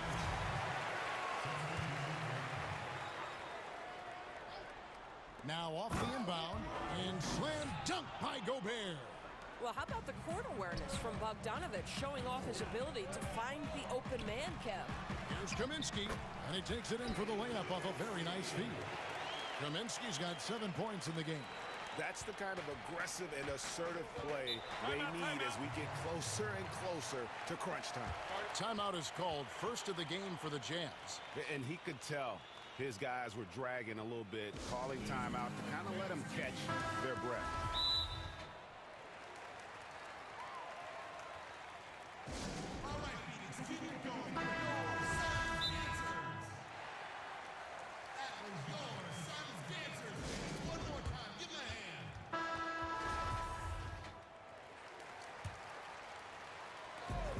.52 seconds left to play in the third.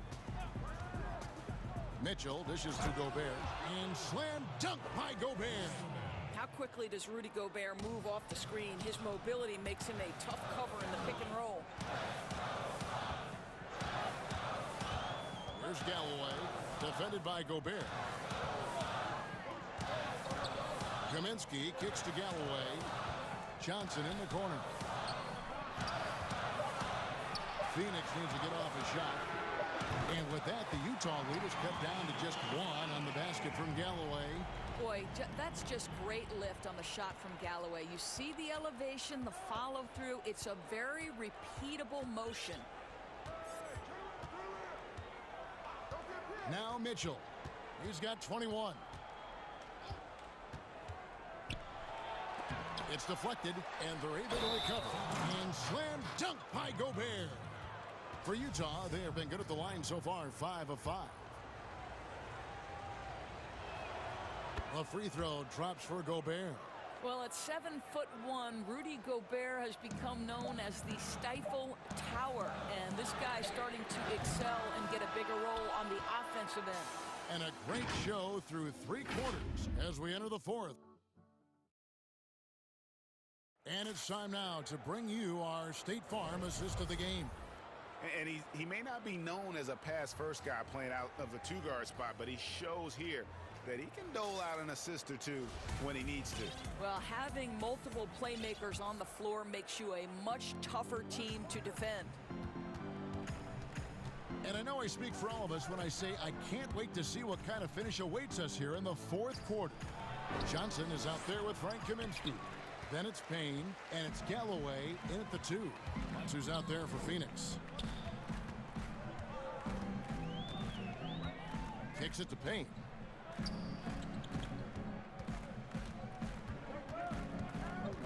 Back to Galloway. Just 5 to shoot. Pass to Kaminsky. Launches it. That's good, and so Galloway with the assist. Galloway's got 3 assists in the game. And those are the types of shots down the stretch that win you ball games. There's the pass to Gobert.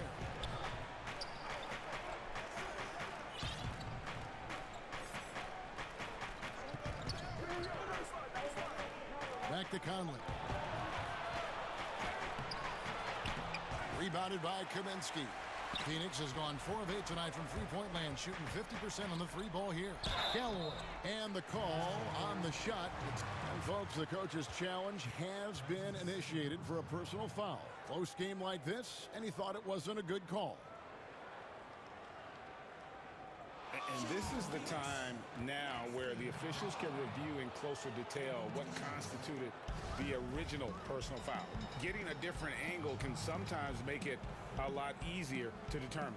Greg, indeed, and the one thing with replay review is that when you see the slow motion replays, you really get a new appreciation for just the immense speed at which these players are moving at, and how fast the action really is, and how hard it can be sometimes, you know, Greg, to make the right call. And the announcement on the review is that the foul was called in error. So they have determined, Greg, to overrule the original call. And guys, this is what it's all about, getting the call right. And I think in this case, the video review showed that while it was a tough call to make on the floor, they got it right with the review. Phoenix making some changes. And we've got an update here, so let's check in with David Aldridge reporting from the sideline. Hey guys, I had a chance to listen to what Monty Williams discussed with his players. His emphasis was for more effort on the defensive end. He said we have to do a better job of communicating and helping each other out. They're getting too many easy looks. Let's make it hard on them. Kevin, they're going to have to if they're going to slow down the hot shooting of their opponent. Utah calls timeout. Ladies and gentlemen, dance team. Suns trail by 3. Paul, right side. Ayton wide open. Good, and Paul gets the assist. Paul's got 6 assists now in the game. Well, the form and the touch and the mid-range from DeAndre Ayton. This guy is special. Mitchell with it. Out guarded by Crowder. Pass to Bogdanovich. Nice ball movement by Utah. Here's Gobert. Score that one for him. His 8th field goal. 8 for 11 on a very accurate night. After an ice-cold start to this game, he is pouring it on here in the second half. Mitchell against Paul. Ayton in the corner. He kicks to Crowder. Passes it to Booker.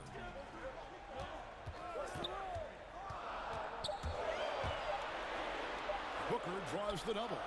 And there's the shot clock violation. Couldn't get the shot off in time. Boy, that's the last thing they needed. This game too close to be making those kinds of errors. Jazz leading by 3. On the wing, Mitchell. Gobert, the pass to Ingles. Back to Gobert. And that is no good. Now shooting 8 for 12 from the floor. And here's Booker from the arc. Sinks the three-pointer. Booker's got the game tied up here for the Suns. Such a clutch shooter. This guy lives for these kinds of moments and delivers. Here's Mitchell. Solid shot from the distance of about 14 feet. Mitchell's got 4 points in the quarter. Donovan Mitchell might be young, but this guy is fearless and capable of big-time opportunity making. And that one's good, Ayton. DeAndre Ayton with a big-time shot. Go ahead, young sir.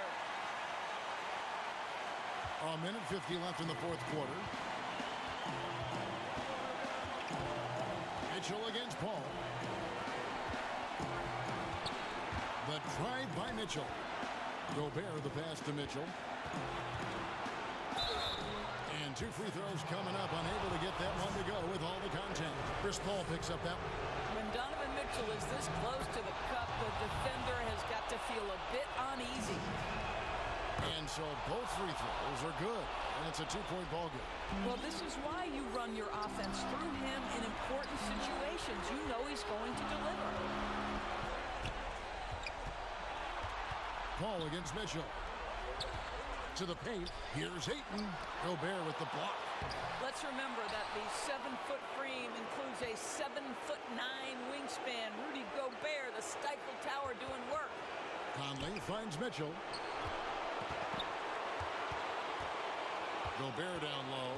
Ayton's there. Utah calls timeout. They're up by 2. And 1:01 left in the fourth quarter.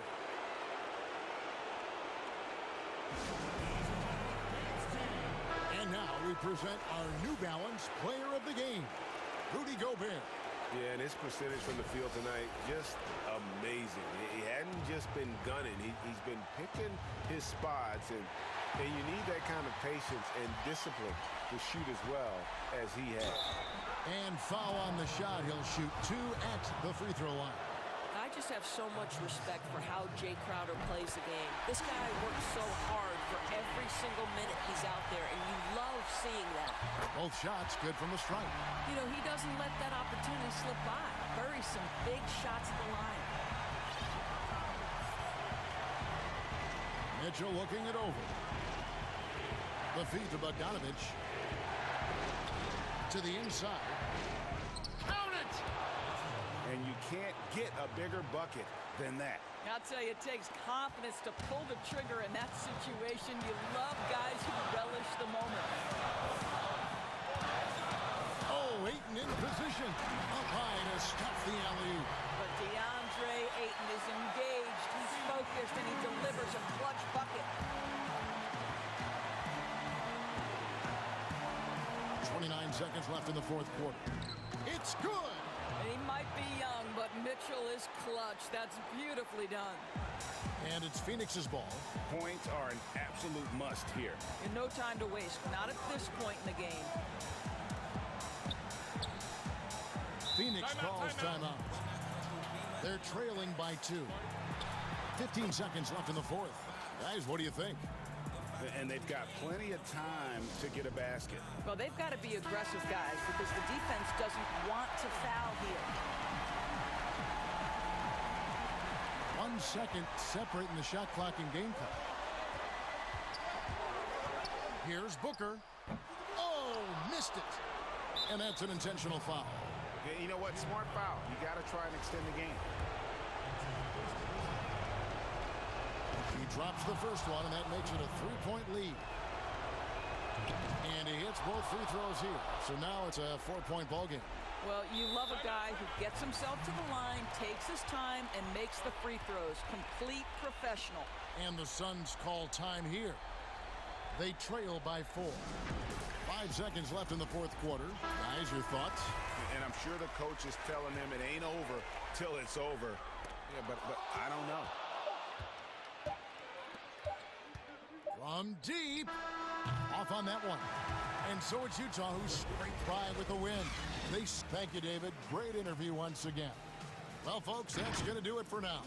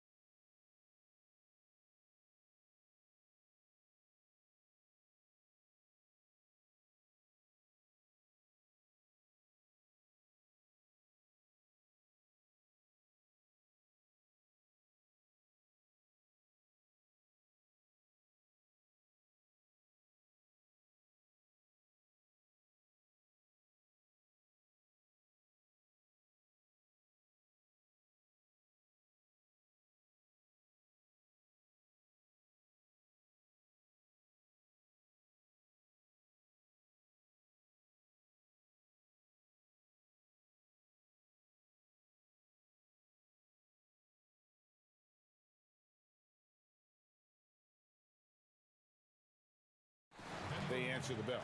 Looking at the starting five for the Phoenix Suns. Booker and Bridges are the wings. Then it's DeAndre Ayton. Then it's Chris Paul. And it's Craig in at the four-man position. And for the Nuggets, Porter is out there with Jokic. Then there's Murray. Then it's Will Barton. And it's Gordon in at the small forward position. Well, we know, Greg, that Jokic is such a unique talent at that center position. Young player, already top 10 in career triple-doubles. How about the most triple-doubles ever by a foreign player? You think of the great skilled European big men. Jokic, arguably the most skilled of them all. Boy, the floor awareness of Chris Paul. Got to respect that. I mean, whenever one of his guys is open, he's getting the ball to him quickly and on time. And Murray, here we go. Barton, wide open, he fires. Tried to answer back, but that three is off the mark. Here's Booker, and the dunk by Booker. And this is how you convert in transition. Booker running the floor well and being rewarded for it. Murray, the pass to Jokic. Back to Murray. There's Porter with the three. The shot misses. The Suns go the other way with it. About a minute and a half through the first quarter. No good from Booker. Well, they'll be happy with that look, even though it didn't fall. You know what? That's a confidence shaker for him, though. I mean, that's a shot he expects to make every time. Now here's Murray.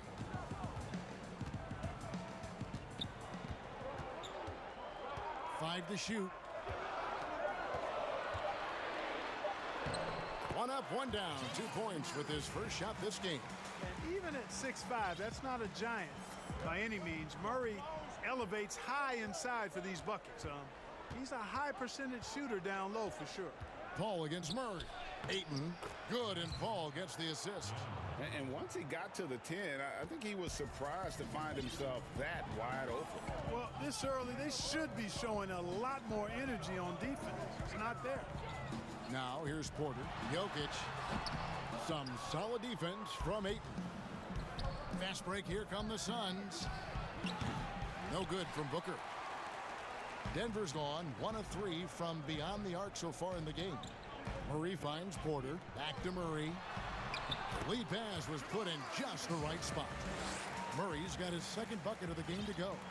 Well, Greg, with your son getting drafted, you join the ranks of some historic NBA father-son duos. You know, I got the opportunity to play with Arvydas Sabonis in Portland, and remember DeMontis as a little kid.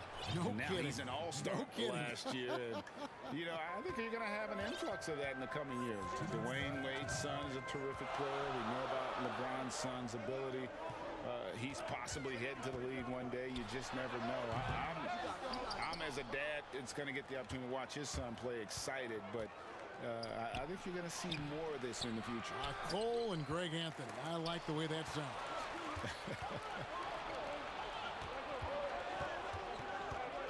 Booker looking around. Here's the three. Another three for Phoenix. Difficult shot. There are only a handful of players in this league with Booker's range. Now the pass to Porter. Murray outside. Pass to Jokic. Back to Murray. From past the arc. Rebounded by DeAndre Ayton. And here's Phoenix. They're on a 12-4 run right now. Bridges kicks to Paul.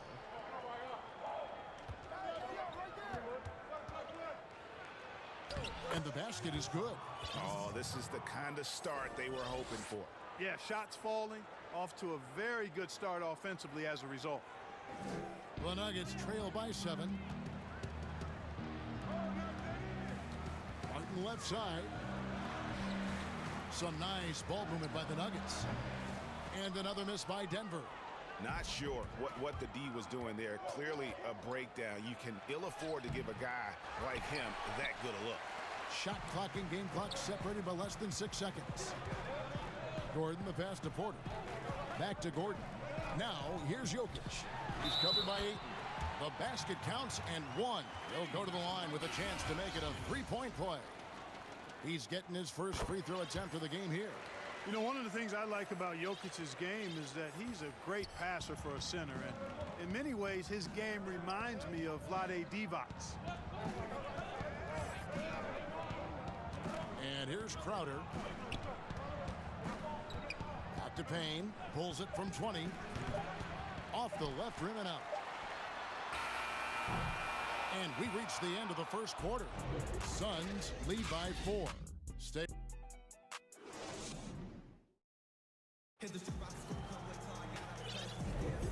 for those of you just tuning in, the second quarter of action is where we're at right now. And taking a look at the Suns' performance here, guys, what have they been doing or not doing? What we saw in that first quarter, they won their matchups defensively. Yeah, I agree. I mean, you look at the energy, the effort defensively, they put it all out there in that opening quarter. And here we go with the coach's challenge. Not surprised in a competitive game like this. And he's disputing the personal foul call. And I think when it comes to some of the more difficult calls to make, personal fouls can be tough. The action is so fast that it's really tough to catch everything in real time. The wonders of technology, Greg. We've seen replay reviews so effectively, and involving the coaches by being able now to challenge like this is something a lot of people have been hoping for. And the announcement on the review is that the foul was called in error. So they have determined, Greg, to overrule the original call. And guys, this is what it's all about, getting the call right. And I think in this case, the video review showed that while it was a tough call to make on the floor, they got it right with the review. Three-pointer. It's rebounded by Paul Millsap. And it's Millsap with the ball for the Denver Nuggets. They trail by 1. Oh, and they get in the way of the alley-oop. Not to be. Good play defensively. Pass to Galloway. Hits the target from 18 feet. Let's look at the energy stats, how the hustle game has been going for Phoenix. They've come out in attack mode on the defensive end. They've applied pressure and forcing turnovers. You know, another factor in their offense so far has been their ability to convert and score off turnovers. And the D just a step slow, reacting to the step back. What you love about Crowder, he gives you a little bit of everything at both ends.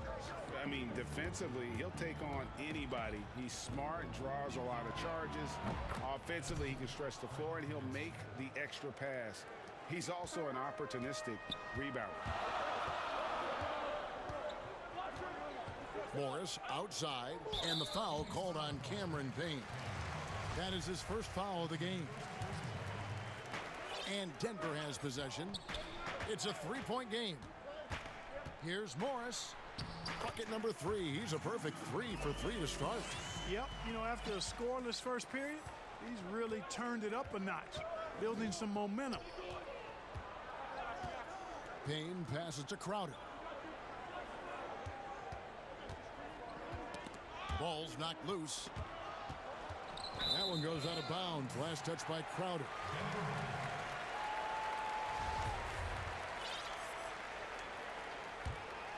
For Denver, they've got a nice 3 of 3 to start the second. And a little under 2.5 minutes gone by here in the second quarter. That puts them in the lead. Morris has got 9 points. And that keeps him perfect from the field this quarter.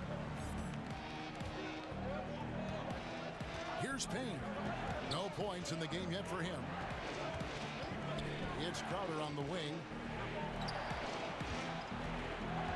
Here's Kaminsky. Poked loose. It does not get much easier than that, but somehow he came up empty there. Guys, this offense very effective. And guys, the defense has been no match. They've just picked them apart. McGee finds Morris. And he converts the layup. And it's a 3-point Denver lead. They're getting on a roll inside. Their last 3 field goals have come from the paint. Johnson outside. He feeds it to Kaminsky. Passes it to Galloway.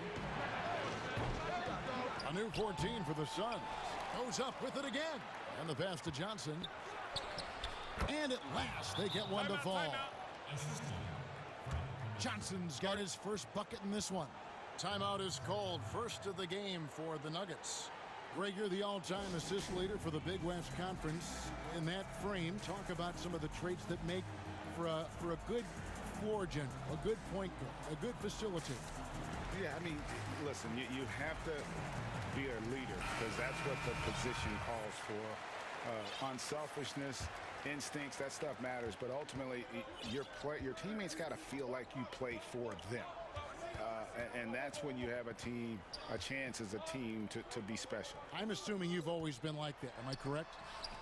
No, that is not really? true. Wow. I evolved into a leader. In all seriousness, I think some guys are natural. Others, like myself, had to evolve into it. Here's Millsap, and there's the shot clock violation. Couldn't get the shot off in time. And now another look at that mobile one-block defensive performance. Every basket's a big one in a tight game, and he is not about to give up an easy look. Pass to Craig.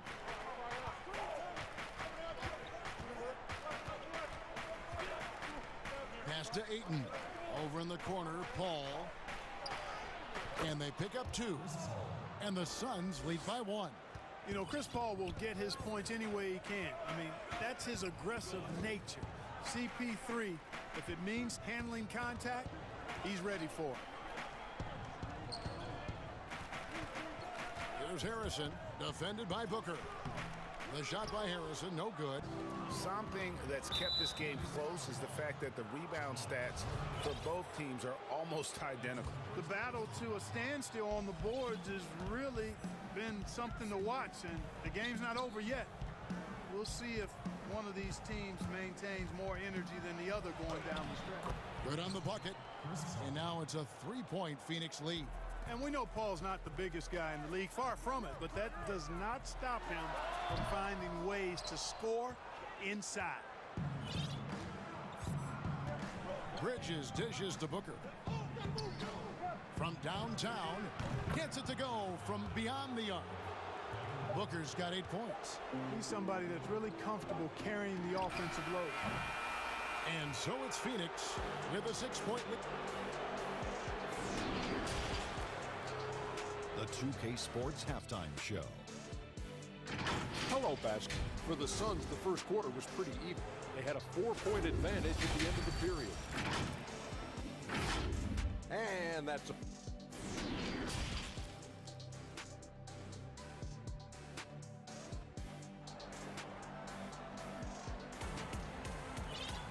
Second half of basketball upon us.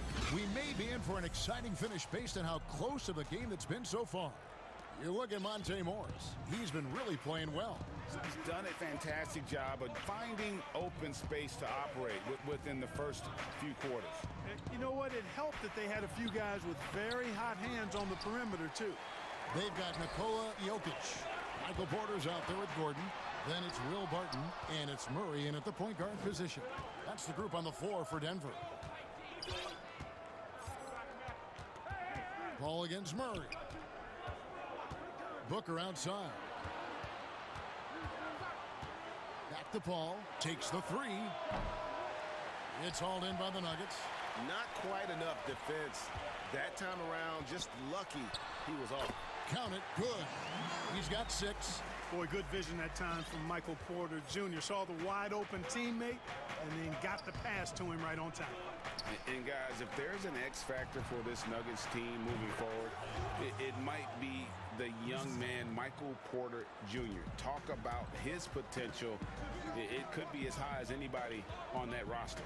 Yeah, I concur with you there, Greg. I mean, you look at this kid, he's got a great shooting touch and really good scoring instincts that you don't see very often. Extremely gifted. They brought him along slowly, which is the wise thing to do. And if he can come on and realize his potential, he could take him to another level for sure. Shot clock at 5. Here's Murray. Denver needs to get off a shot and taken away by Paul. Fast break. Here come the Suns. And Ayton throws it down. He just looks so fluid in the open floor. I love how Ayton runs to the right spot in these situations. And up the court come the Suns on the break. And the dunk by Booker.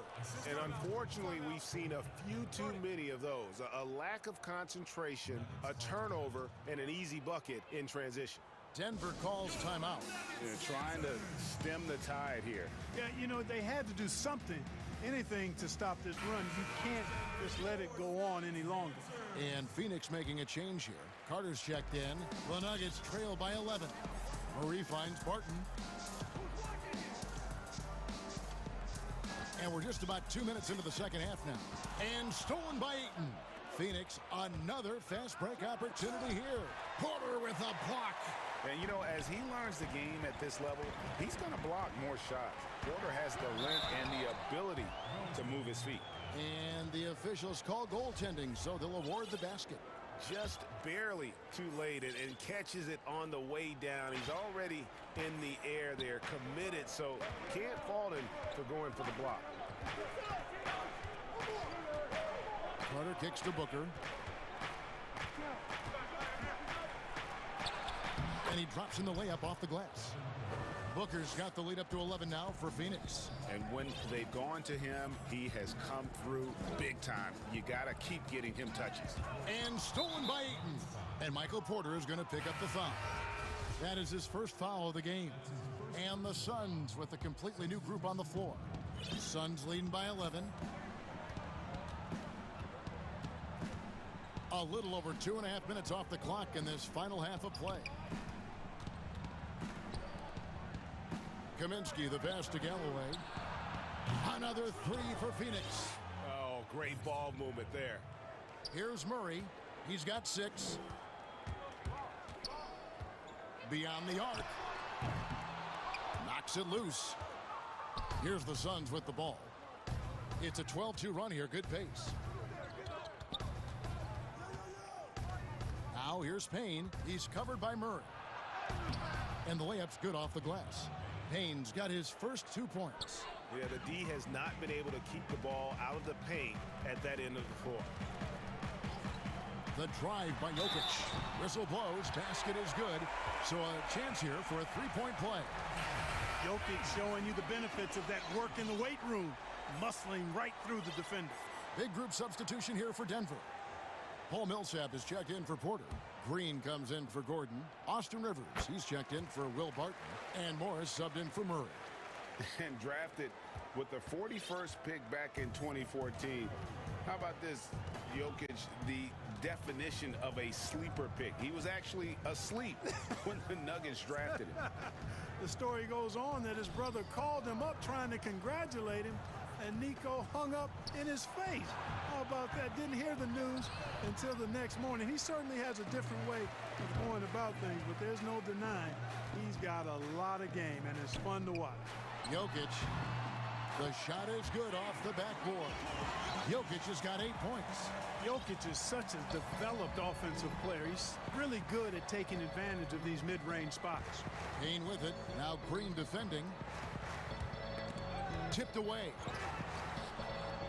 And first time out of the game called for Phoenix.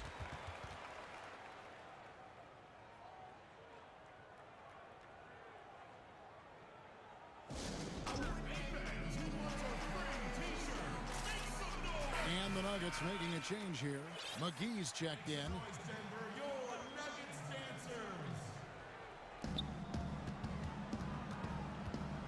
Here's Galloway. He's guarded by Rivers. Just 5 on the clock. Let's go. And a little luck that time, but it drops. 7 points in the game. And Morris has got the ball here for the Nuggets. Trailing by 13. And the bucket is good. 3-point play chance here for him. And, you know, coaches will take possessions like that all day long. Phenomenal use of the screen there. The Nuggets have gone 2 for 2 in the game at the line. And just to mention, a season ago, they were very comfortable at the line, hitting about 78% of their free throws. Galloway taking his time here. Kicks it to Kaminsky. Takes a 3. Goes back up. And the layup is good. Galloway has got 7 points here in this quarter. Really strong rebounding on the interior, and he gets the easy putback. Morris passes to McGee. 3 seconds left. And the shot is good. The Phoenix lead has been cut down to just 10 points with the bucket from Morris. I love the spirit he's shown tonight, particularly on the offensive end.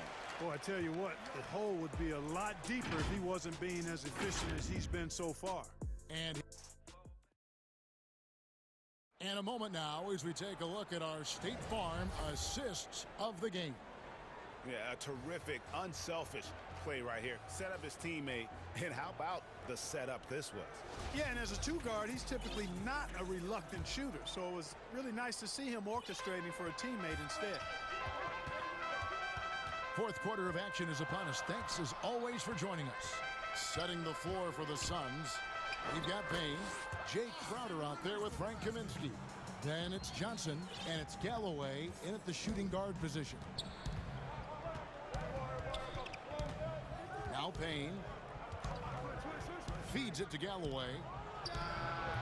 Green with the rebound. The Nuggets trail by 8. Morris with the ball.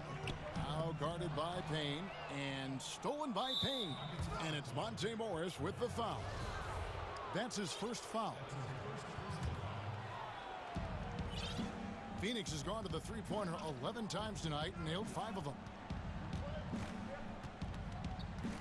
Payne dishes to Johnson. And it's Kaminsky at the elbow. He kicks it to Galloway. That shot missing. Now the Nuggets take it the other way. McGee finds Millsap. Morris with the ball. Outside for Millsap. Clock at 6. Morris into the lane. And it's McGee with the jam. And this kind of athleticism at the center position, pretty remarkable. I mean, McGee letting it all hang out there. First minute and a half of basketball played here in the fourth quarter. McGee on the double team. Millsap with the steal. And here's the fast break. Millsap leading the way. And finished off by Rivers.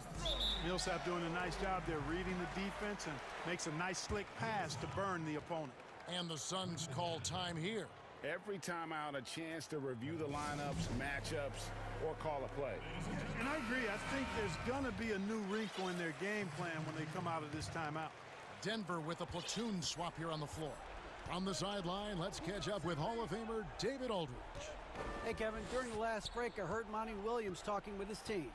He wants them to maintain their balanced attack, but he told them they're doing a great job of finding space out on the perimeter, which has led to all those good shots.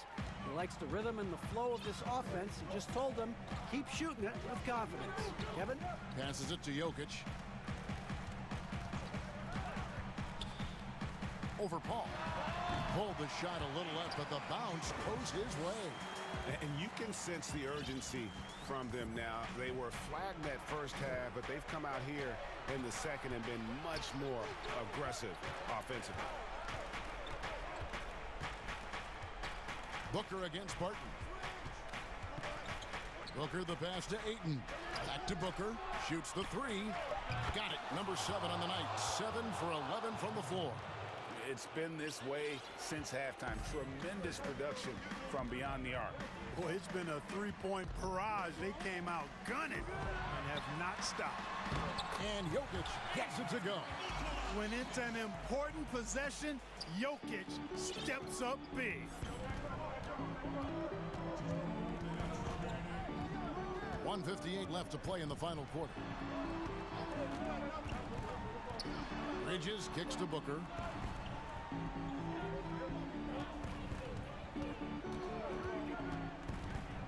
Can he keep it going? And the Suns tack on 2 more. And the intelligence. Love watching Booker operate in these situations. His decision-making has really improved over the years. Murray for 3. Sinks the triple. Jamal Murray proving he's not afraid of the big moment. Big-time shot there. Suns lead by 4. Paul dishes to Booker. We've played just over 3.5 minutes now in the fourth quarter. And they got to bring the double team in. And guys, let's get your take on the scoring breakdown for the Suns. They keep piling up the assists, and they haven't cooled off at all. Well, it's been a super performance from beyond the arc, too. I mean, they've been raining in those threes. Knocked loose and taken away by Paul. Lets it go with the three. Jokic grabs the miss. And so it's Jokic with the ball. He brings it up for the Nuggets. 7-point differential. Porter finds Murray. Here's Jokic, fouled in the act of shooting. And here we go. A coach's challenge has been initiated. We'll have to now review the personal foul in question.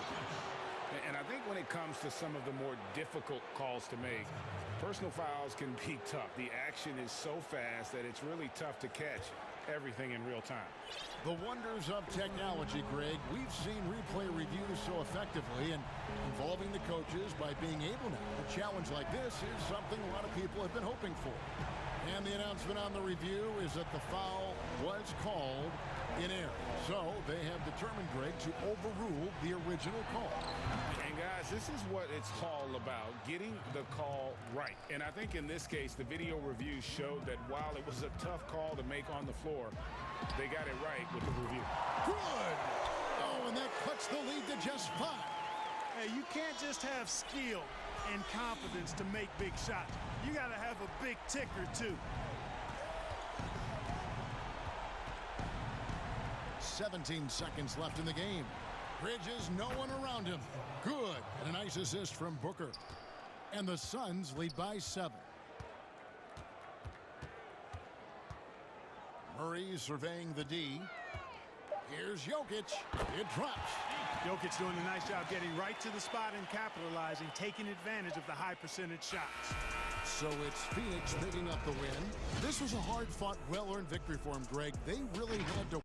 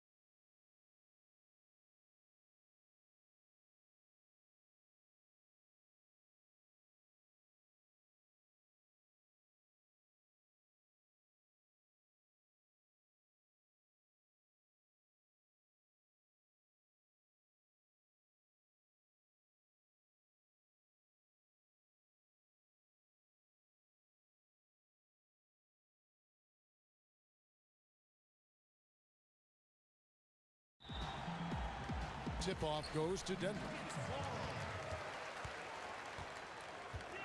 Now Murray. Jacks up a three. Off to a good start as he hits his first shot attempt. Well, if Murray can do that and become a threat from the three-point line, look out. And a story about Jamal Murray.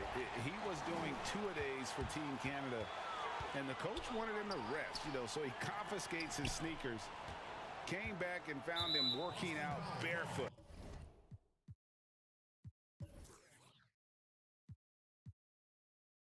Well, they might want to check his web browser because I believe he did a search for lock picks because they put bars on the door to keep him out of the gym, and he still might try to find a way in.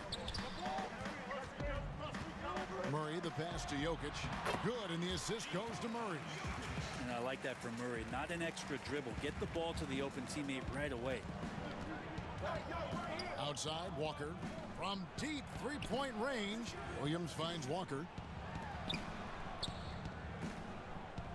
Brown against Gordon. Brown the pass to Williams. Smart on the wing. Just 4 to shoot. Brown, good. And Brown is just a physical beast, especially inside where he gets whatever he wants. Gordon. I tell you what, he earned his money on that foul. It's his first trip to the line. This is not an area where they expect him to contribute. He's a guy that shot below 70% last season. And both free throws good for Gordon. And Walker's got the ball here for Boston. It's a 5-point game. And there's Brown. That's good on the assist by Walker. Brown's got his second basket of the game. Oh, tremendous find there by Kemba. He draws loads of attention, opens the court up for his teammates. Martin dishes to Porter. Outside for Murray. Good on the triple. Murray's got 6. Well, a polished score and good recognition as Jamal Murray understood the timing that he needed to catch and fire. And stolen by Barton. Walker against Murray. And a miss there on the triple. Here's Tatum. And he lays it straight in. And this is where Smart has really improved. The game's slowed down for him. He's playing under better control. Nice pass. Outside Gordon.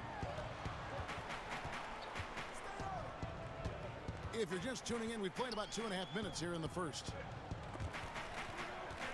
And so it looks like Denver will retain possession here.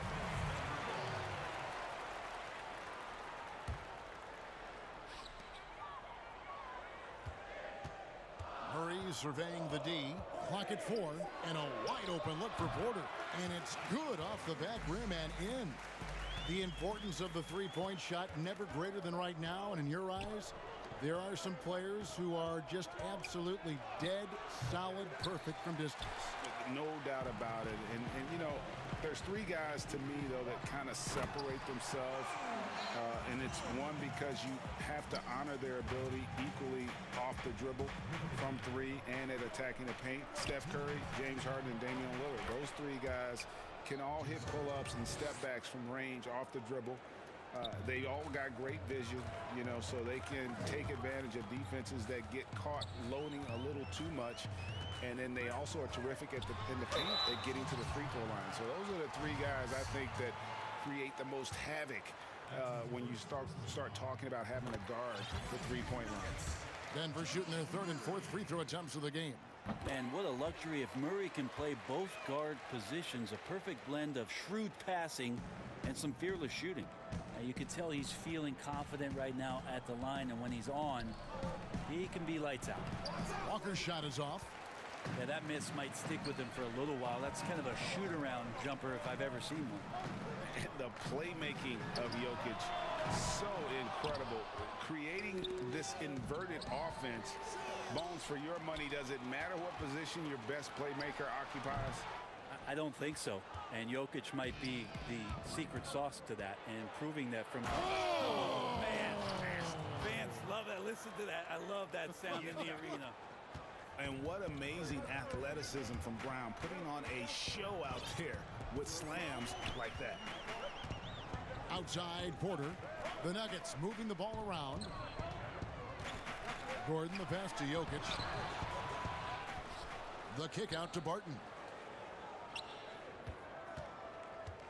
The pass to Murray.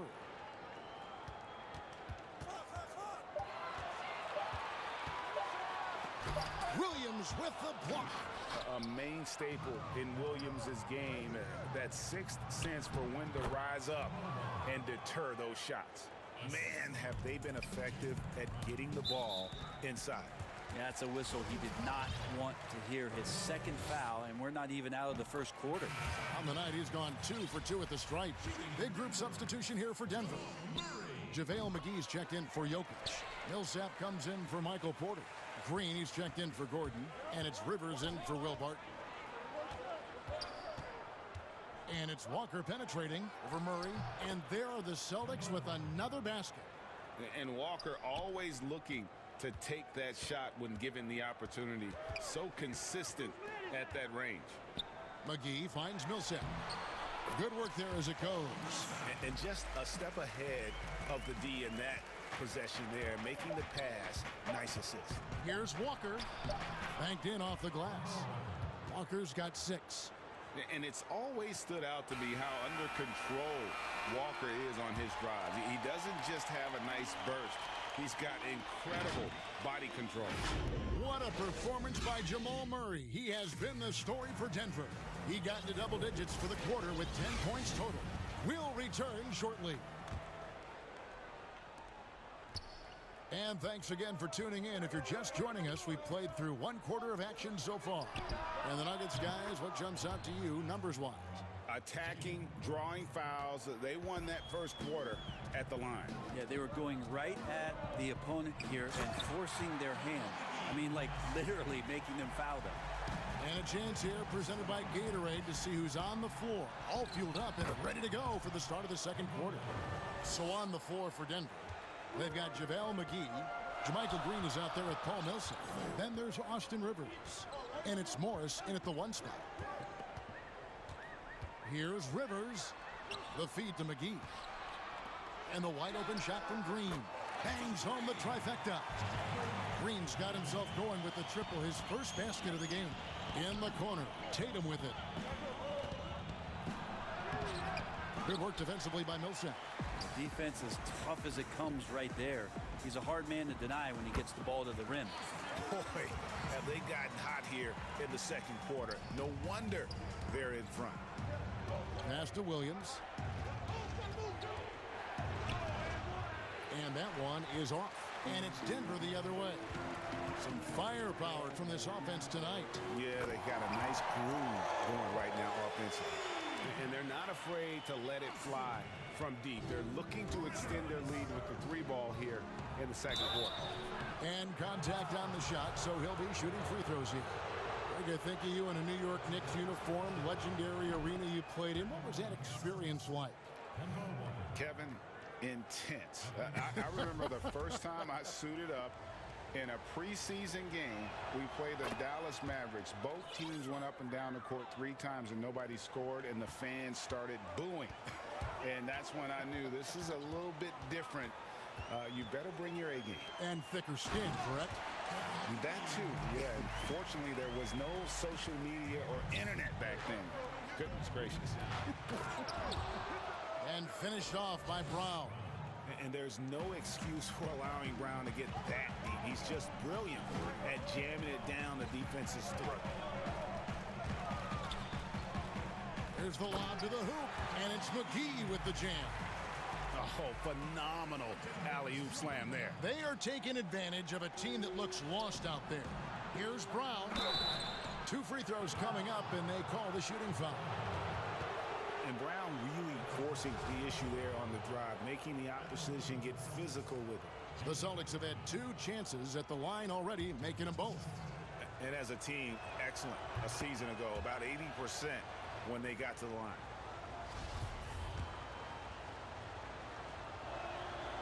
And Brown drops them both. And they're getting to the line a lot in this quarter, guys, and it hasn't been by accident. And McGee kicks to Morris. Down low, here's Millsap, and Millsap slams it in. Well, at 6'8", Millsap is still a threat to get up in the air and get those down. And it's Walker penetrating. Great D that time from Green. And so Green will bring it up for the Nuggets. They lead by their biggest margin of the game, 9. And it's out of bounds. They say it was last touched by Williams. We're just over 2.5 minutes into the second quarter. A three from Morris. From deep, Green knocks down the three ball. And now a 12-point Denver lead. And they've had assists now in their last 3 baskets. Here's Walker. The dish now to Williams. The kick out to Tatum. Knocked away. Millsap with the steal. And out of bounds as the Celtics gain possession. Celtics trail by 12. Right side Tatum. There's the lob to Brown. No good that time. And what should have been a simple pass and finish ends up in a missed opportunity on that alley-oop attempt. Yeah, you'd like to keep things a little more simple, and that was a play that didn't quite develop the way they wanted it. And here's Morris for 3. Rebound by Williams. The Celtics have gone 4 of 8 so far here in the second quarter. And Tatum the bucket on the assist by Williams. Williams has got his 4th assist in this one. Pass to Rivers. This one for 3. Rebounded by the Celtics. Williams has got his 4th rebound with that last one here tonight. Tatum. And he uses the glass on the layup. That's now 8 points for Jason Tatum. A guy who has lived up to lofty expectations. Tatum impacts the game across the board. Morris dishes to Rivers. Pass to Millsap. Back to Rivers. On the wing, Morris. 6 to shoot. Rejected by Walker. Here's Brown, and Brown throws it down. Beautiful job closing the gap here. Let's see if they can sustain this run. Well, they've shown both effort and will to get back into this one, but can they finish this one off? Can't let up now. And foul on the shot. He'll shoot 2 at the free throw line. Nice work to get it inside and draw the contact. The Nuggets have been perfect so far from the free throw line, 6 for 6. Yeah, a year ago, though, Kevin, 78% conversion rate from the free throw line. So that's a nice all-around effort. Here's what Denver's going with right now. Michael Porter, he's checked in for Millsap. Aaron Gordon comes in for Green. Martin's checked in for Rivers. And it's Jamal Murray in for Monte Morris. He'll take his 3rd and 4th free throw shots of the game right here. First free throw is good. No wasted trips at all. They're taking care of business at the line. And Gordon drops them both. And there's no question that Gordon is a talented player, and it's clear he wants to be a star in this league. Walker looking for an opening. And the foul on Jamal Murray. That's his first foul.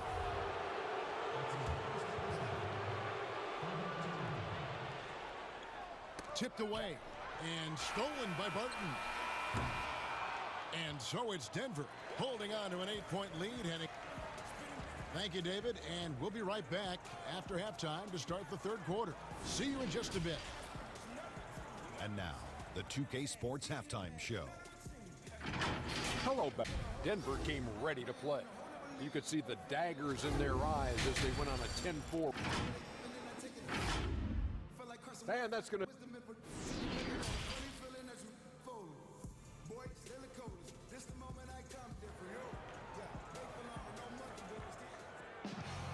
And for those of you just tuning in, thanks for being with us. The second half of this game still to play. It's been a clinic out there by Jaylen Brown. Oof. That first half looked like a dunk contest mixtape. Was just destroying the rim. Yeah, the defense has got to be a little bit embarrassed. There is no reason why he should just be on top of that rim. On the court right now for the Celtics. Down the small floor with Tatum holding down the 4 spot. Walker and Smart the guards. And it's Williams at the 5, roaming the paint. Smart misses. And they've only got a slight edge on the boards, but it just feels a lot bigger. And now let's revisit that exceptional mobile 1 block. And that'll give them a jolt. Nothing like a rejection to light a fire under you. Smart against Murray. The tray. It's hauled in by Brown. Well, he wants to shoot his way out of this cold spell, but the struggles continue. Yeah, he's got to move on, forget about this sequence here, and try to find a way to get on the board. Whoa, whoa, whoa. The solo alley-oop? That's not something we see too often. Timed perfectly. Caught the defense totally off guard. Murray, good. Murray's got 12 in the game. Well, if Murray gets his slashing game together like that, that's a good sign for his offense. Love how confident he is. And we're seeing some great ball movement out of this group, guys. Denver leading by 9. Murray outside. The pass to Jokic. And Jokic throws it down. I just don't think that Jokic is ever in a hurry out there, which helps in that set. And with what we saw in the bubble, Murray has clearly elevated his game. Showed that he could be a #1 option on offense. I mean, his output was an incredible part of that run for the Nuggets. And so, Smart nails both of them. You know, Greg, the further we went into the playoffs, the more Jamal Murray looked like a star. I mean, Kevin, big shots in clutch situations. Logged heavy minutes, but, you know, never wavered. A truly heroic performance from Murray all postseason. Gordon with no one around. Good, and the assist goes to Murray. 9 points for Aaron Gordon. 3-pointers are killing them at this point, and they haven't been able to respond at the other end. And pushing it up, here's Denver. Porter's running. It's good. Porter's got the lead up to 14 now for the Nuggets. A high-level athlete with great run and jump ability. Porter finishes well in transition. Here's Williams. It's hauled in by Gordon. And that's the battle they haven't been winning today. Their work on the glass has been porous, and that's got to change. Barton kicks to Jokic. Shot from the wing. They get it again.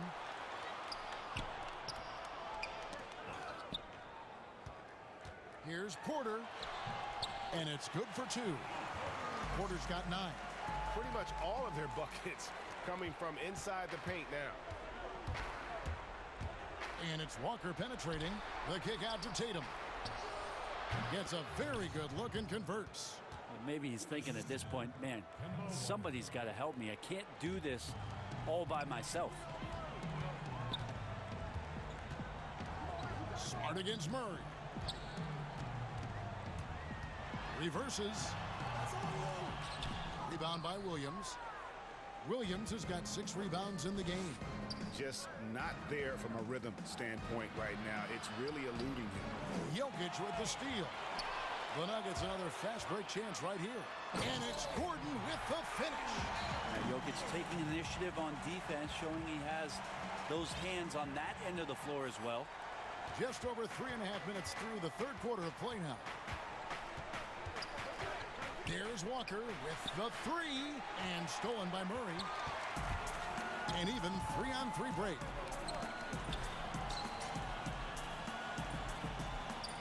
There's Porter with the 3. Good, and the assist goes to Murray. Porter's got 10 points in just the second half. You know, he was a non-factor in that first half, but now he's making up for lost time. Offensive rebound, Williams. And it's slammed in by Williams. Yeah, hard trying to keep Williams off the boards. He makes it a mission to keep possessions alive. Murray the pass to Porter. Jokic kicks to Murray. From deep. Porter, no luck. He missed that one, but I've seen him drill shots from that distance in warm-up. Oh, no, I know he can make it, but that's warm-up, so maybe just a step too far. Really easy to appreciate Tatum's ability. Doesn't back away from the contact. when he's in attack mode at the rim. Denver with a platoon swap here on the floor. And even though they're down, they are putting on a show at the free throw line. It's 9 seconds separating the shot clock and game clock. Great open look there. Green's got 9. And perimeter scoring, I have to imagine it was a topic of discussion at halftime. Maybe trying to find a little bit more space and ball movement to get guys open at the three-point line. Walker against Morris. And this is his second trip to the line in the game.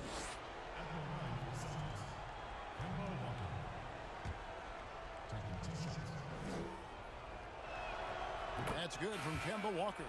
Well, a prolific scorer in this league. Walker just keeps getting better. One of the most elusive covers in the game today. And here are the Nuggets now. Murray outside. And the last second attempt does not go in for him. And so it's the Denver Nuggets in command with a 16-point lead as the buzzer sounds. And we'll see if they can keep up their tremendous shooting they've been dialed in so far from the field. Back to the action after this word. And it's time to bring up the State Farm assist of the game. Just true artistry right there. I mean, great decision on where to go with the ball, and how about the perfect delivery? Yeah, those are the kind of plays that you want to put on a canvas. Just beautiful basketball. And with the fourth quarter upon us, time is running out for this game to become competitive. Austin Rivers is out there with Monte Morris. And there's JaVale McGee. And it's Green, and it's Millsap in at the 4. That's the group on the floor for Denver. And so it looks like the Celtics will retain possession here.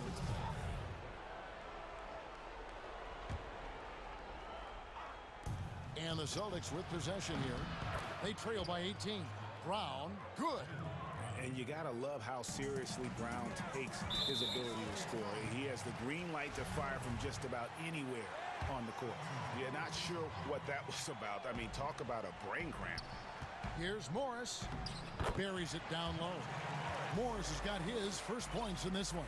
The assist totals, Kevin, just continue to grow. They're way ahead in that category.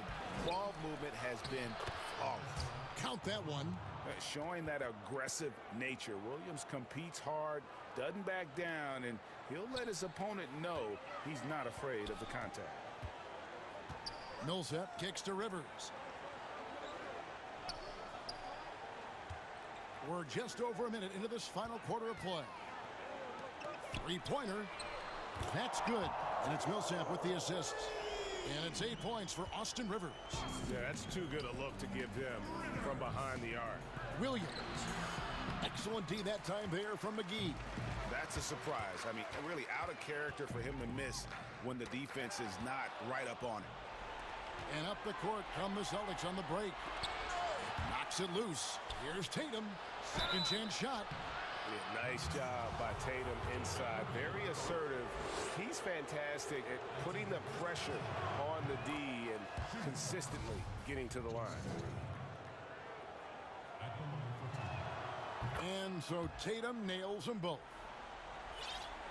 Just about 1.5 minutes gone by here in the fourth. Smart against Rivers. Feeds to Millsap. Ball's knocked loose. And Tatum with a clear path to the hoop. Goes up and slam dunk by Tatum. Yeah, smart heads-up defense by Walker, setting up the break. He's so good at coming up with those steals without putting himself or his team at risk. Hits the three-point bomb. He's just stretching them out. The defense has got to do a better job of staying attached to him. I'm not sure what the defense collectively was thinking there. You got to know where he is at all times. And a capable scorer from anywhere on the floor. You give Walker those kinds of looks, and he's going to make you pay. Morris passes to Millsap, and that'll be 2 free throws coming up. Officials on the call with the foul. It goes on Jason Tatum. First free throw is good. Paul Millsap has been underrated for most of his career. A consistent double-double threat and has performed at an all-star weekend. Here's what Denver's going with right now. Jokic, he's checked in for JaVale McGee. Gordon comes in for Green. Martin's checked in for Austin Rivers. And Murray's subbed in for Monte Morris. Martin left side. On the wing, Gordon. Back to Barton. Down to 5 on the shot clock. The Nuggets need to get a shot off here. Near the three-point line, it's Millsap. Rebounded by the Celtics. Well, maybe not the best shot against that kind of defense, but he still has the ability to knock that kind of shot down. How about the speed with which Tatum gets down the court? Awesome at reading the defense and then exploiting the opportunity in the open floor. Barton against Walker. It's Barton with the drive, and Barton throws it down.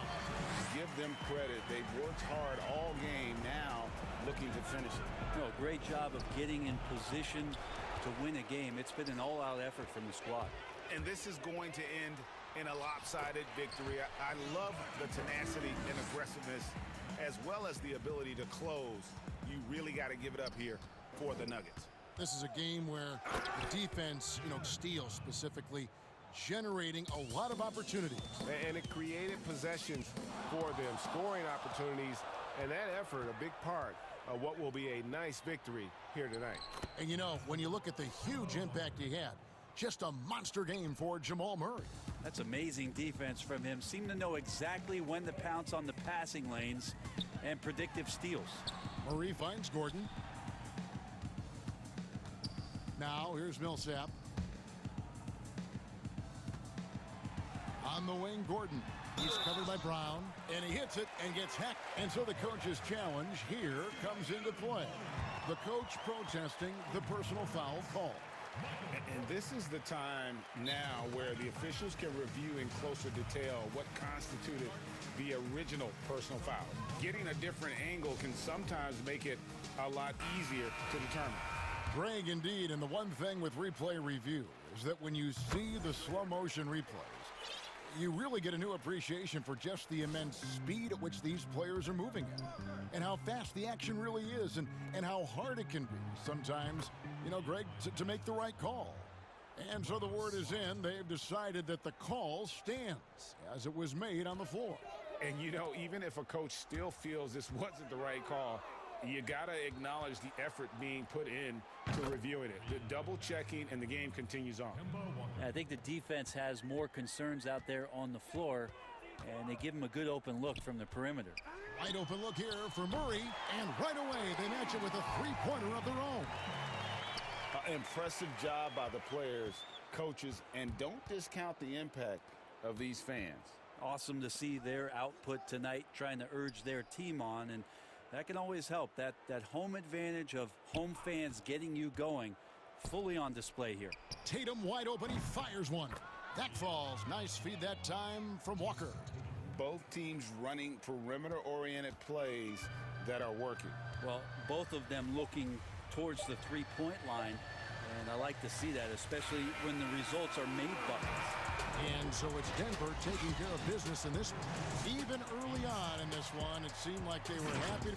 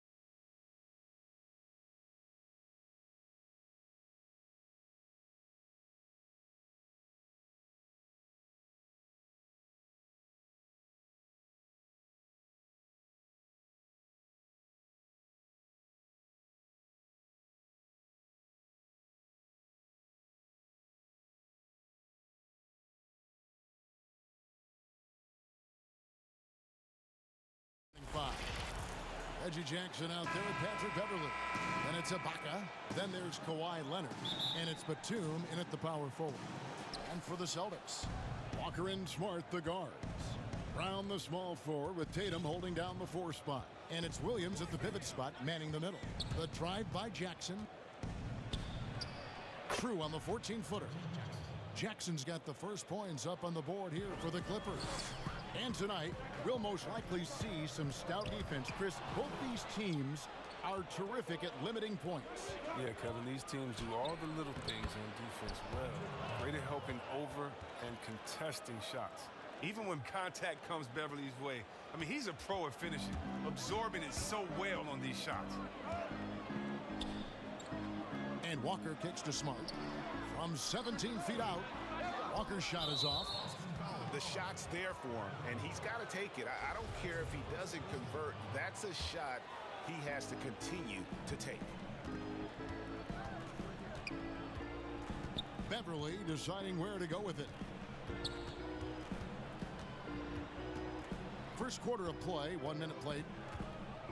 And the pass to Jackson. And the layup falls. Jackson's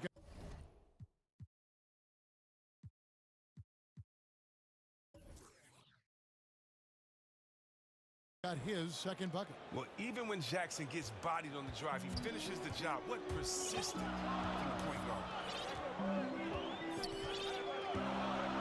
Walker against Batum.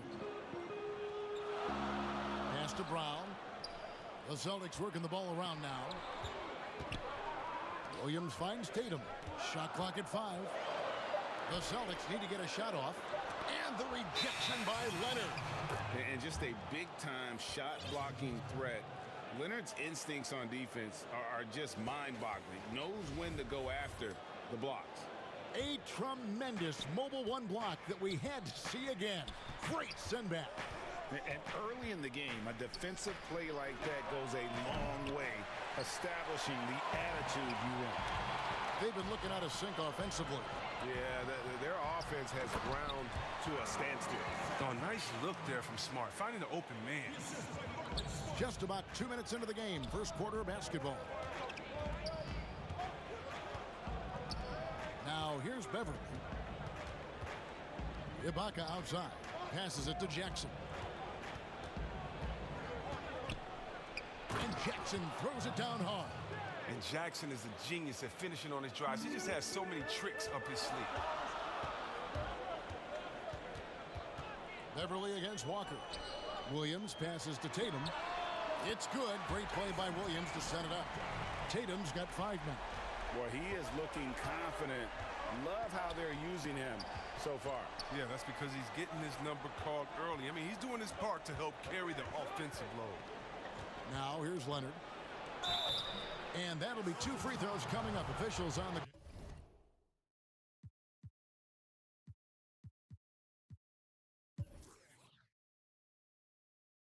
Call with the foul. That's on Jaylen Brown. And the soft-spoken Leonard is now an elite talent in this league. An athletic forward who leads by example. Oh, you can get spoiled watching him at the line. I mean, you just expect him to make every one, every time. Smart goes in. Right side, Williams. Outside, Walker. 6 to shoot. 3-pointer.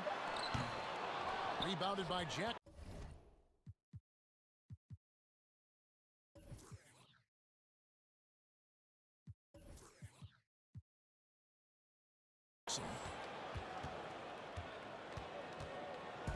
And so it's Jackson who brings it up for Los Angeles.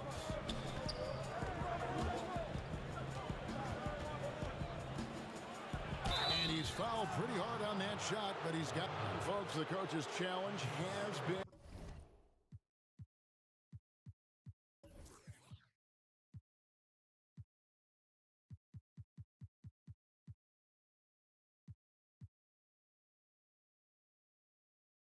initiated for a personal foul. Close game like this, and he thought it wasn't a good call. And I think when it comes to some of the more difficult calls to make, Personal fouls can be tough. The action is so fast that it's really tough to catch everything in real time. The wonders of technology, Greg. We've seen replay reviews so effectively, and involving the coaches by being able now to challenge like this is something a lot of people have been hoping for. And so the word is in. They've decided that the call stands as it was made on the floor. And, you know, even if a coach still feels this wasn't the right call, you got to acknowledge the effort being put in to reviewing it. The double checking, and the game continues on. The free throw drops for Jackson. Oh, and Jackson is not just a terrific shooter, but a fantastic defender as well, using his great speed on both ends. Celtics trail by 7. Knocked loose. First quarter of action, just under 3.5 minutes played. Tatum dishes to Brown. From outside the arc, drills the three-pointer. Well, how about the quickness of that release? Brown just draining that catch-and-shoot jumper with ease. Down low. And it's blocked by Brown, and he gets it back. Leonard with the bucket. This is as good as it gets for a first quarter in terms of shooting the basketball. And Walker kicks to Williams. Here's Tatum. And pushing it up, here's the Clippers. Beverly with the ball. Williams with the block. A main staple in Williams' game, that sixth sense for when to rise up and deter those shots. Parker's checked in for the Celtics. Now here's Beverly. And there's Jackson on the assist by Beverly. And that's now 10 points for Reggie Jackson. Celtics trail by 8. And here's Walker outside. And again, Boston with the triple. Oh, such a skilled sniper from deep. I love seeing Walker pull the trigger with confidence. And foul on the shot. He'll shoot 2 at the free throw line. It's his first trip to the line. And at the charity stripe a season ago, he didn't miss many. 90% on the year. Both teams will make substitutions. Both free throws good from Batum. Now a veteran in this league, Batum does a little bit of everything, including offer guidance and support to his younger teammates. And he makes good on the layup. Brown's got 5 points so far. He's so aggressive at that end of the floor, and that's a quality all great scorers have. George against Smart. George looking around. That one falls. A guy with George's focus can shrug off the contact. He won't let the defender disrupt his rhythm. And that one released in time, but no good. And so it's Los Angeles heading to the bench with a 7-point.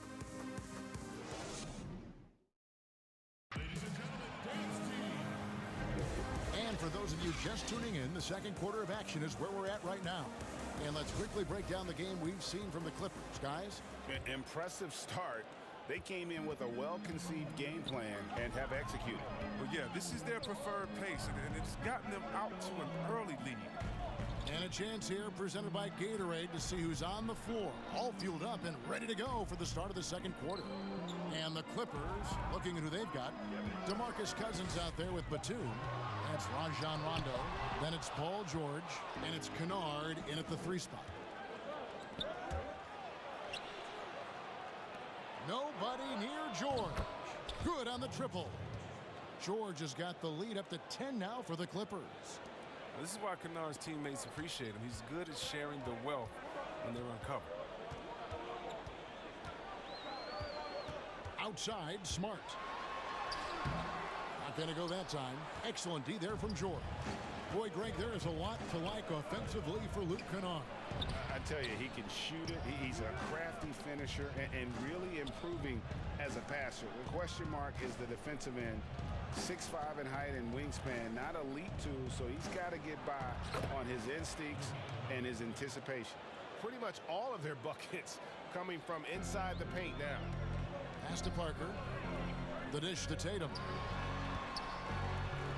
Double team on Parker. Fires the three. Shot is good, and the Los Angeles leads cut down now to just 9 in the bucket from Tatum. Yeah, and off the catch. Tatum now has a quicker shot release. Probably a little better balance as well. Now here's Rondo. Cousins inside. He's against Parker. Now here is George. Guarded by Smart. Cousins, no one around him. And again, it's the Clippers from deep. And you see the range. Cousins, nice, steady release on that shot. Here's Brown. That one doesn't go. The Clippers go the other way with it. Rondo with the ball. Picked up by Brown. Rondo against Brown. Now here's Rondo. D right on him. Outside, George. That's in, and he's now 3 for 3 and looking sharp. And it's really hard to knock George off his balance. He's just so long and strong. Nice take there. Well, it seems like every year, Greg, we see some incredible new players come to the NBA, and they are welcome with open arms. Their style of play is so terrific. No doubt about it. You know, guys like Ja Morant, I think he's got a chance to be one of the greats. And any list about the future of the NBA has to include Luka Doncic. I don't know if there's a better basketball talent than that young man. And, you know, let's not forget about Devin Booker out in Phoenix as well. A terrific, terrific player. 3 terrific kids, you're right. To the middle, and stolen by Cousins. And pushing it up, here's Los Angeles. Batum against Parker. Batum, good. And that bucket adds to what has been a big difference in points in the paint between the two teams. Celtics trail by 14, and there's the foul. It's on Nicholas Batum. That'll be his second foul of the game. And that's foul number 2. And maybe you don't sit him at this point, but you really have to be careful to not pick up another beforehand. And the Clippers making a change here. Serge Ibaka, he's checked in for Cousins. Kawhi Leonard comes in for Luke Kennard. Jackson, he's checked in for George. And it's Patrick Beverley in for Rajon Rondo. Clippers leading by 14. And just over 3.5 minutes played here in the second quarter. And there's the 3-second call, this one on the defense. For Los Angeles, they have been perfect so far from the free throw line, 6 for 6. And the technical free throw is good. Boston making a switch here. Williams is checked in. 1:21 left in the first half. Leonard with no one around. Knocks down the 3 ball. Leonard's got 4 this quarter. And it just seems that every pass they make is leading to a score. Just great ball movement. You know, some scouts thought Tatum had tunnel vision, looking only for his own shot, but he's more about team. Now here's Jackson. He's got 10. Beverly wide open. And again, Los Angeles with the triple.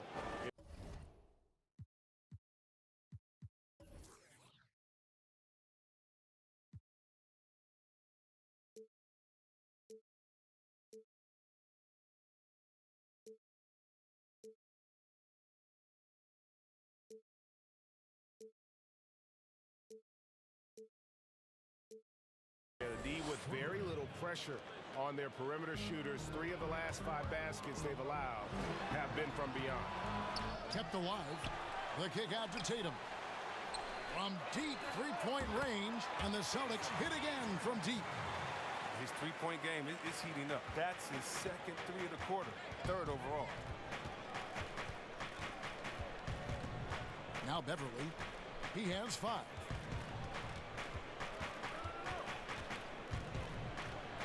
Up and in on the layup. Beverly's got 7 points in the game. Not a lot of resistance on the inside, and they're taking full advantage. Here's Leonard. A good finish at the rack off the slick feed. And the Clippers lead by 20. It was a tough first quarter for him, but it's been a different story here in the second. Jackson against Smart.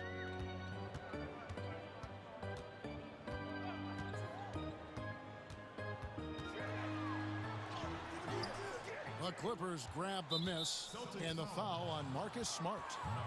That's his first foul.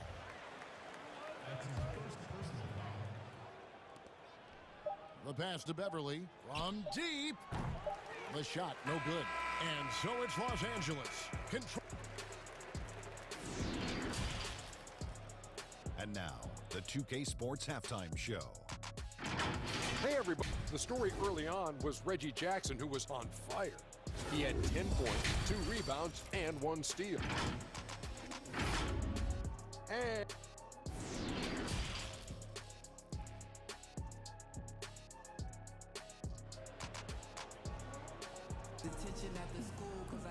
And with the second half upon us, we'll find out if this game becomes the route that it's threatening to be. You know, guys, Jason Tatum has really been making it happen. And how about the amount he's contributing in the scoring column through 2 quarters? He has been terrific. This game has his fingerprints all over it. Now looking to replicate what he did in the first half. Brown the small forward with Tatum holding down the 4 spot. Walker and Smart the guards.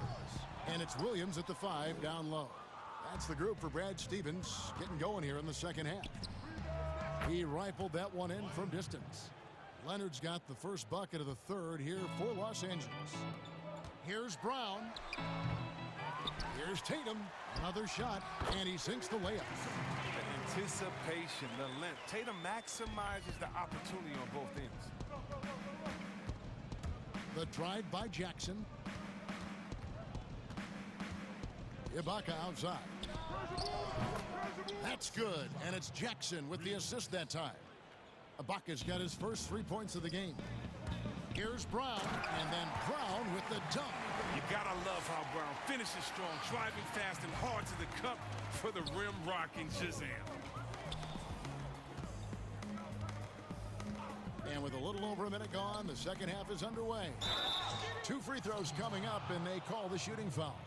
Around the free agent race last year, for your money, Greg, who would you have rather taken? Kawhi and PG, Kevin Durant and Kyrie. Oof. Well, wow.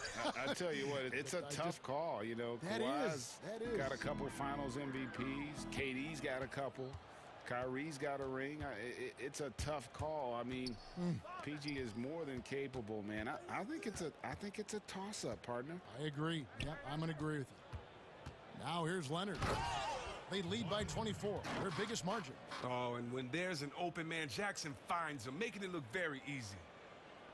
Just a little over 90 seconds gone in the third quarter. There's Walker with the 3. Second shot opportunity. Here's Smart. Williams kicks to Smart. There's the triple. The shot misses. So Los Angeles will take it the other way. Some nice passing here by Los Angeles. Jackson deciding where to go with it. Again, Los Angeles. And still perfect in the second half. 4 straight makes. Here's Tatum. And he gets the whistle. 2 free throws coming up. And we talk about guys with quick twitch athleticism. Tatum isn't that guy. He uses instinct and skill. A platoon swap here for the Clippers. And so Tatum nails them both. And here is Los Angeles now. Outside Rondo.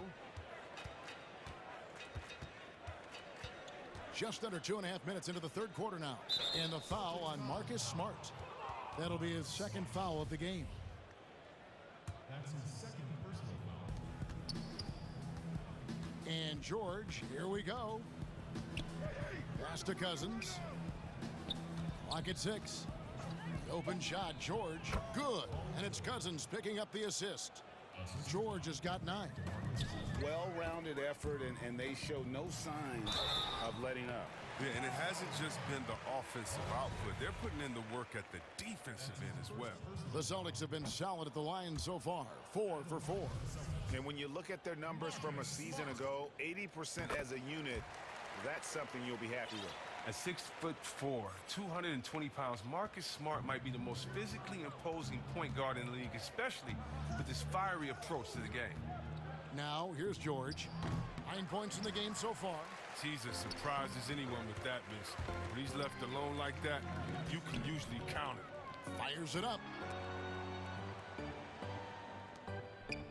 Walker against Morris. Left side, Walker.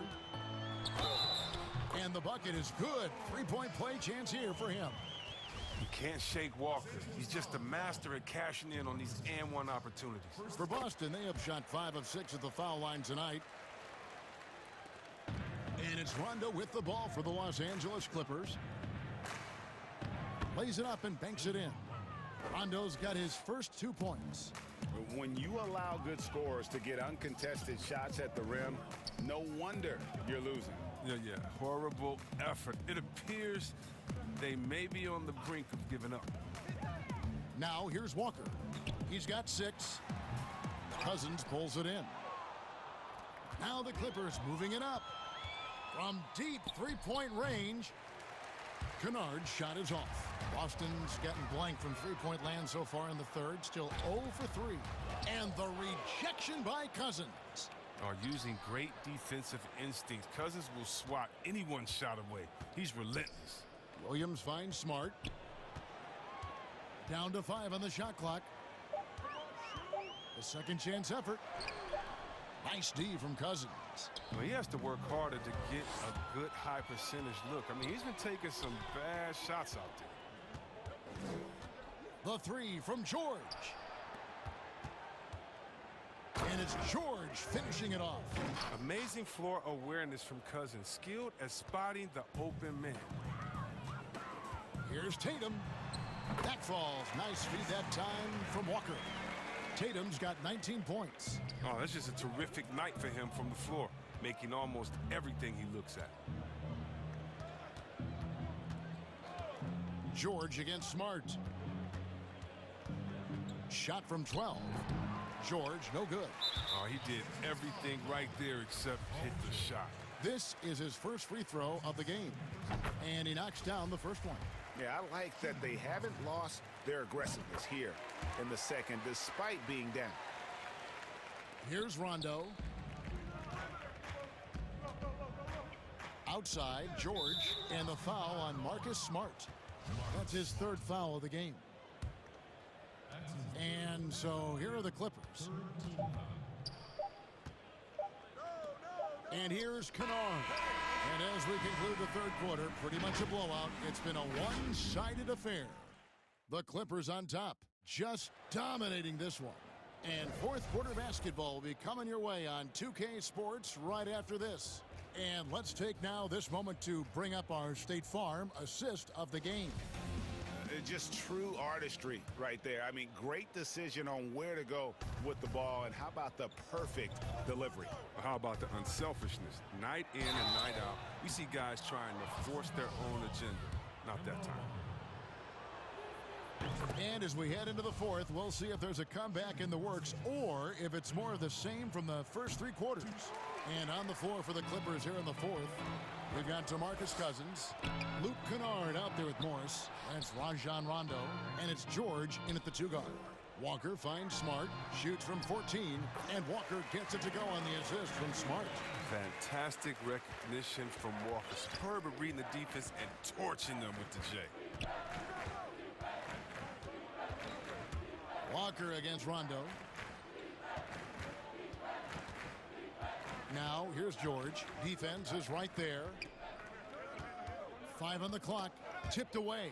Los Angeles needs to get off a shot here. The shot by Rondo is no good. Austin's gone 5 of 10 from downtown tonight. 50% exactly. And the call on the shot that sends him to the line. It's something we saw a lot from Brown as an amateur. The ability to draw fouls and get to the line. A different look for the Clippers. And Brown drops them both. Clippers leading by 21.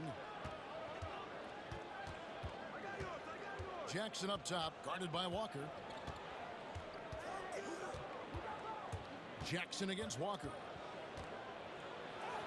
And the basket by Jackson. He's not the biggest guy on the court, but Jackson doesn't mind getting his hands dirty. He'll take a knock as long as he can get his points out of it. And the rejection by Ibaka. Inside, Beverly. And foul on the shot, so he'll get a chance at the line. Kemba Walker picks one up. Yeah, nice, strong finish there. Nearly a three-point opportunity.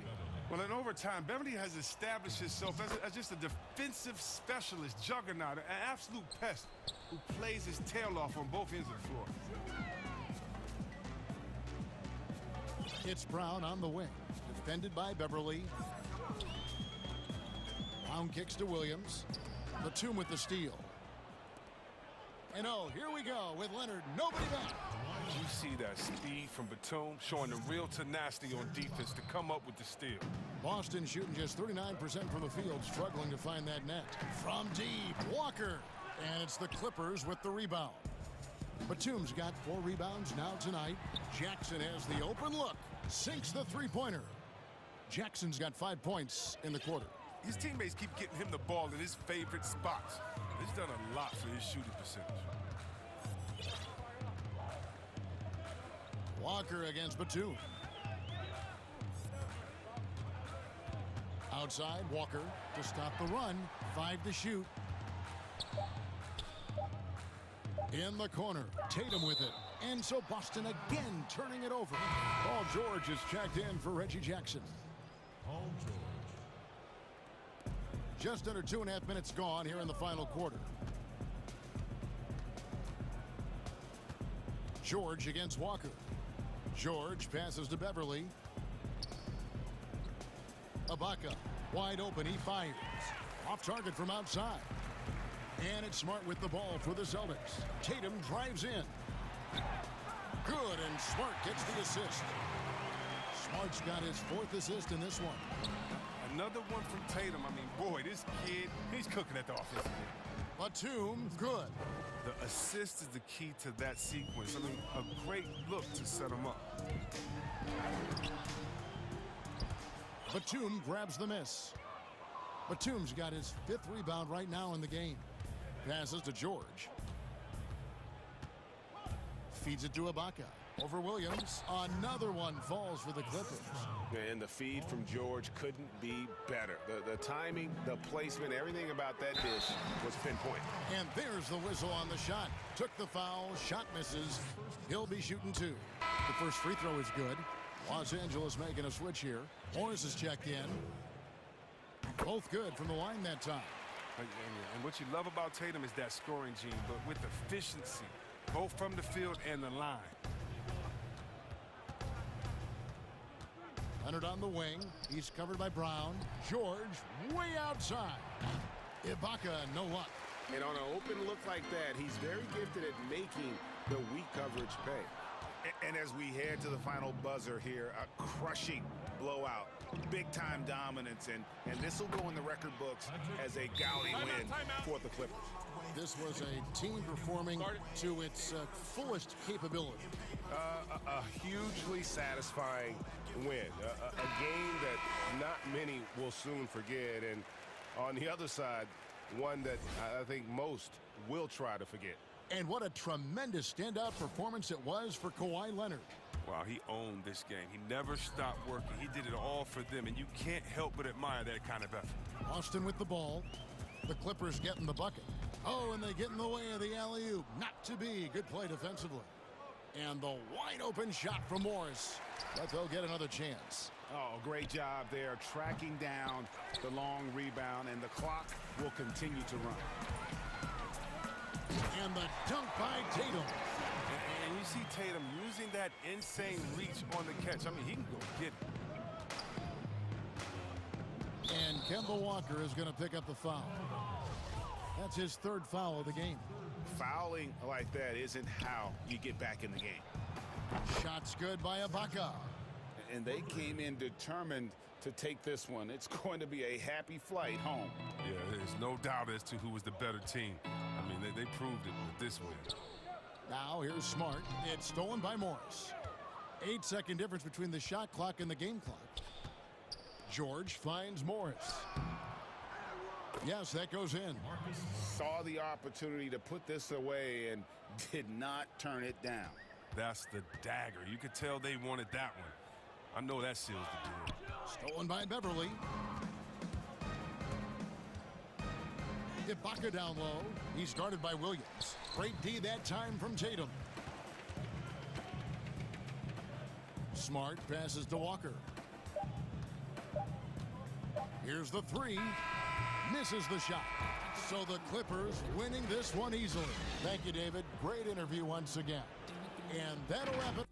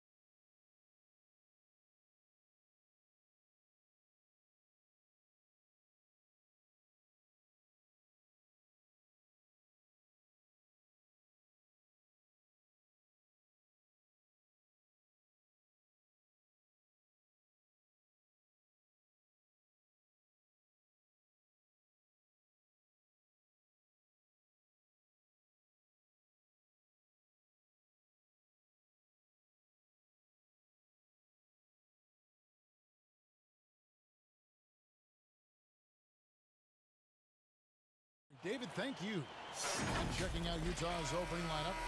Conley runs the point with Mitchell flanking him. Rudy Gobert is out there with Bogdanovich. And it's Ingles in at the three. And for Los Angeles, we've got Kawhi Leonard. Patrick Beverly out there with Paul George. Then it's Ibaka. And it's Batum in at the power forward. Oh, that's easy offense. Hard to stay in front of Mitchell. It takes a collective effort defensively.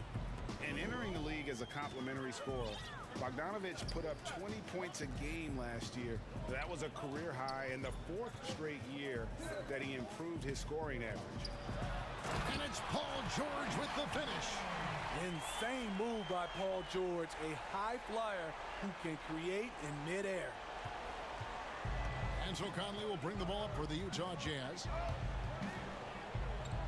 At the elbow, it's Gobert. Back to Conley. Pass to Gobert. No good that time.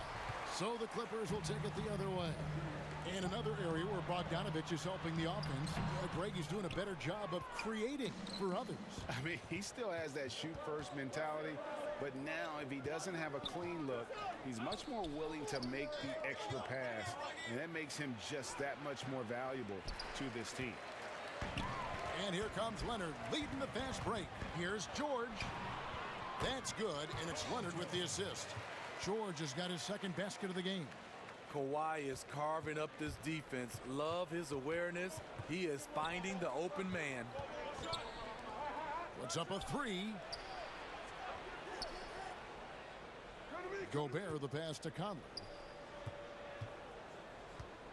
To the paint. 6 on the shot clock. And it's Mitchell missing.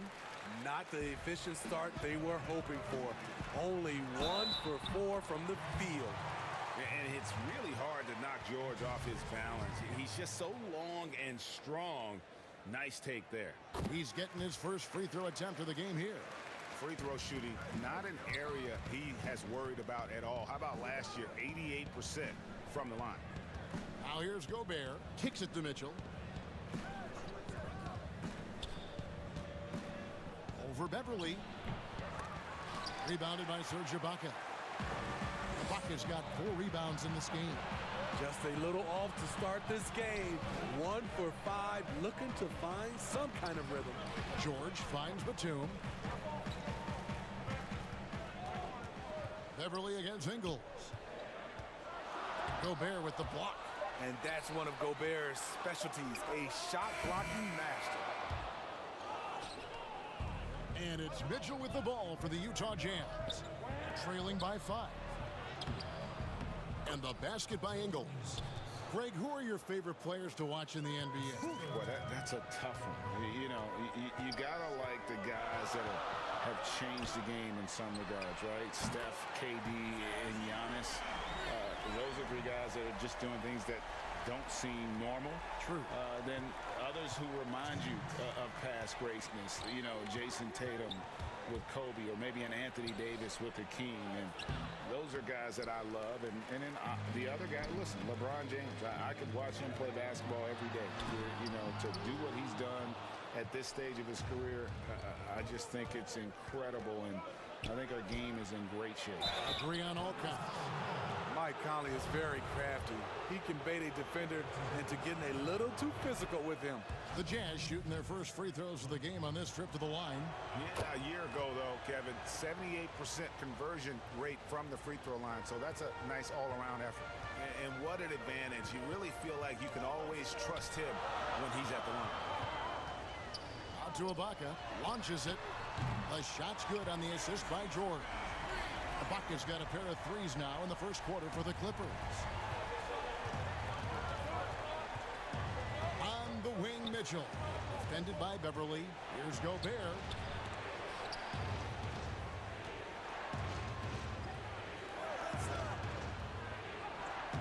Some solid defense from Ibaka. Shut down. This is the way you play defense. This is how you protect the rim. Got that bucket in no time at all. George has got 9. Oh, this is the kind of start they were hoping for. Conley with the 3. It's hauled in by the Clippers. And now here's George, the fast break opportunity. And the basket is good. The ball movement on this run has been fantastic and is a big part of why they've been able to get these good looks.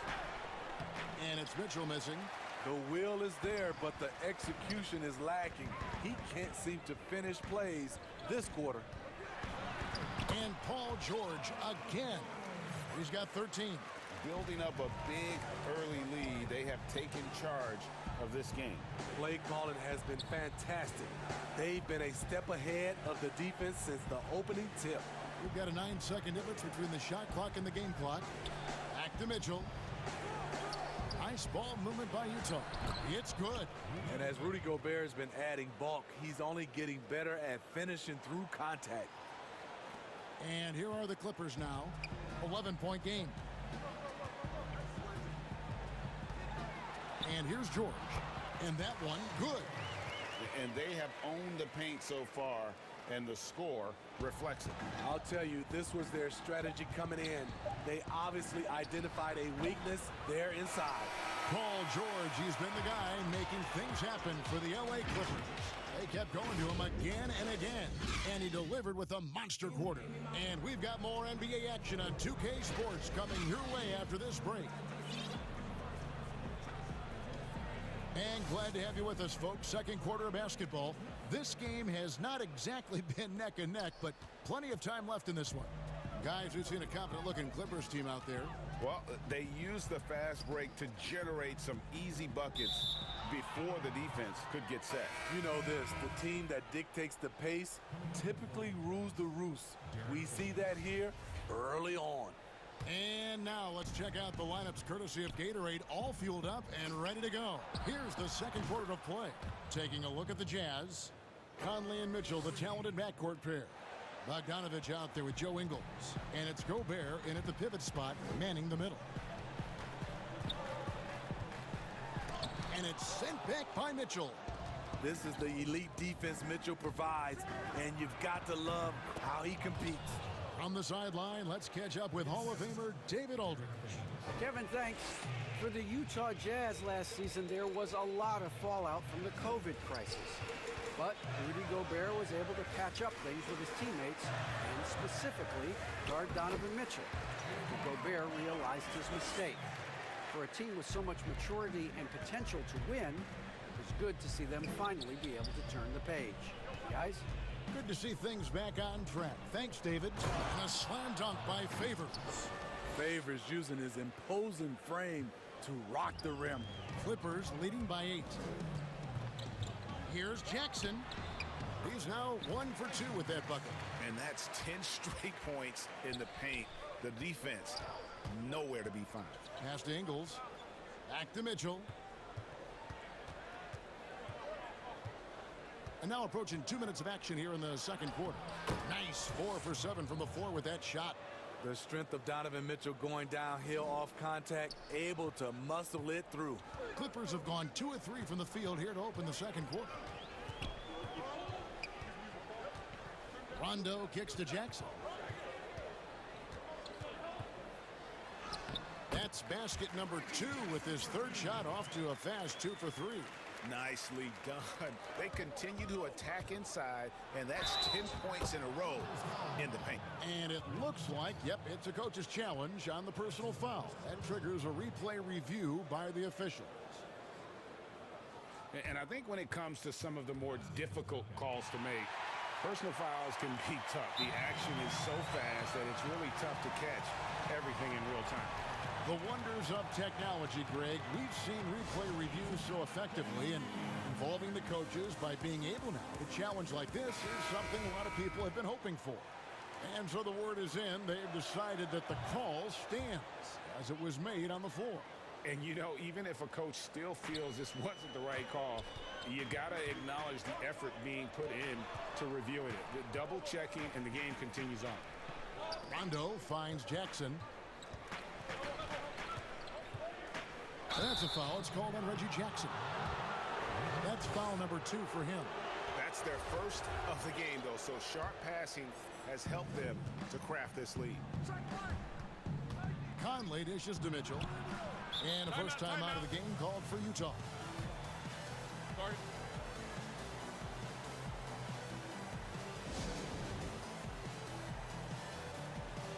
And it's a completely new group for Los Angeles.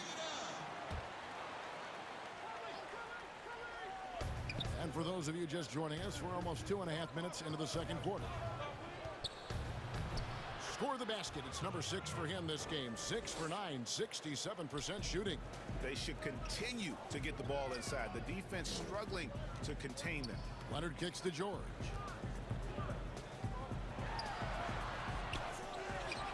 Kicks it out to Leonard.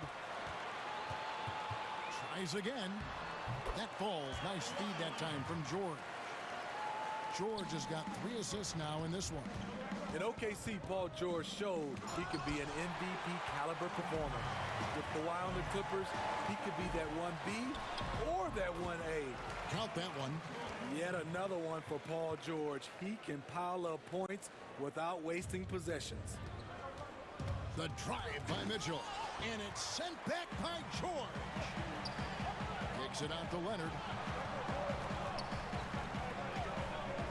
George looking over the floor. And it's George finishing it off. And with those long strides, it takes Paul George no time to get to the rim. Utah calls timeout. And PG, you know, he has the versatility to succeed in different roles. Doesn't have to dominate the ball. Yes, and if anything, he's more comfortable scoring within the flow of the offense. With his all-around impact, doesn't need to force things to make winning plays. But if you need him to, he can.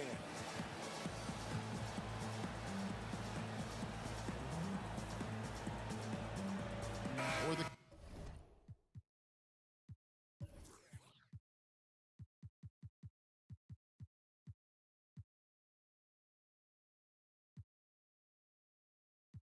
Clippers, Marcus Morris is checked in for Batum. And it's Jackson in for Paul George. Utah also making some changes. O'Neal comes in for Joe Ingles. And it's Clarkson in for Mike Conley. Morris passes to Jackson. Basket is good. He'll get a chance for one more at the line. And they're passing the ball very crisply here. The Clippers have shot just one free throw earlier. 1 for 1 in the game. And last season, as a team, they knocked down 79% of their free throws. So those are numbers you'll be happy with. And with Reggie Jackson, it's a testament to his natural talent that he often leaves us wanting a little bit more. The drive by Mitchell. Favors. Works and dishes to Bogdanovich. Back to Clarkson.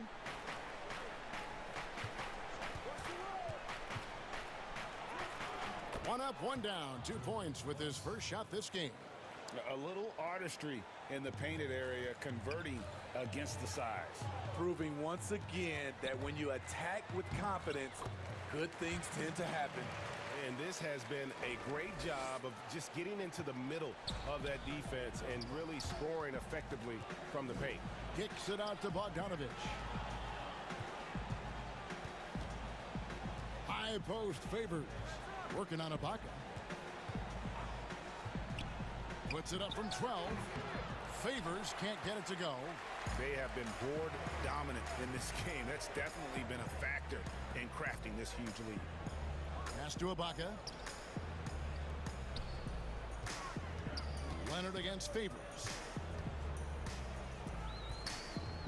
Just 5 on the clock. Oh, and the jam by Leonard. So explosive with the dunk. Kawhi Leonard gets up quick to slam it down.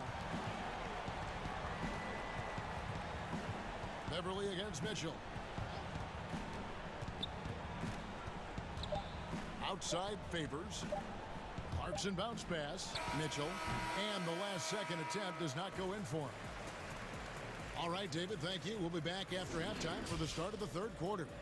It's the 2K Sports Halftime Show. Welcome back to an outstanding first quarter for Paul George. He ended up with 19 points.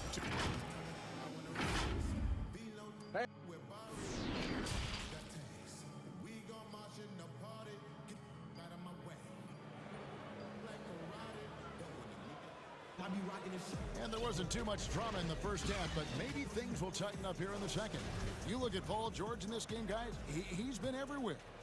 Well, we'll find out if they were able to find an answer for him over the break. He was scoring with ease in that first half.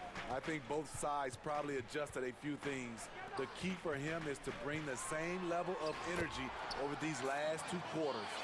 We got DeMarcus Cousins. Kawhi Leonard is out there with Marcus Morris. And there's Jackson, and it's Rondo in at the point guard position. So that's the lineup on the floor for the Clippers. To the inside, it's stolen by Morris. Jackson with it. Now defended by Mitchell. Outside for Jackson.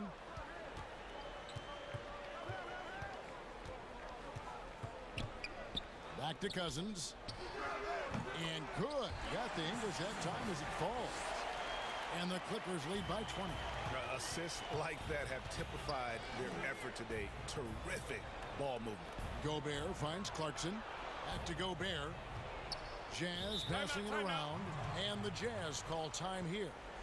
And the lack of rim protection, top of the list. And it boils down to the question. Toughness. One team showing it, the other allowing itself to be bullied.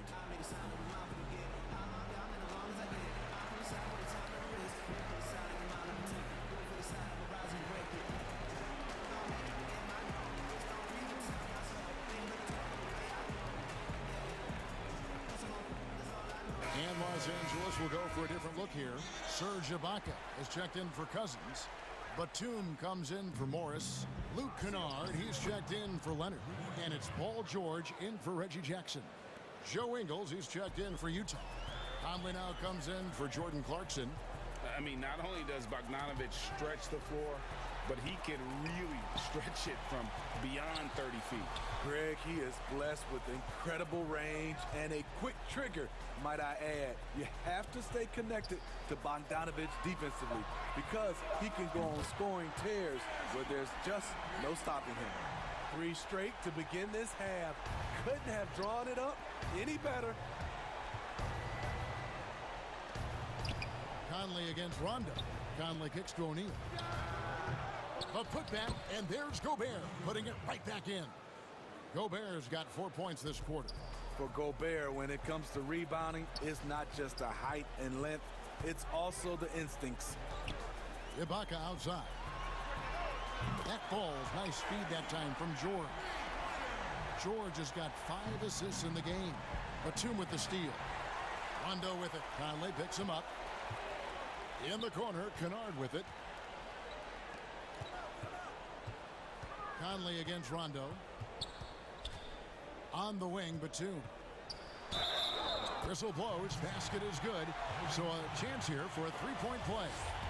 Wow, 5 straight buckets coming out of half. They are rolling. Los Angeles shooting their 3rd free throw attempt of the game. And Batum brings length and a versatile game to his spot on the wing. And his defense, always a big asset for this team. He's the kind of player that everybody needs to have out there. Kind of a glue guy. Los Angeles calls timeout. And coaches looking to seize every advantage, maximize every possession. Critical part of the game. You have to be flexible. You have to be able to adjust what you're doing.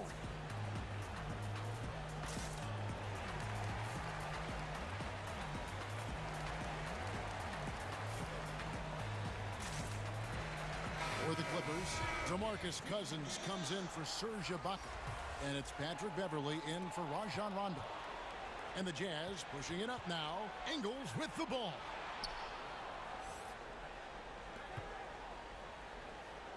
And it's Bogdanović in the corner. Ingles passes to Gobert. Out to Conley. Shot clock at 6. Utah needs to get off a shot here. Nice shot by Gobert. And defensively, they are on their heels every time the ball comes inside. George passes to Cousins. A 3-pointer, no good. Jazz trail by 21. Here's Conley. Gobert dishes to Conley. Back to Gobert. That's in there. Conley with the assist. And that's 10 points for Rudy Gobert. And that field goal percentage climbing now above 50%. They look like a different team here in the second half. Now the pass to Cousins. Outside for George. The shot off that time. Gobert with the defensive effort. Outside Bogdanović. He dishes it to Conley. Bogdanović passes to Conley. There's a minute left in the 3rd. Back to Bogdanović. Rebound by the Clippers. Earlier in the game, they held a 25-point lead. And George, here we go. So smart with the ball in his hands. George reads the floor well and takes advantage of what's there. Conley kicks to Bogdanovich. Dishes it to Ingles. And he makes that one. Ingles has got his second bucket of the game to go. Just a late reaction there from the defense, and he is always going to finish that one. And the Clippers call time here.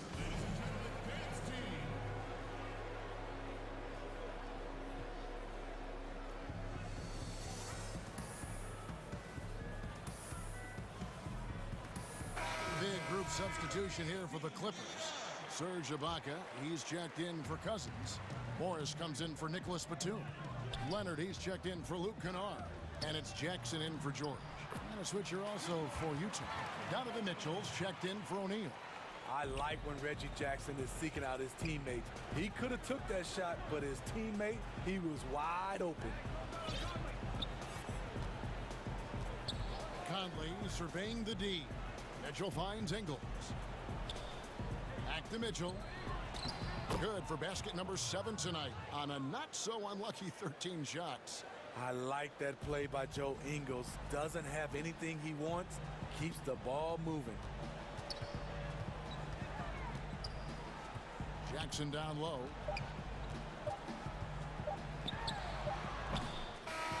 No good. And so it's the Los Angeles Clippers with a 19-point advantage heading into the next quarter. The scoring has been tremendous, and they are shooting lights out with very high accuracy. We've got more in store for you right after this. And a moment now as we take a look at our State Farm assists of the game. And definitely deserving of the prize tonight. How about the read he made here? Looking like a point guard, putting the pass right on the money. Yeah, it's one thing to find the guy. It's another to deliver the ball where he can do something with it. Wonderful play. And we reach the fourth quarter in a game that may be already out of hand. So on the floor for Utah. Mitchell is the 2 with Ingles at the 3. Bogdanovich out there with Rudy Gobert. And it's Conley in at the 1. I mean, a tough matchup. Donovan Mitchell is too explosive, too strong, and he's only going to get better. And Mitchell drops them both. Los Angeles leading by 15. Here's Jackson.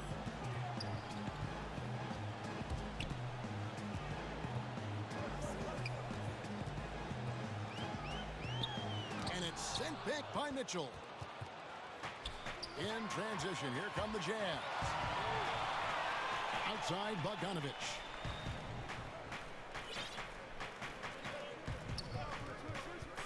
To the paint. And slam dunk by Gobert. I mean, he's tailor-made for those pick-and-roll sets. Gobert, a big-time finisher on the move. Jackson down low. Covered by Mitchell. Passes it to Beverly. Leonard against Ingles. And Kawhi Leonard with the slam. Common occurrence for Leonard. Once he makes his way to the rim, Kawhi levels up. The drive by Mitchell. The dish now to Gobert. Back to Mitchell. Jazz passing it around. Gobert can't hit. Out of character for him to miss that shot. Maybe just a little too casual there. And Leonard gets it to go. Their ability, again, to stretch the floor, particularly in this second half. This was obviously a focal point coming out of the break. Looks smart when the shots are going down. And he banks in the layup. The power, the length, the ability to finish. Leonard dominant in that painted area. They need this. And Mitchell with the layup. Mitchell's got 6 in the quarter. And you can sense the urgency from them now. They were flat in that first half, but they've come out here in the second and been much more aggressive offensively. Jackson drives in. And Ibaka kicks to Leonard. Oh, and the jam by Leonard. And I like that he's staying aggressive. One of the NBA's most consistent scorers. Kawhi's been doing it all tonight. And the foul called on Kawhi Leonard. That is his first foul of the game. And Los Angeles with some changes. Nicholas Batum, he's checked in for Morris. Paul George comes in for Reggie Jackson. Rajon Rondo subbed in for Patrick Beverly. Oh, fantastic dunk. And he hangs around up there just for a little camera time. Yeah, maybe he didn't want to land awkwardly. Who knows? But there he is, and we see it very clearly. And the Clippers call time here. Greg, if you're a small market team, how do you convince stars that you've drafted and developed to stay and re-sign? It's a great question, Kevin. I actually think in a lot of ways it's easier today because you can be box office. You can be a superstar in a small market and have the name recognition because of the era we play in. And so I think the biggest way to keep them there is to build a championship caliber team around them. I think that is your saving grace. If you can prove to them that you can build a championship caliber team, I don't really think that there is a reason to want to leave. That's a solid blueprint. Beverly dishes to George. Gobert with the block. Out of bounds, Clippers ball as the Clippers keep possession.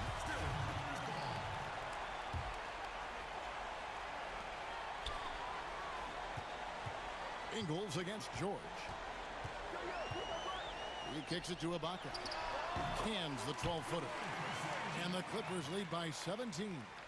Well, credit them for maintaining that aggression, even being up this much.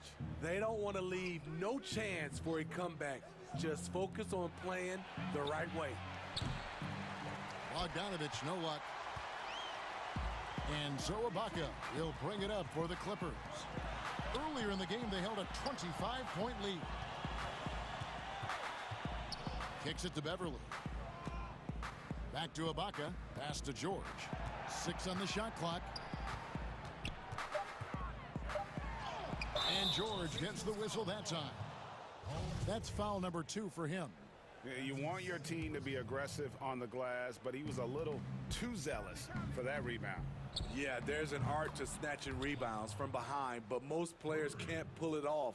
Tim Duncan was one of the best. No question as to which team gave the better effort tonight. A dominant performance and an outstanding win for the Clippers. In the end, they had a better shooting percentage, and that's what made the difference. Sometimes, you know, things go your way. The other team wasn't catching many lucky breaks themselves. Yeah, and Kevin, not all about luck. I thought their overall shot selection was better. And we watched one guy all night long, guys, and looking at the stats just confirms what a dominant game he had. What a night tonight it was for Paul George.